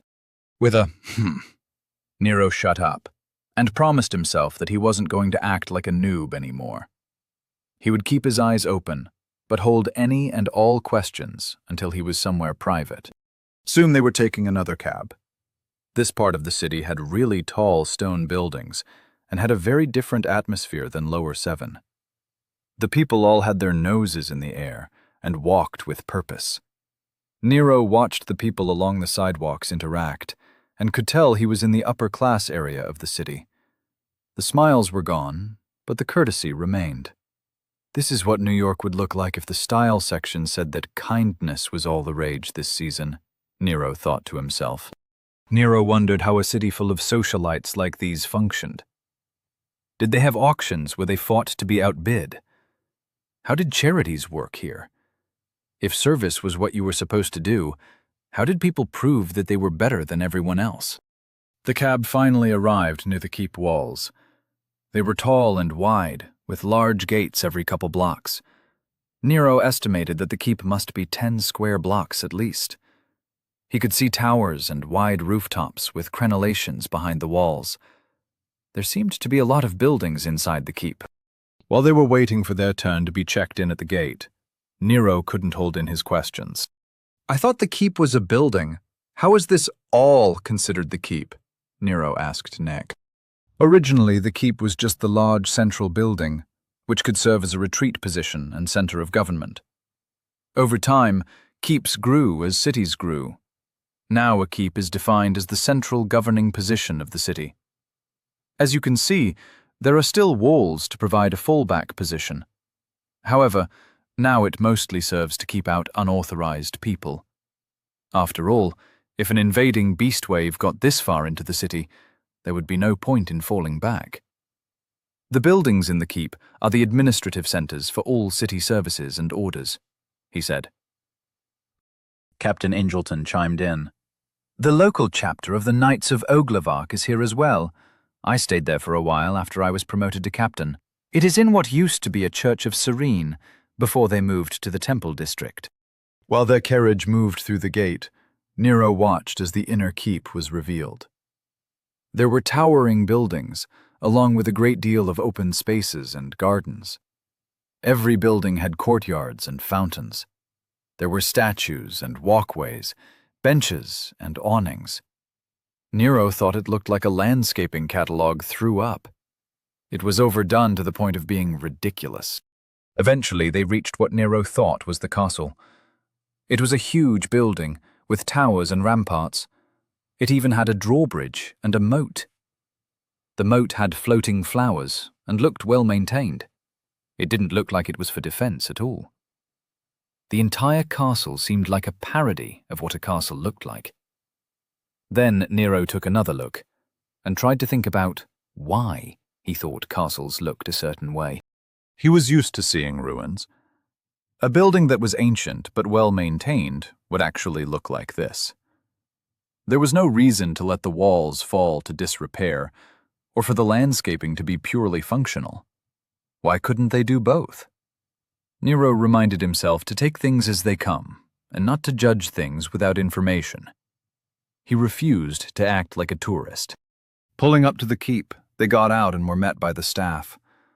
It wasn't exactly a private affair. There were people coming in and out of the castle, and it was more like a servant and butler waiting at the airport with a sign that said Nero Walker than a special honor that welcomed him as a guest. Once their identity was confirmed, they were ushered into the castle and put in a room off to the side. As expected, they were told to wait, and they would be called for soon. Checking out the room, Nero thought it was a typical fancy person waiting room. Yet he was disappointed to find that there weren't any cookies or anything. Plopping himself down on the couch, he said, "Well, at least the couch is comfy." Mrs. Salvatore sat opposite him, while Nick and the captain looked around the room and made appraising remarks about the ark. "So, is this your first time at the castle, or whatever this place is called?" Nero asked. Sighing, Mrs. Salvatore said, "Nero, I need you to listen to me. If you insult someone here, they can invoke the right of duel. Refusing to duel is shameful and can have economic and social consequences that you can't afford. You have some protection as a new noble, but if a case can be made that you started it, then you are on your own. I haven't had time to go over the relevant laws, so just watch your words." Nodding, Nero said, "No problem. I'm the picture of a well-behaved young master. But seriously, what's this place called?" "This building is either called the castle or the central keep," she replied. Nick chimed in. "Also, make sure you don't make any promises or agree to anything without checking with us first. And this is important. Do not accept any challenges to a game. Bet nothing, accept nothing. Do you understand?" Nero replied, "Yep, I got it. Trust no one. Everyone here will smile at me while trying to stab me in the back." He turned to Captain Angleton and continued, "The captain knows what I think about rich assholes.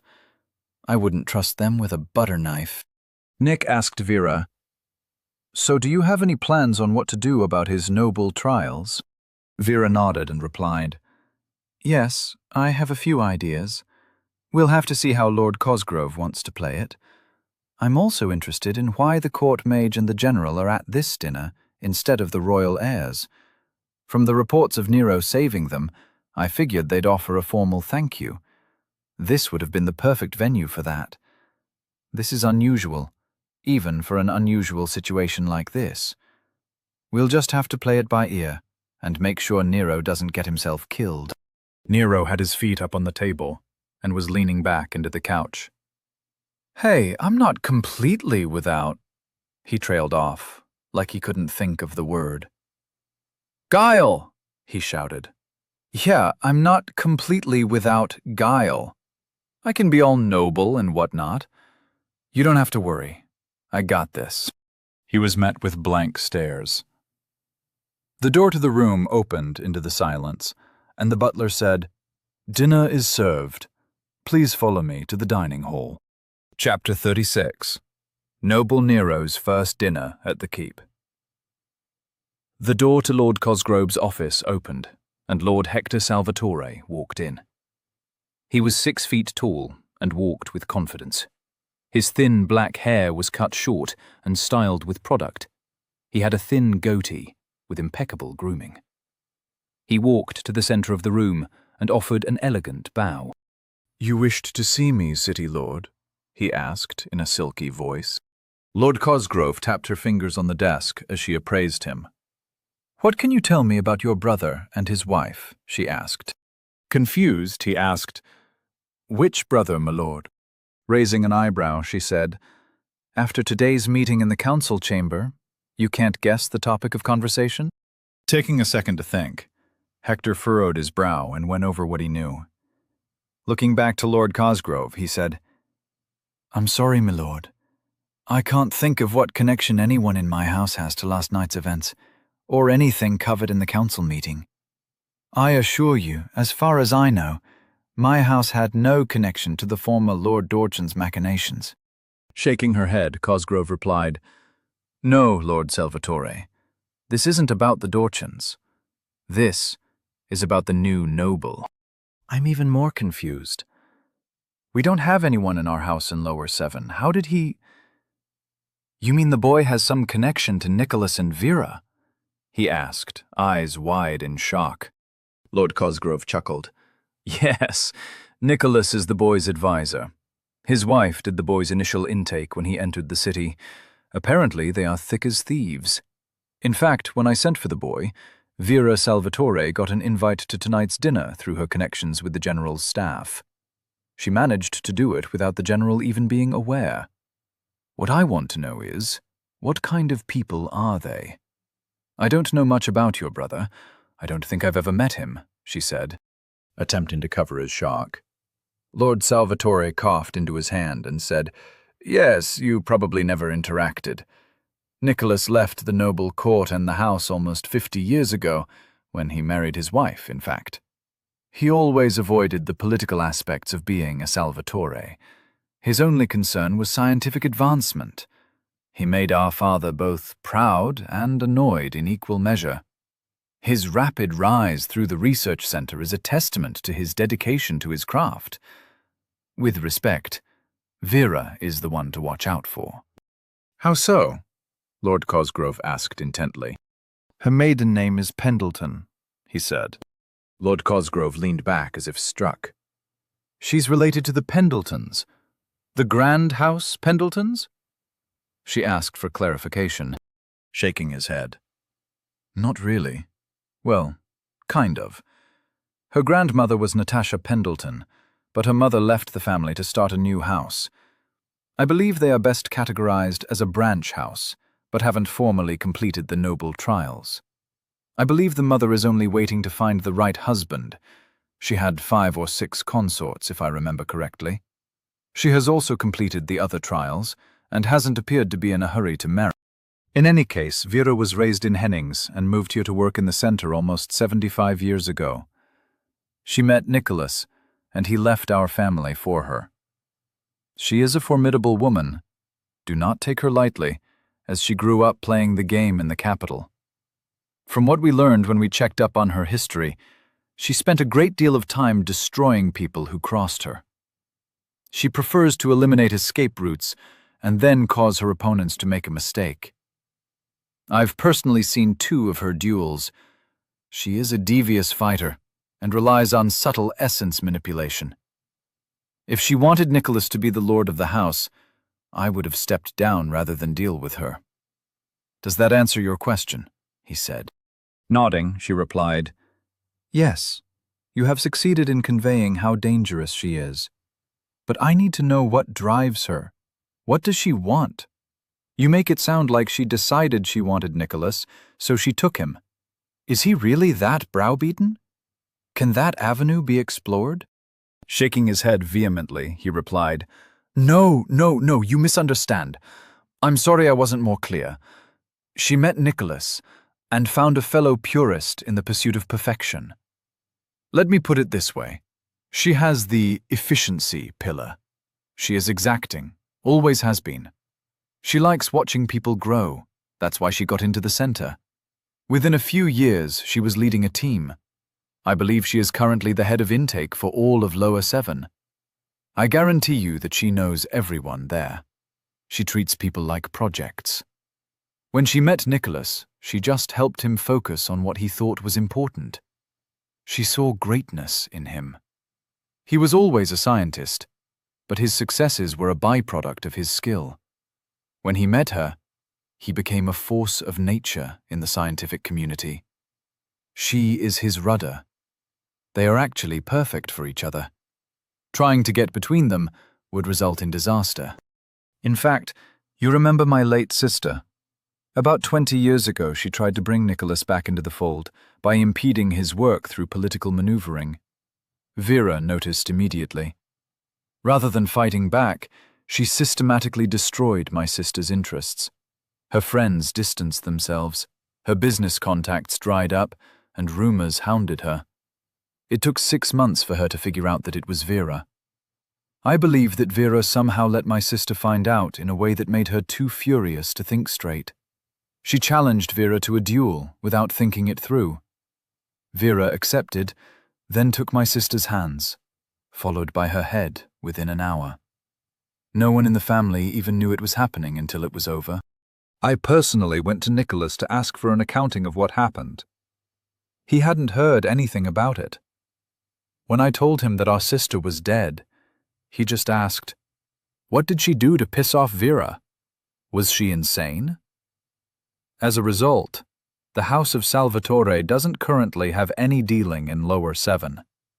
I hope that clarifies things, he finished. The door to her office slammed open, and Lord Cosgrove's aide rushed in. "My lord, we've just received word that the head of the Mage Council in Hennings has registered a flight plan to Dorchester. The flight plan states that he is already en route. He'll be here within the hour." Both Lords Cosgrove and Salvatore were stunned. "Why is he coming?" Lord Cosgrove asked. "I think you'll need to read his reason for visiting personally," the aide said, and sent it to Lord Cosgrove through the link. Opening her link, Lord Cosgrove skimmed the flight plan. Finding the section on Reason for Visit, she read, "That little bastard Cranston is going to be dead soon, and Dorchester needs a new court mage. I'm it." With her face paling, Lord Cosgrove looked to her aide and asked, "Does Mage Adept Cranston know?" Shaking her head, the aide replied, "Not that I know of. Should he be alerted?" Lord Cosgrove replied, "No, never stand between an archmage and his target. It won't save the target. All it will do is get you killed as well." Turning to Lord Salvatore, she continued, "A place just opened up for dinner at the Keep tonight. Would you like to join us?" Nero looked at the dark wood walls, fancy floating lights, and artwork on the walls. They're really leaning into the aristocratic theme here. Oh look, suits of armor. How original, he thought.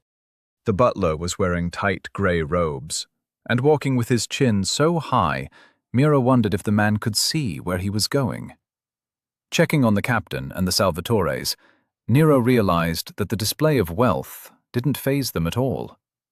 He'd have to make sure that he didn't stare, like a commoner, or whatever they call the peasants here. Eventually they were led into a dining hall. Nero couldn't bring himself to call it a room. The table was massive, and the place was larger than most bars he used to frequent. The chandelier was a rotating series of lights that kept the room's lighting even and pleasing. The entire room screamed sophistication and class. Lord Cosgrove stood up at the head of the table and gestured for them to sit. She said, "Welcome, and thank you for joining us. We have a lot to cover, and I'm glad that we can do so while enjoying a meal. Let me introduce everyone." Nero took his assigned seat between Nick and Vera. He noticed that Mrs. Salvatore looked at the seats like the placement implied something. Captain Angelton was on the other side of the table, next to some guy in a blue tabard with gold trim. The silverware was shiny, and everything looked like the cover of a magazine. The whole situation made Nero hesitant to touch anything. Lord Cosgrove remained standing and gestured to her right. "This is Archmage Felix Jennings, the new court mage. He is here representing the Tower of Mages." Gesturing to her left, she said, "Here we have Lord Michael York. He is the newly appointed head of the Tower of Logic." Going back to the right, "This is Lord Sarah Bennings. She is the director of the Tower of Law." Continuing on the right, "And here is General Branson, currently in command of the Army Central Command in Dorchester." Finally, she gestured to the man sitting in the second seat on her left, right next to Nick. "This is Lord Salvatore, Nicholas's brother. When I heard that your advisor and his wife were joining us, I took the opportunity to invite him," she finished with a smile, and sat down. As if that were a hidden signal, servants descended on the table like a swarm. They placed glasses of wine and water, followed by a salad of some kind. In less than 30 seconds, everything was in place, and they vanished like smoke. Do servants gain abilities that make them awesome at this crap or something? That was nuts, Nero thought. Lord Cosgrove spoke up again. "Before we eat, let us give thanks," she said, and bowed her head. Everyone bowed their head in turn, and put their hands in their laps. Nero followed suit, while side-eyeing everyone, to see what was happening. "We thank you for your bounty, and will endeavor to grow in recompense for that which we've culled," she said, then opened her eyes with a smile. "Please enjoy," she said, and picked up her fork. Nero almost wanted to clap. The lady really knew how to do an introduction. Before anyone could even touch their food, Vera spoke up. "My lord, I'd like to thank you for this wonderful meal. Too often, when dealing with subjects of this magnitude, we confine them to conference rooms and places commensurate with the severity of the issues at hand. Having Mr. Walker for a meal before he even gives the Pledge of Nobility is truly touching," she said, while offering a toast to the city lord. Judging by the smile on the Archmage Jennings' face and the looks the other dinner guests shared, Nero was sure he was missing something. He reminded himself that he couldn't know everything, and whatever happens will happen. Digging into his food, he ignored everything else. "Is this a beet? I don't remember what beets taste like." "I'm calling it a beet," he decided with a nod. Lord Cosgrove sipped her wine and replied to Vera, "Mrs. Salvatore, you're welcome, of course. I just thought that since Mr. Walker was so new to this world, some of the rigid doctrines we nobles have to endure should be eased into. There is no reason to force him to follow the letter of the law." While chewing on what he thought was a carrot, Nero muttered, "The devil is in the details. Ignore him at your peril," and then washed it down with some water, while never raising his eyes from his plate. "Yes!" Jennings shouted. Everyone at the table jumped when Archmage Jennings slammed his palm down on the table. With a wide smile, he continued, "That is a wonderful thought form. A demon waiting to trick you while you gloss over the details while focusing on the bigger picture. A threat right in front of you that you ignored to your destruction. Did you just make that up? That's fantastic." The Archmage was nearly bouncing in his seat. Everyone's attention turned to Nero. With some salad dressing on his lip and his fork paused in front of his face, Nero looked around at everyone watching him. Delicately setting down his fork, he wiped his mouth with his napkin and said, "I'm sorry for my outburst. I was just reminding myself not to let the surroundings dictate my mindset. Just because I'm at dinner doesn't mean this is a dinner, you know?" "Right you are, my boy. Keep your eyes on your opponent at all times. I'd like to show you the game.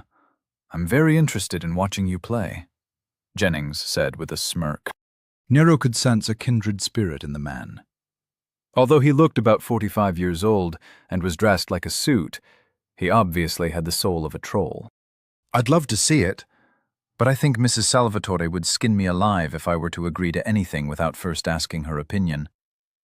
I've decided to appoint her my proxy for all my noble-type stuff, he said, and then returned to his salad. It took a few seconds of silence for Nero to realize that no one was moving. He looked up and saw that everyone had frozen. Even Lord Cosgrove was wearing a repressed frown.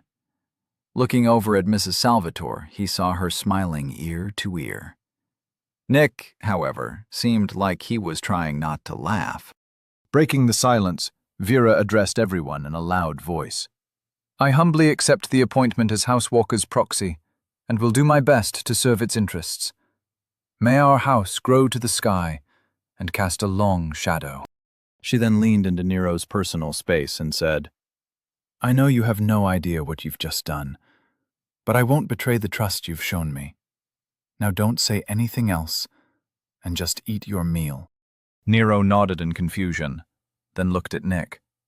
Nick had started a small, quiet conversation with the man who was sitting next to him. Apparently, the man was his brother. Small world, thought Nero. Small talk took over the dinner, as everyone brought up topics pertaining to the city as a whole. The recent noble war was mentioned only in that Lord York had taken over one of Lord Dorchan's responsibilities. Lord York was the new head of the logicians, in the aptly named Tower of Logic. General Branson praised his men for their foiling of the plot, while Angleton tried to turn away any praise. Lord Benning went into a long, boring rendition of laws and how cleverly the Dorchans maneuvered the situation to their advantage, while highlighting the brilliant countermeasures the city lord used to win the day. Nero kept his head down and focused on the courses that were presented. Succulent meats and tasty soups came in waves.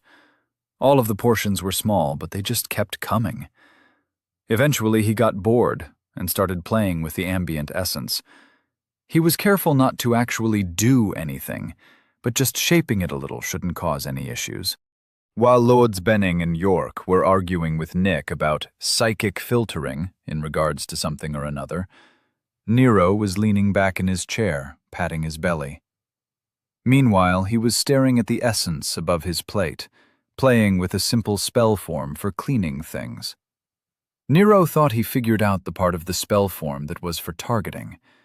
If he changed the essence input from purge to heat, wouldn't he have a way to melt stuff? Purge was the essence associated with returning something to its intended identity. Nero figured that when he delved something, that was its base identity. So purge just removed, or more accurately, separated the stuff that wasn't part of that identity. Unbeknownst to Nero, Archmage Jennings was watching the essence forms that Nero was making, while grinning from ear to ear. The boy is sitting at a table of some of the most powerful people in the city and is picking apart spell forms like an adept. What is he trying to form? Why is he... Uh-oh, he thought. The entire table's attention snapped to Nero as he targeted his glass with his brand-new heat inversion spell, patent pending. The glass in question iced over, and the liquid froze solid. Nero frowned and muttered, "Too much heat was pulled.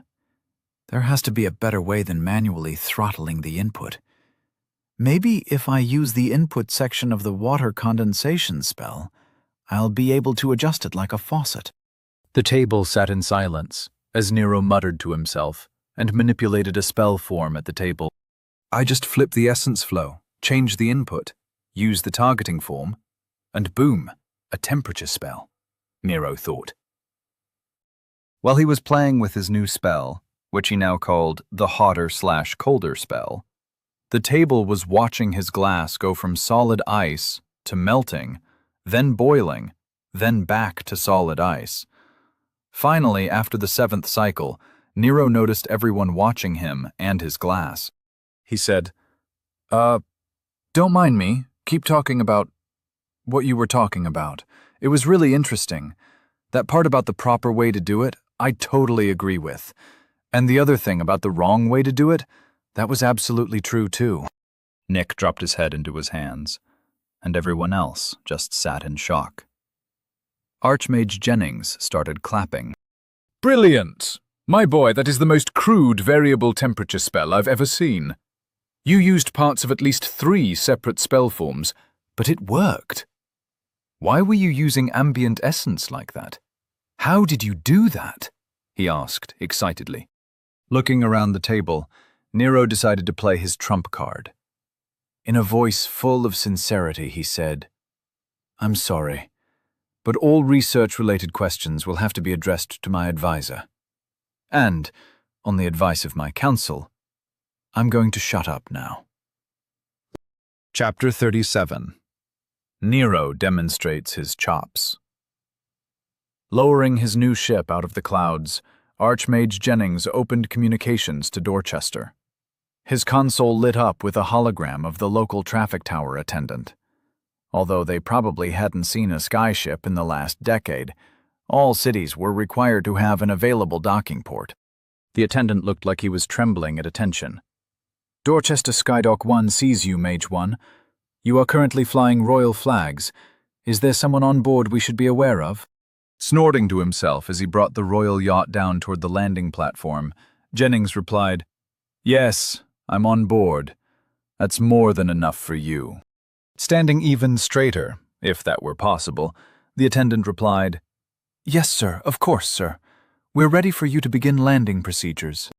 While Jennings listened to the man blather, he was sealing the docking clamps. In no time at all, he walked to the door and checked the time. 1 hour and 36 minutes. Not bad for a trip from Hennings to Dorchester. Top-of-the-line ship indeed, he thought with a smile.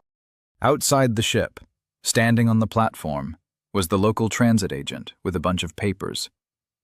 Jennings could tell that the woman would be a stickler for procedure, so he started talking as he walked up. "Good afternoon. Depending on what happened after I left Hennings, I either borrowed or stole this boat. In any case, I'm leaving it here. There is a very real possibility that someone from the capital will be sent to collect it, so don't be surprised if someone shows up with paperwork to that effect. Now, I'll be the new court mage here, so if you have any questions, feel free to call my office. Thank you for your diligent service, and may your path remain wide and clear," he said.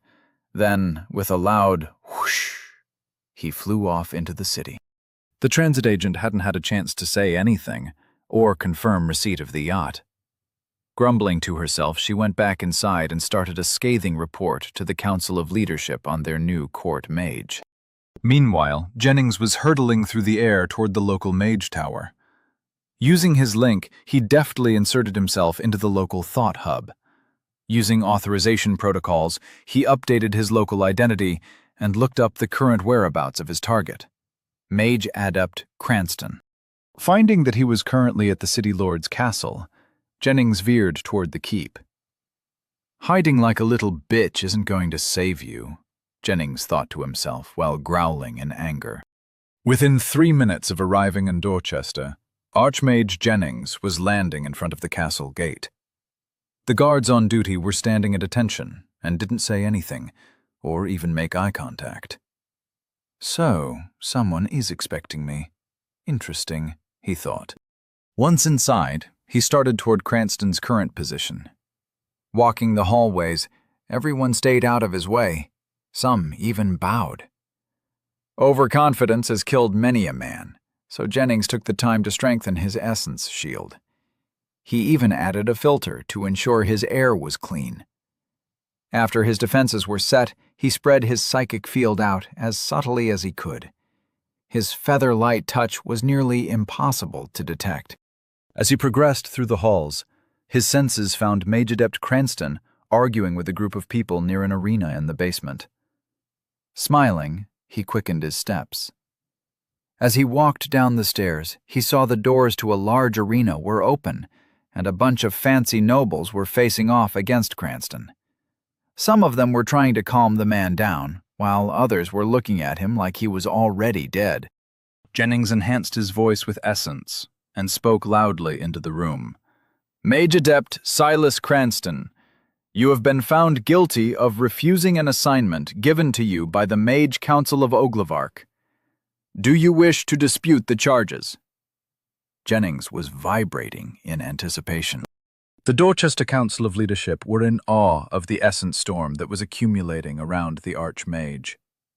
Lord Halima Cosgrove had considered delicately intervening, maybe attempt to prohibit the duel on the grounds that Cranston was her subject. However, that idea evaporated in the face of Jennings's wrath-given form. Cranston stepped back from the nobles and faced Jennings at around 30 paces. The nobles realized that there might actually be a fight, and promptly ran to the side of the arena. Jennings chuckled as he watched them all hitch up their robes and skedaddle. The orders were ridiculous, and I will not waste my— Cranston started. With a blast of essence, Jennings interrupted the blithering idiot with a personalized plasma lance spell. Hitting Cranston's essence shield head-on, it sent the Mage Adept flying into the opposite wall. Walking forward, his control spreading out like a fog, Jennings spoke in a cold voice.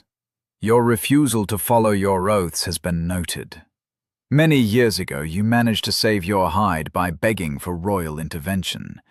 But now, this is a matter of mages.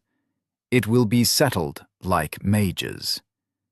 Get up, you sniveling piece of shit. Stumbling to his feet, Cranston pulled on the ambient essence to reinforce his shield. His face set in a snarl, he held his arms to his side and started gathering what he could. You were a commoner once. I've heard the stories. Know that I will tear down your— With a flick of his wrist, Jennings pulled Cranston's weave apart. As the weave broke into pieces, Jennings made sure to pull as much of Cranston's center as he could.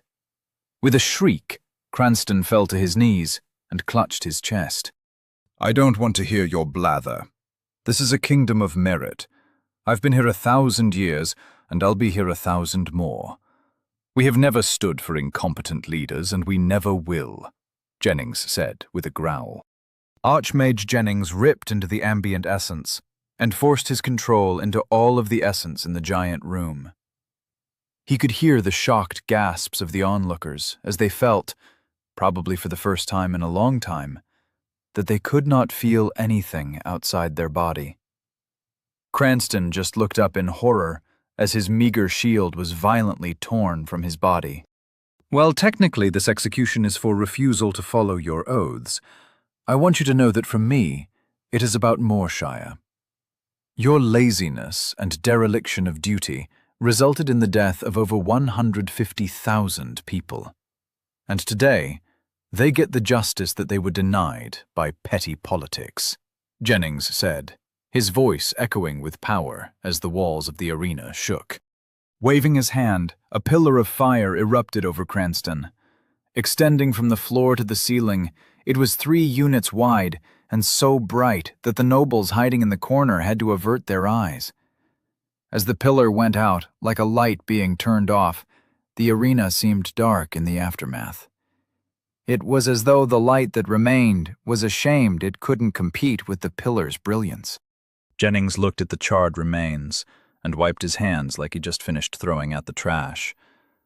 Turning to the nobles, Jennings said with a smile, I read on the Mage Tower calendar that there is a dinner for a new noble tonight. What's on the menu? I haven't had anything to eat in hours. Vera took advantage of the stupefied silence in the dining hall and said, That's good advice, Mr. Walker. Dessert's coming soon, so focus on that.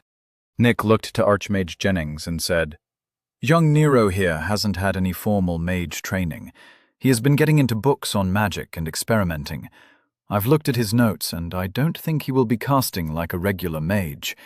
He seems to interact with essence flows directly. I don't know why, and I haven't had a chance to ask him. I'd be honored if you wanted to aid in his first lesson. We keep having to reschedule it. Lord Bennings interrupted any response. That's all well and good, but he shouldn't be practicing at the table. Furthermore, there are more important things to address, like we need to have him make the pledge, and figure out what we're going to do about his trials. He can't take them at 14, that would be barbaric. We also have to formally induct him into the nobility, and Lord Cosgrove still has to decide the distribution of spoils from the noble war, not to mention assigning responsibilities to House Walker, she said in frustration. Immediately the entire table heard Nero mutter, "I'd rather have that magic lesson if it's all the same to you." Archmage Jennings burst into laughter, and chuckles came from everyone, including the 2 military men. With a smile, Lord Cosgrove said, "I understand, young man, but soon you'll be Lord Walker, and with that comes some responsibility. You and I have some decisions to make." Nero looked at Vera, then turned back to Lord Cosgrove. "No, I don't. The first round of negotiations is with my council. Mrs. Salvatore will represent my interests.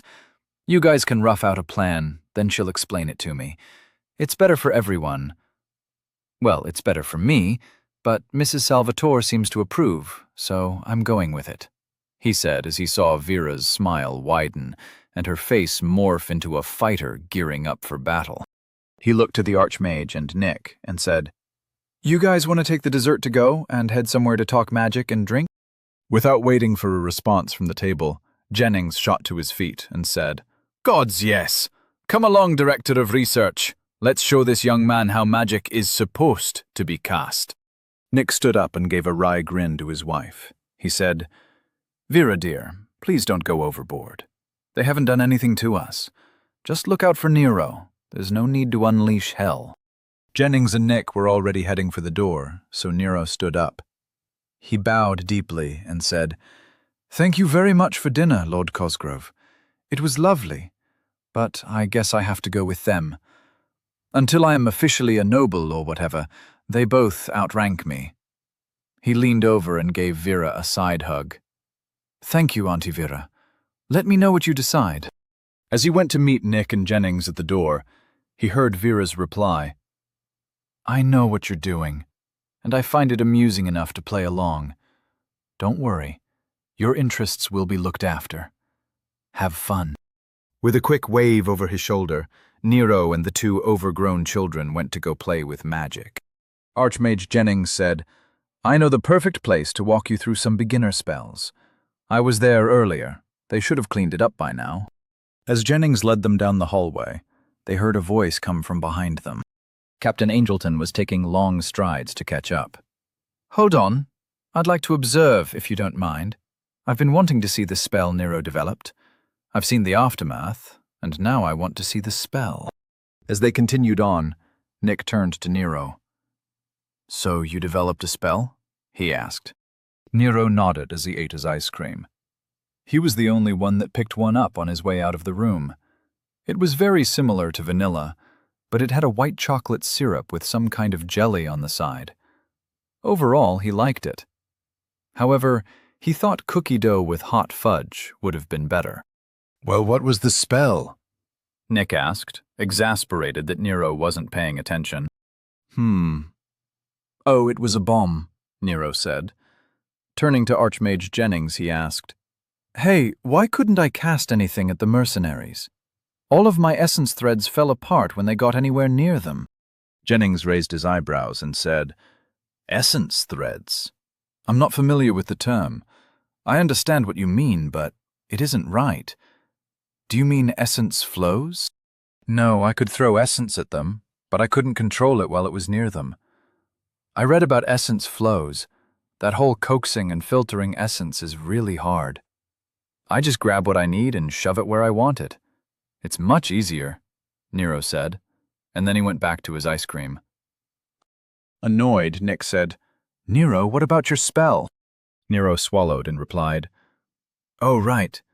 Since I couldn't figure out how to cast magic near them, I had to come up with some kind of area of effect. So I made a bomb. I tried to just push a bunch of air together, but it was too hard. So I used a spell form from my household spells book. It was a spell form for condensing water vapor out of the air to make water. I figured that if instead of air and water essence, I used air and heat, I could condense hot air into a more controllable space. Then the more air I packed in, the more pressure would build. Right before I lost control, I threw in as much heat as I could. The air wanted to expand, and then the containment failed. And then it exploded. I put like a room full of air into a little ball, then heated it up. It was awesome. I was lucky there was a desk to hide behind, 'cause damn, did that spell work. Unfortunately, I was a little too close when I set off the last bomb. But it still worked, Nero finished, then went back to his ice cream. Nick and Angelton were confused. That shouldn't have worked at all. Jennings chimed in. I was lucky enough to observe the fights he mentioned. Although a lot of what he just said is accurate, some of the details are a little bit off. He did use air and heat in a water condensation spell form. However, he used his psychic field for containment. Furthermore, he modified the spell form to accept an unrestricted flow of essence in only one direction. The spell form acted as the initial containment field. He also was compacting air essence, not air. He relied on the heat essence to warm the small amount of air until it almost ionized into plasma. Then he flash-converted the air essence into air while right on top of the protoplasma. The resultant change in pressure created a very large shockwave. Both Angelton and Nick were nodding, as if impressed with the spell. Nero, however, was not amused. Nero said, "How come you get appreciative nods when you said exactly what I said while talking like a tool?" Finished with his ice cream, Nero paused in the hallway and walked over to a servant who was going about their business. Hey man, you know where the kitchens are? I gotta drop off this dish, he asked. The servant looked surprised and replied, You can just hand it to me, sir. I can take it. Nero gave him a questioning look. You sure, man? I don't want to put you out. I'm sure you're doing whatever it is you're doing. I don't mind, he said. Smiling, the servant said, Yes, sir. It's fine. I can take it. Shrugging, Nero handed him the dish and said, All right, man. Thanks. Let them know it was really good. But maybe they should add some cookie dough and replace the white chocolate with fudge. They'll love it. Take it easy. Rejoining the trio, Nero said, Sorry about that. Let's go. Nick was chuckling and said, You're going to make a terrible noble. Apparently, they had arrived at their destination, as Jennings waved open the doors and said, Here we are. This is an arena room. We can use this without fear of destroying anything. Nero asked, Why does it smell like bacon? Archmage Jennings' smile wavered as he said, No reason. Captain Angelton's expression didn't break as he chimed in. That's not bacon. This is an arena. Take another guess. Nero looked confused for a moment, then realized that he was smelling cooked people. Okay, that's just gross, he said. After having a full-body shiver, he chose to ignore the smell and moved on to more important things. Nero clapped his hands in anticipation and asked, Now, who has something in their personal space that I can blow up? Chapter 38.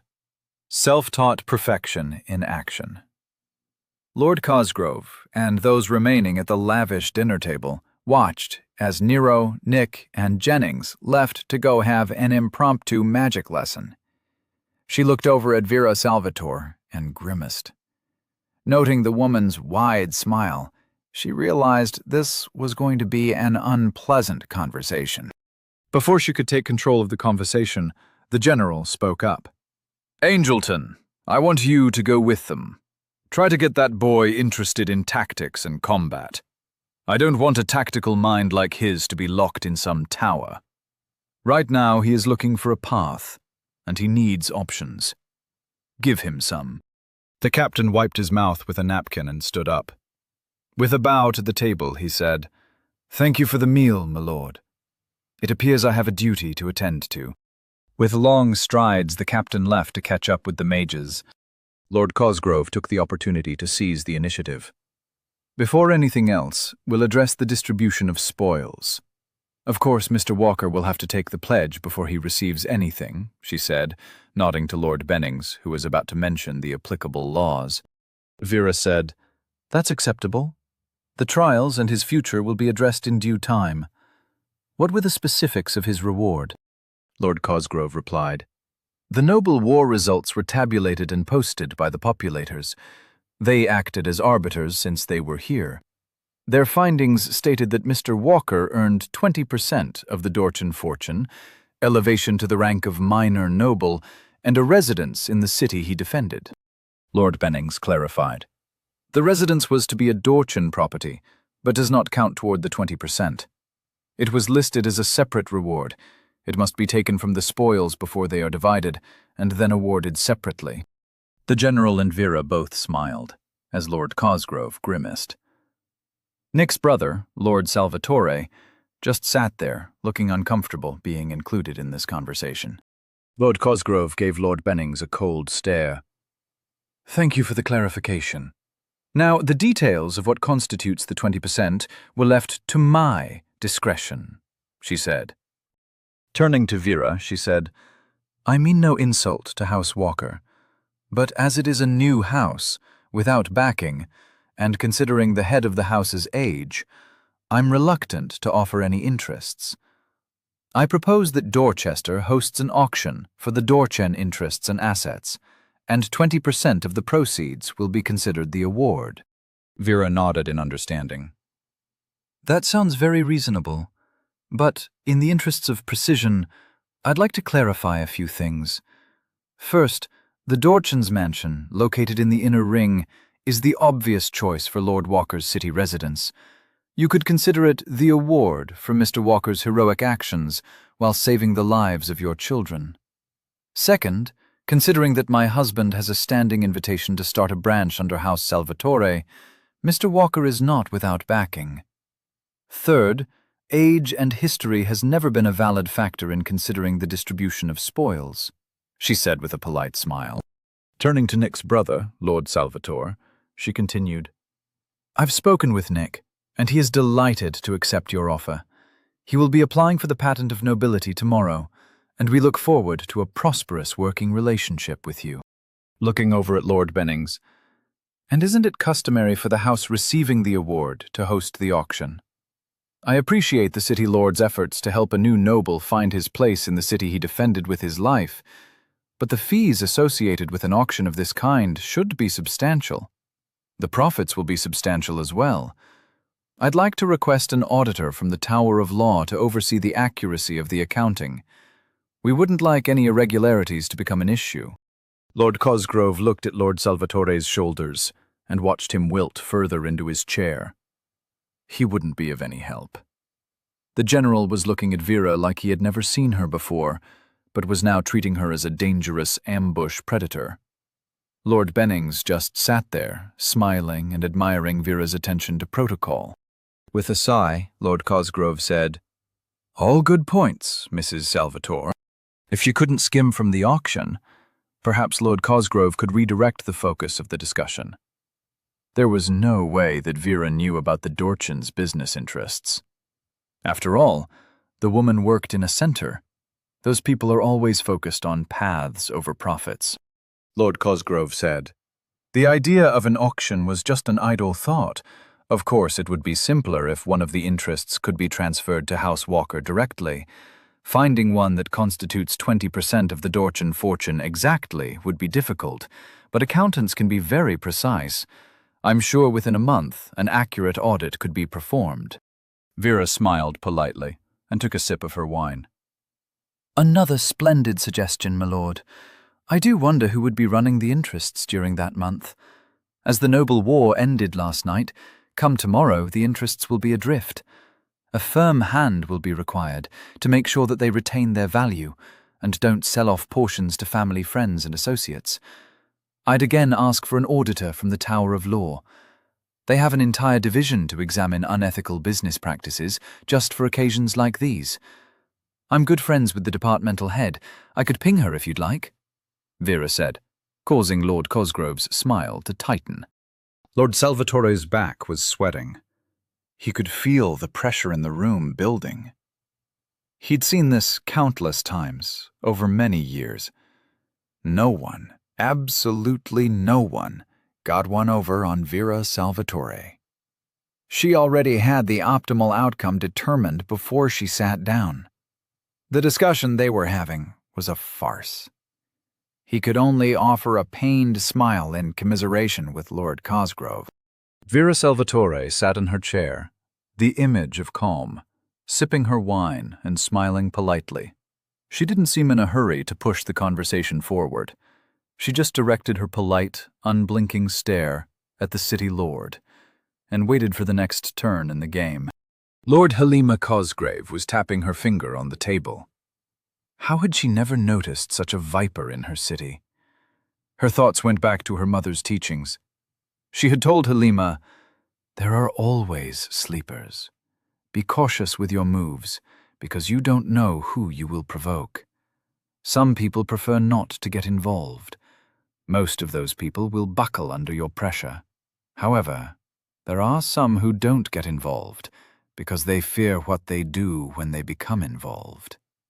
You can't plan for them. No amount of preparation can prepare you for their entrance into your game. All you can do is minimize their impact on your interests. You must feed them an enemy, or give them a reason to resume their lives, even humble yourself if you have to. And remember, they didn't want to be involved.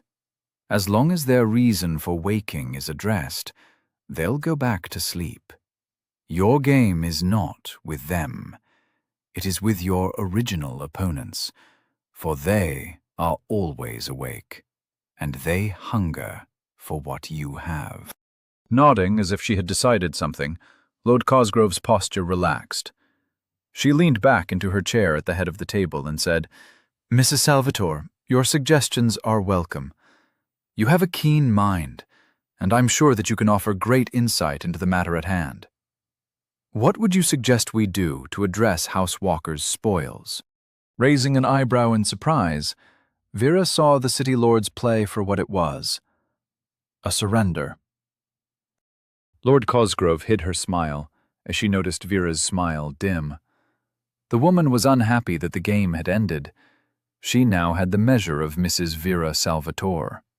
As long as the woman wasn't provoked, she was content to live her life in peace. Perhaps, in the future, that trait could be of use. Vera sighed and said, "Thank you for your words, my lord. I think it might be easier to just transfer a small shipping interest to House Walker. As I am the silent director of Precision Shipping, I can offer some help to House Walker with running the interest.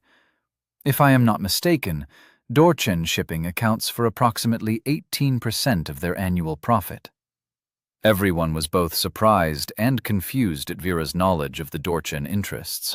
Seeing their confusion, she continued, "As I knew the Dorchens were the source of the spoils, I made a few pings during dinner.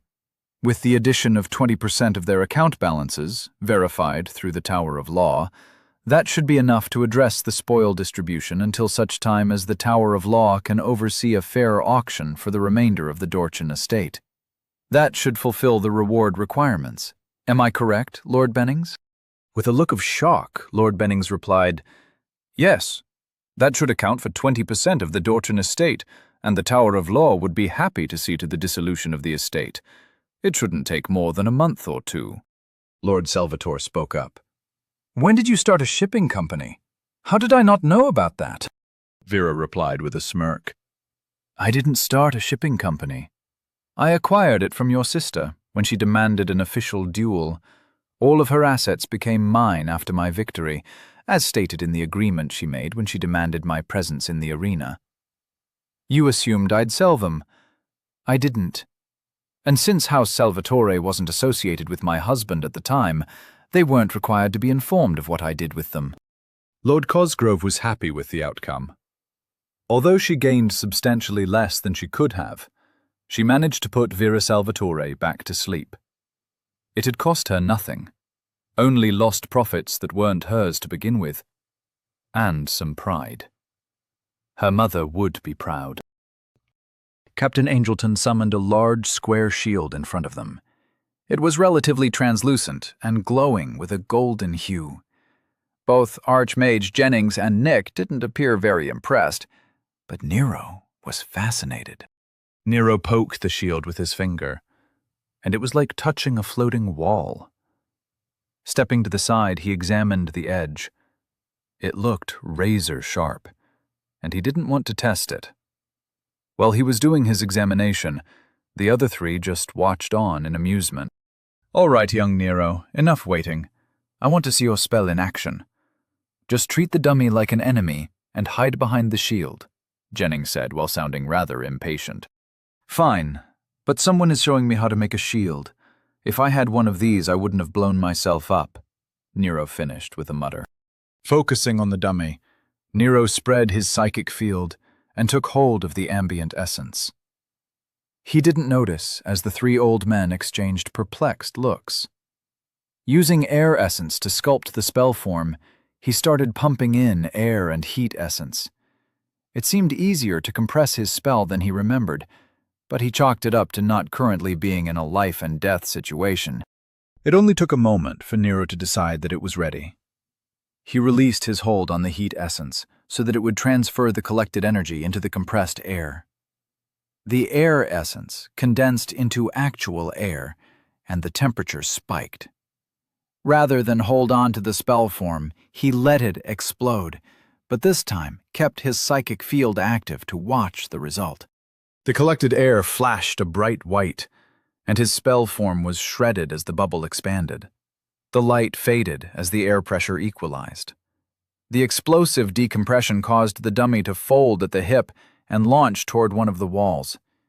It stayed airborne for longer than Nero expected, but it didn't reach the wall. It just slid to a stop in a tangled heap. The bubble of air reached the shield, and it flashed a solid gold. The air whipped past the observers, and they felt the room shake. Silence held for a second, until Nero said, "Huh. The spell form really only collected the compressed heat essence. The explosion was just air pressure. I thought I remembered fire, but it was just really hot air." The three older men watched as Nero narrowed his eyes in thought. His eyes widened, and he practically screamed, "Fuel! I need to add something to burn. Hydrogen and air can burn together, I think. And most of the spell form isn't needed. I just need the section that collects the heat and air essence. I can hold the heat essence while it's in the compression bubble, along with the actual bubble. When it gets too hard, I can just let everything go at once. I don't have to concentrate on the filter part at all. I bet that it was only there to help convert water vapor in order to make the water essence solidify better." Finishing his analysis with a nod, Nero turned to the men. They were all just staring at him. Captain Angelton was sporting a smirk. He just snorted and went to examine the blast site and the dummy. Nick looked mortified, like Nero just launched a cat with a homemade potato gun. It was Jennings who sported a crazy grin and said, "That was the dumbest, most brilliant thing I've seen in years. Over the scry I could see the essence, but I couldn't see how you used your psychic field. You cast like an idiot. It's amazing." He finished with his hands waving around in jubilation. Nero liked the tone, but not the old man's words. "What do you mean? I'm casting like the book said. How about you stop your word vomit and show me how you're supposed to cast the spell?" he said, and crossed his arms. Nick was shaking his head in exasperation. He stepped in front of Nero and held his hands up to Jennings. "Please, don't take offense at his words. He doesn't understand who you are. I apologize on behalf of House Walker," he pleaded. Jennings looked confused, then started laughing. "Don't worry, Director. I'm not offended. The boy just wants to learn some magic. What kind of an archmage would stifle that kind of enthusiasm?" Turning to Nero, Jennings said, "Come here, boy. Stand next to me. Spread out your psychic field, but don't exert your control." Nero shot Nick a dirty look, apparently offended that Nick apologized for him. Standing next to Jennings, he let his psychic field spread and sensed the essence in room. No, no, no! You're trying to control the essence. Just open yourself up to feel it. You're wasting your energy doing it the way you're doing.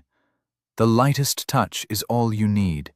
You can feel other people's fields of control, Jennings coached Nero. Getting the hang of it, Nero realized that he had never just let the essence flow around him without impeding it. He never tried to just feel the essence. With the lightest touch, he could now feel where his control ended. He also sensed the small bubbles of essence around Nick and Jennings. Although he couldn't control anything within their control fields, he could see the essence they were using. It looked like they had a bubble of control extending an arm's length all around them. Jennings also had a tightly woven mesh of condensed essence in a field around his body, like a full-body wetsuit. Is this why I couldn't affect the essence near the mercenaries? I couldn't even sense anything near them, Nero asked. Nick replied, "Yes, everyone has a field of control based on a combination of several factors. The inherent control distance is emitted from your body and soul. The area of your psychic field is a combination of your mind and body. It takes a strong mind to influence essence within an opponent's inherent control distance. Doing so is called breaking their circle.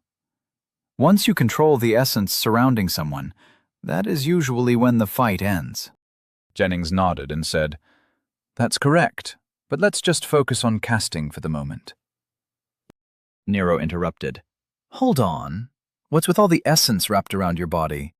Jennings' eyebrows rose. "You can sense that? Remarkable. It's an essence shield. When in combat, mages use them to protect themselves. It isn't an easy technique, and most people only bother when combat is imminent. However, I tend to keep one active at all times. I never like to be unprotected," he said. Nero focused on trying to understand the shield. Nodding, he said, "It's only paranoia if no one is out to get you. And someone is always out to get you." "Well said. Now pay attention to the spell form that I create. You watching?" "Good," Jennings said. He watched as Nero focused all his attention on the air in front of them. Jennings formed a simple essence collection form using his center, and then created a ball of hydrogen and some oxygen. He allowed a small flow of heat essence to enter it, and the ball ignited. Nero used his psychic field to see the spell form appear from what appeared to be Jennings' essence. His jaw dropped as the ball of air and fuel were pulled out of the ambient air.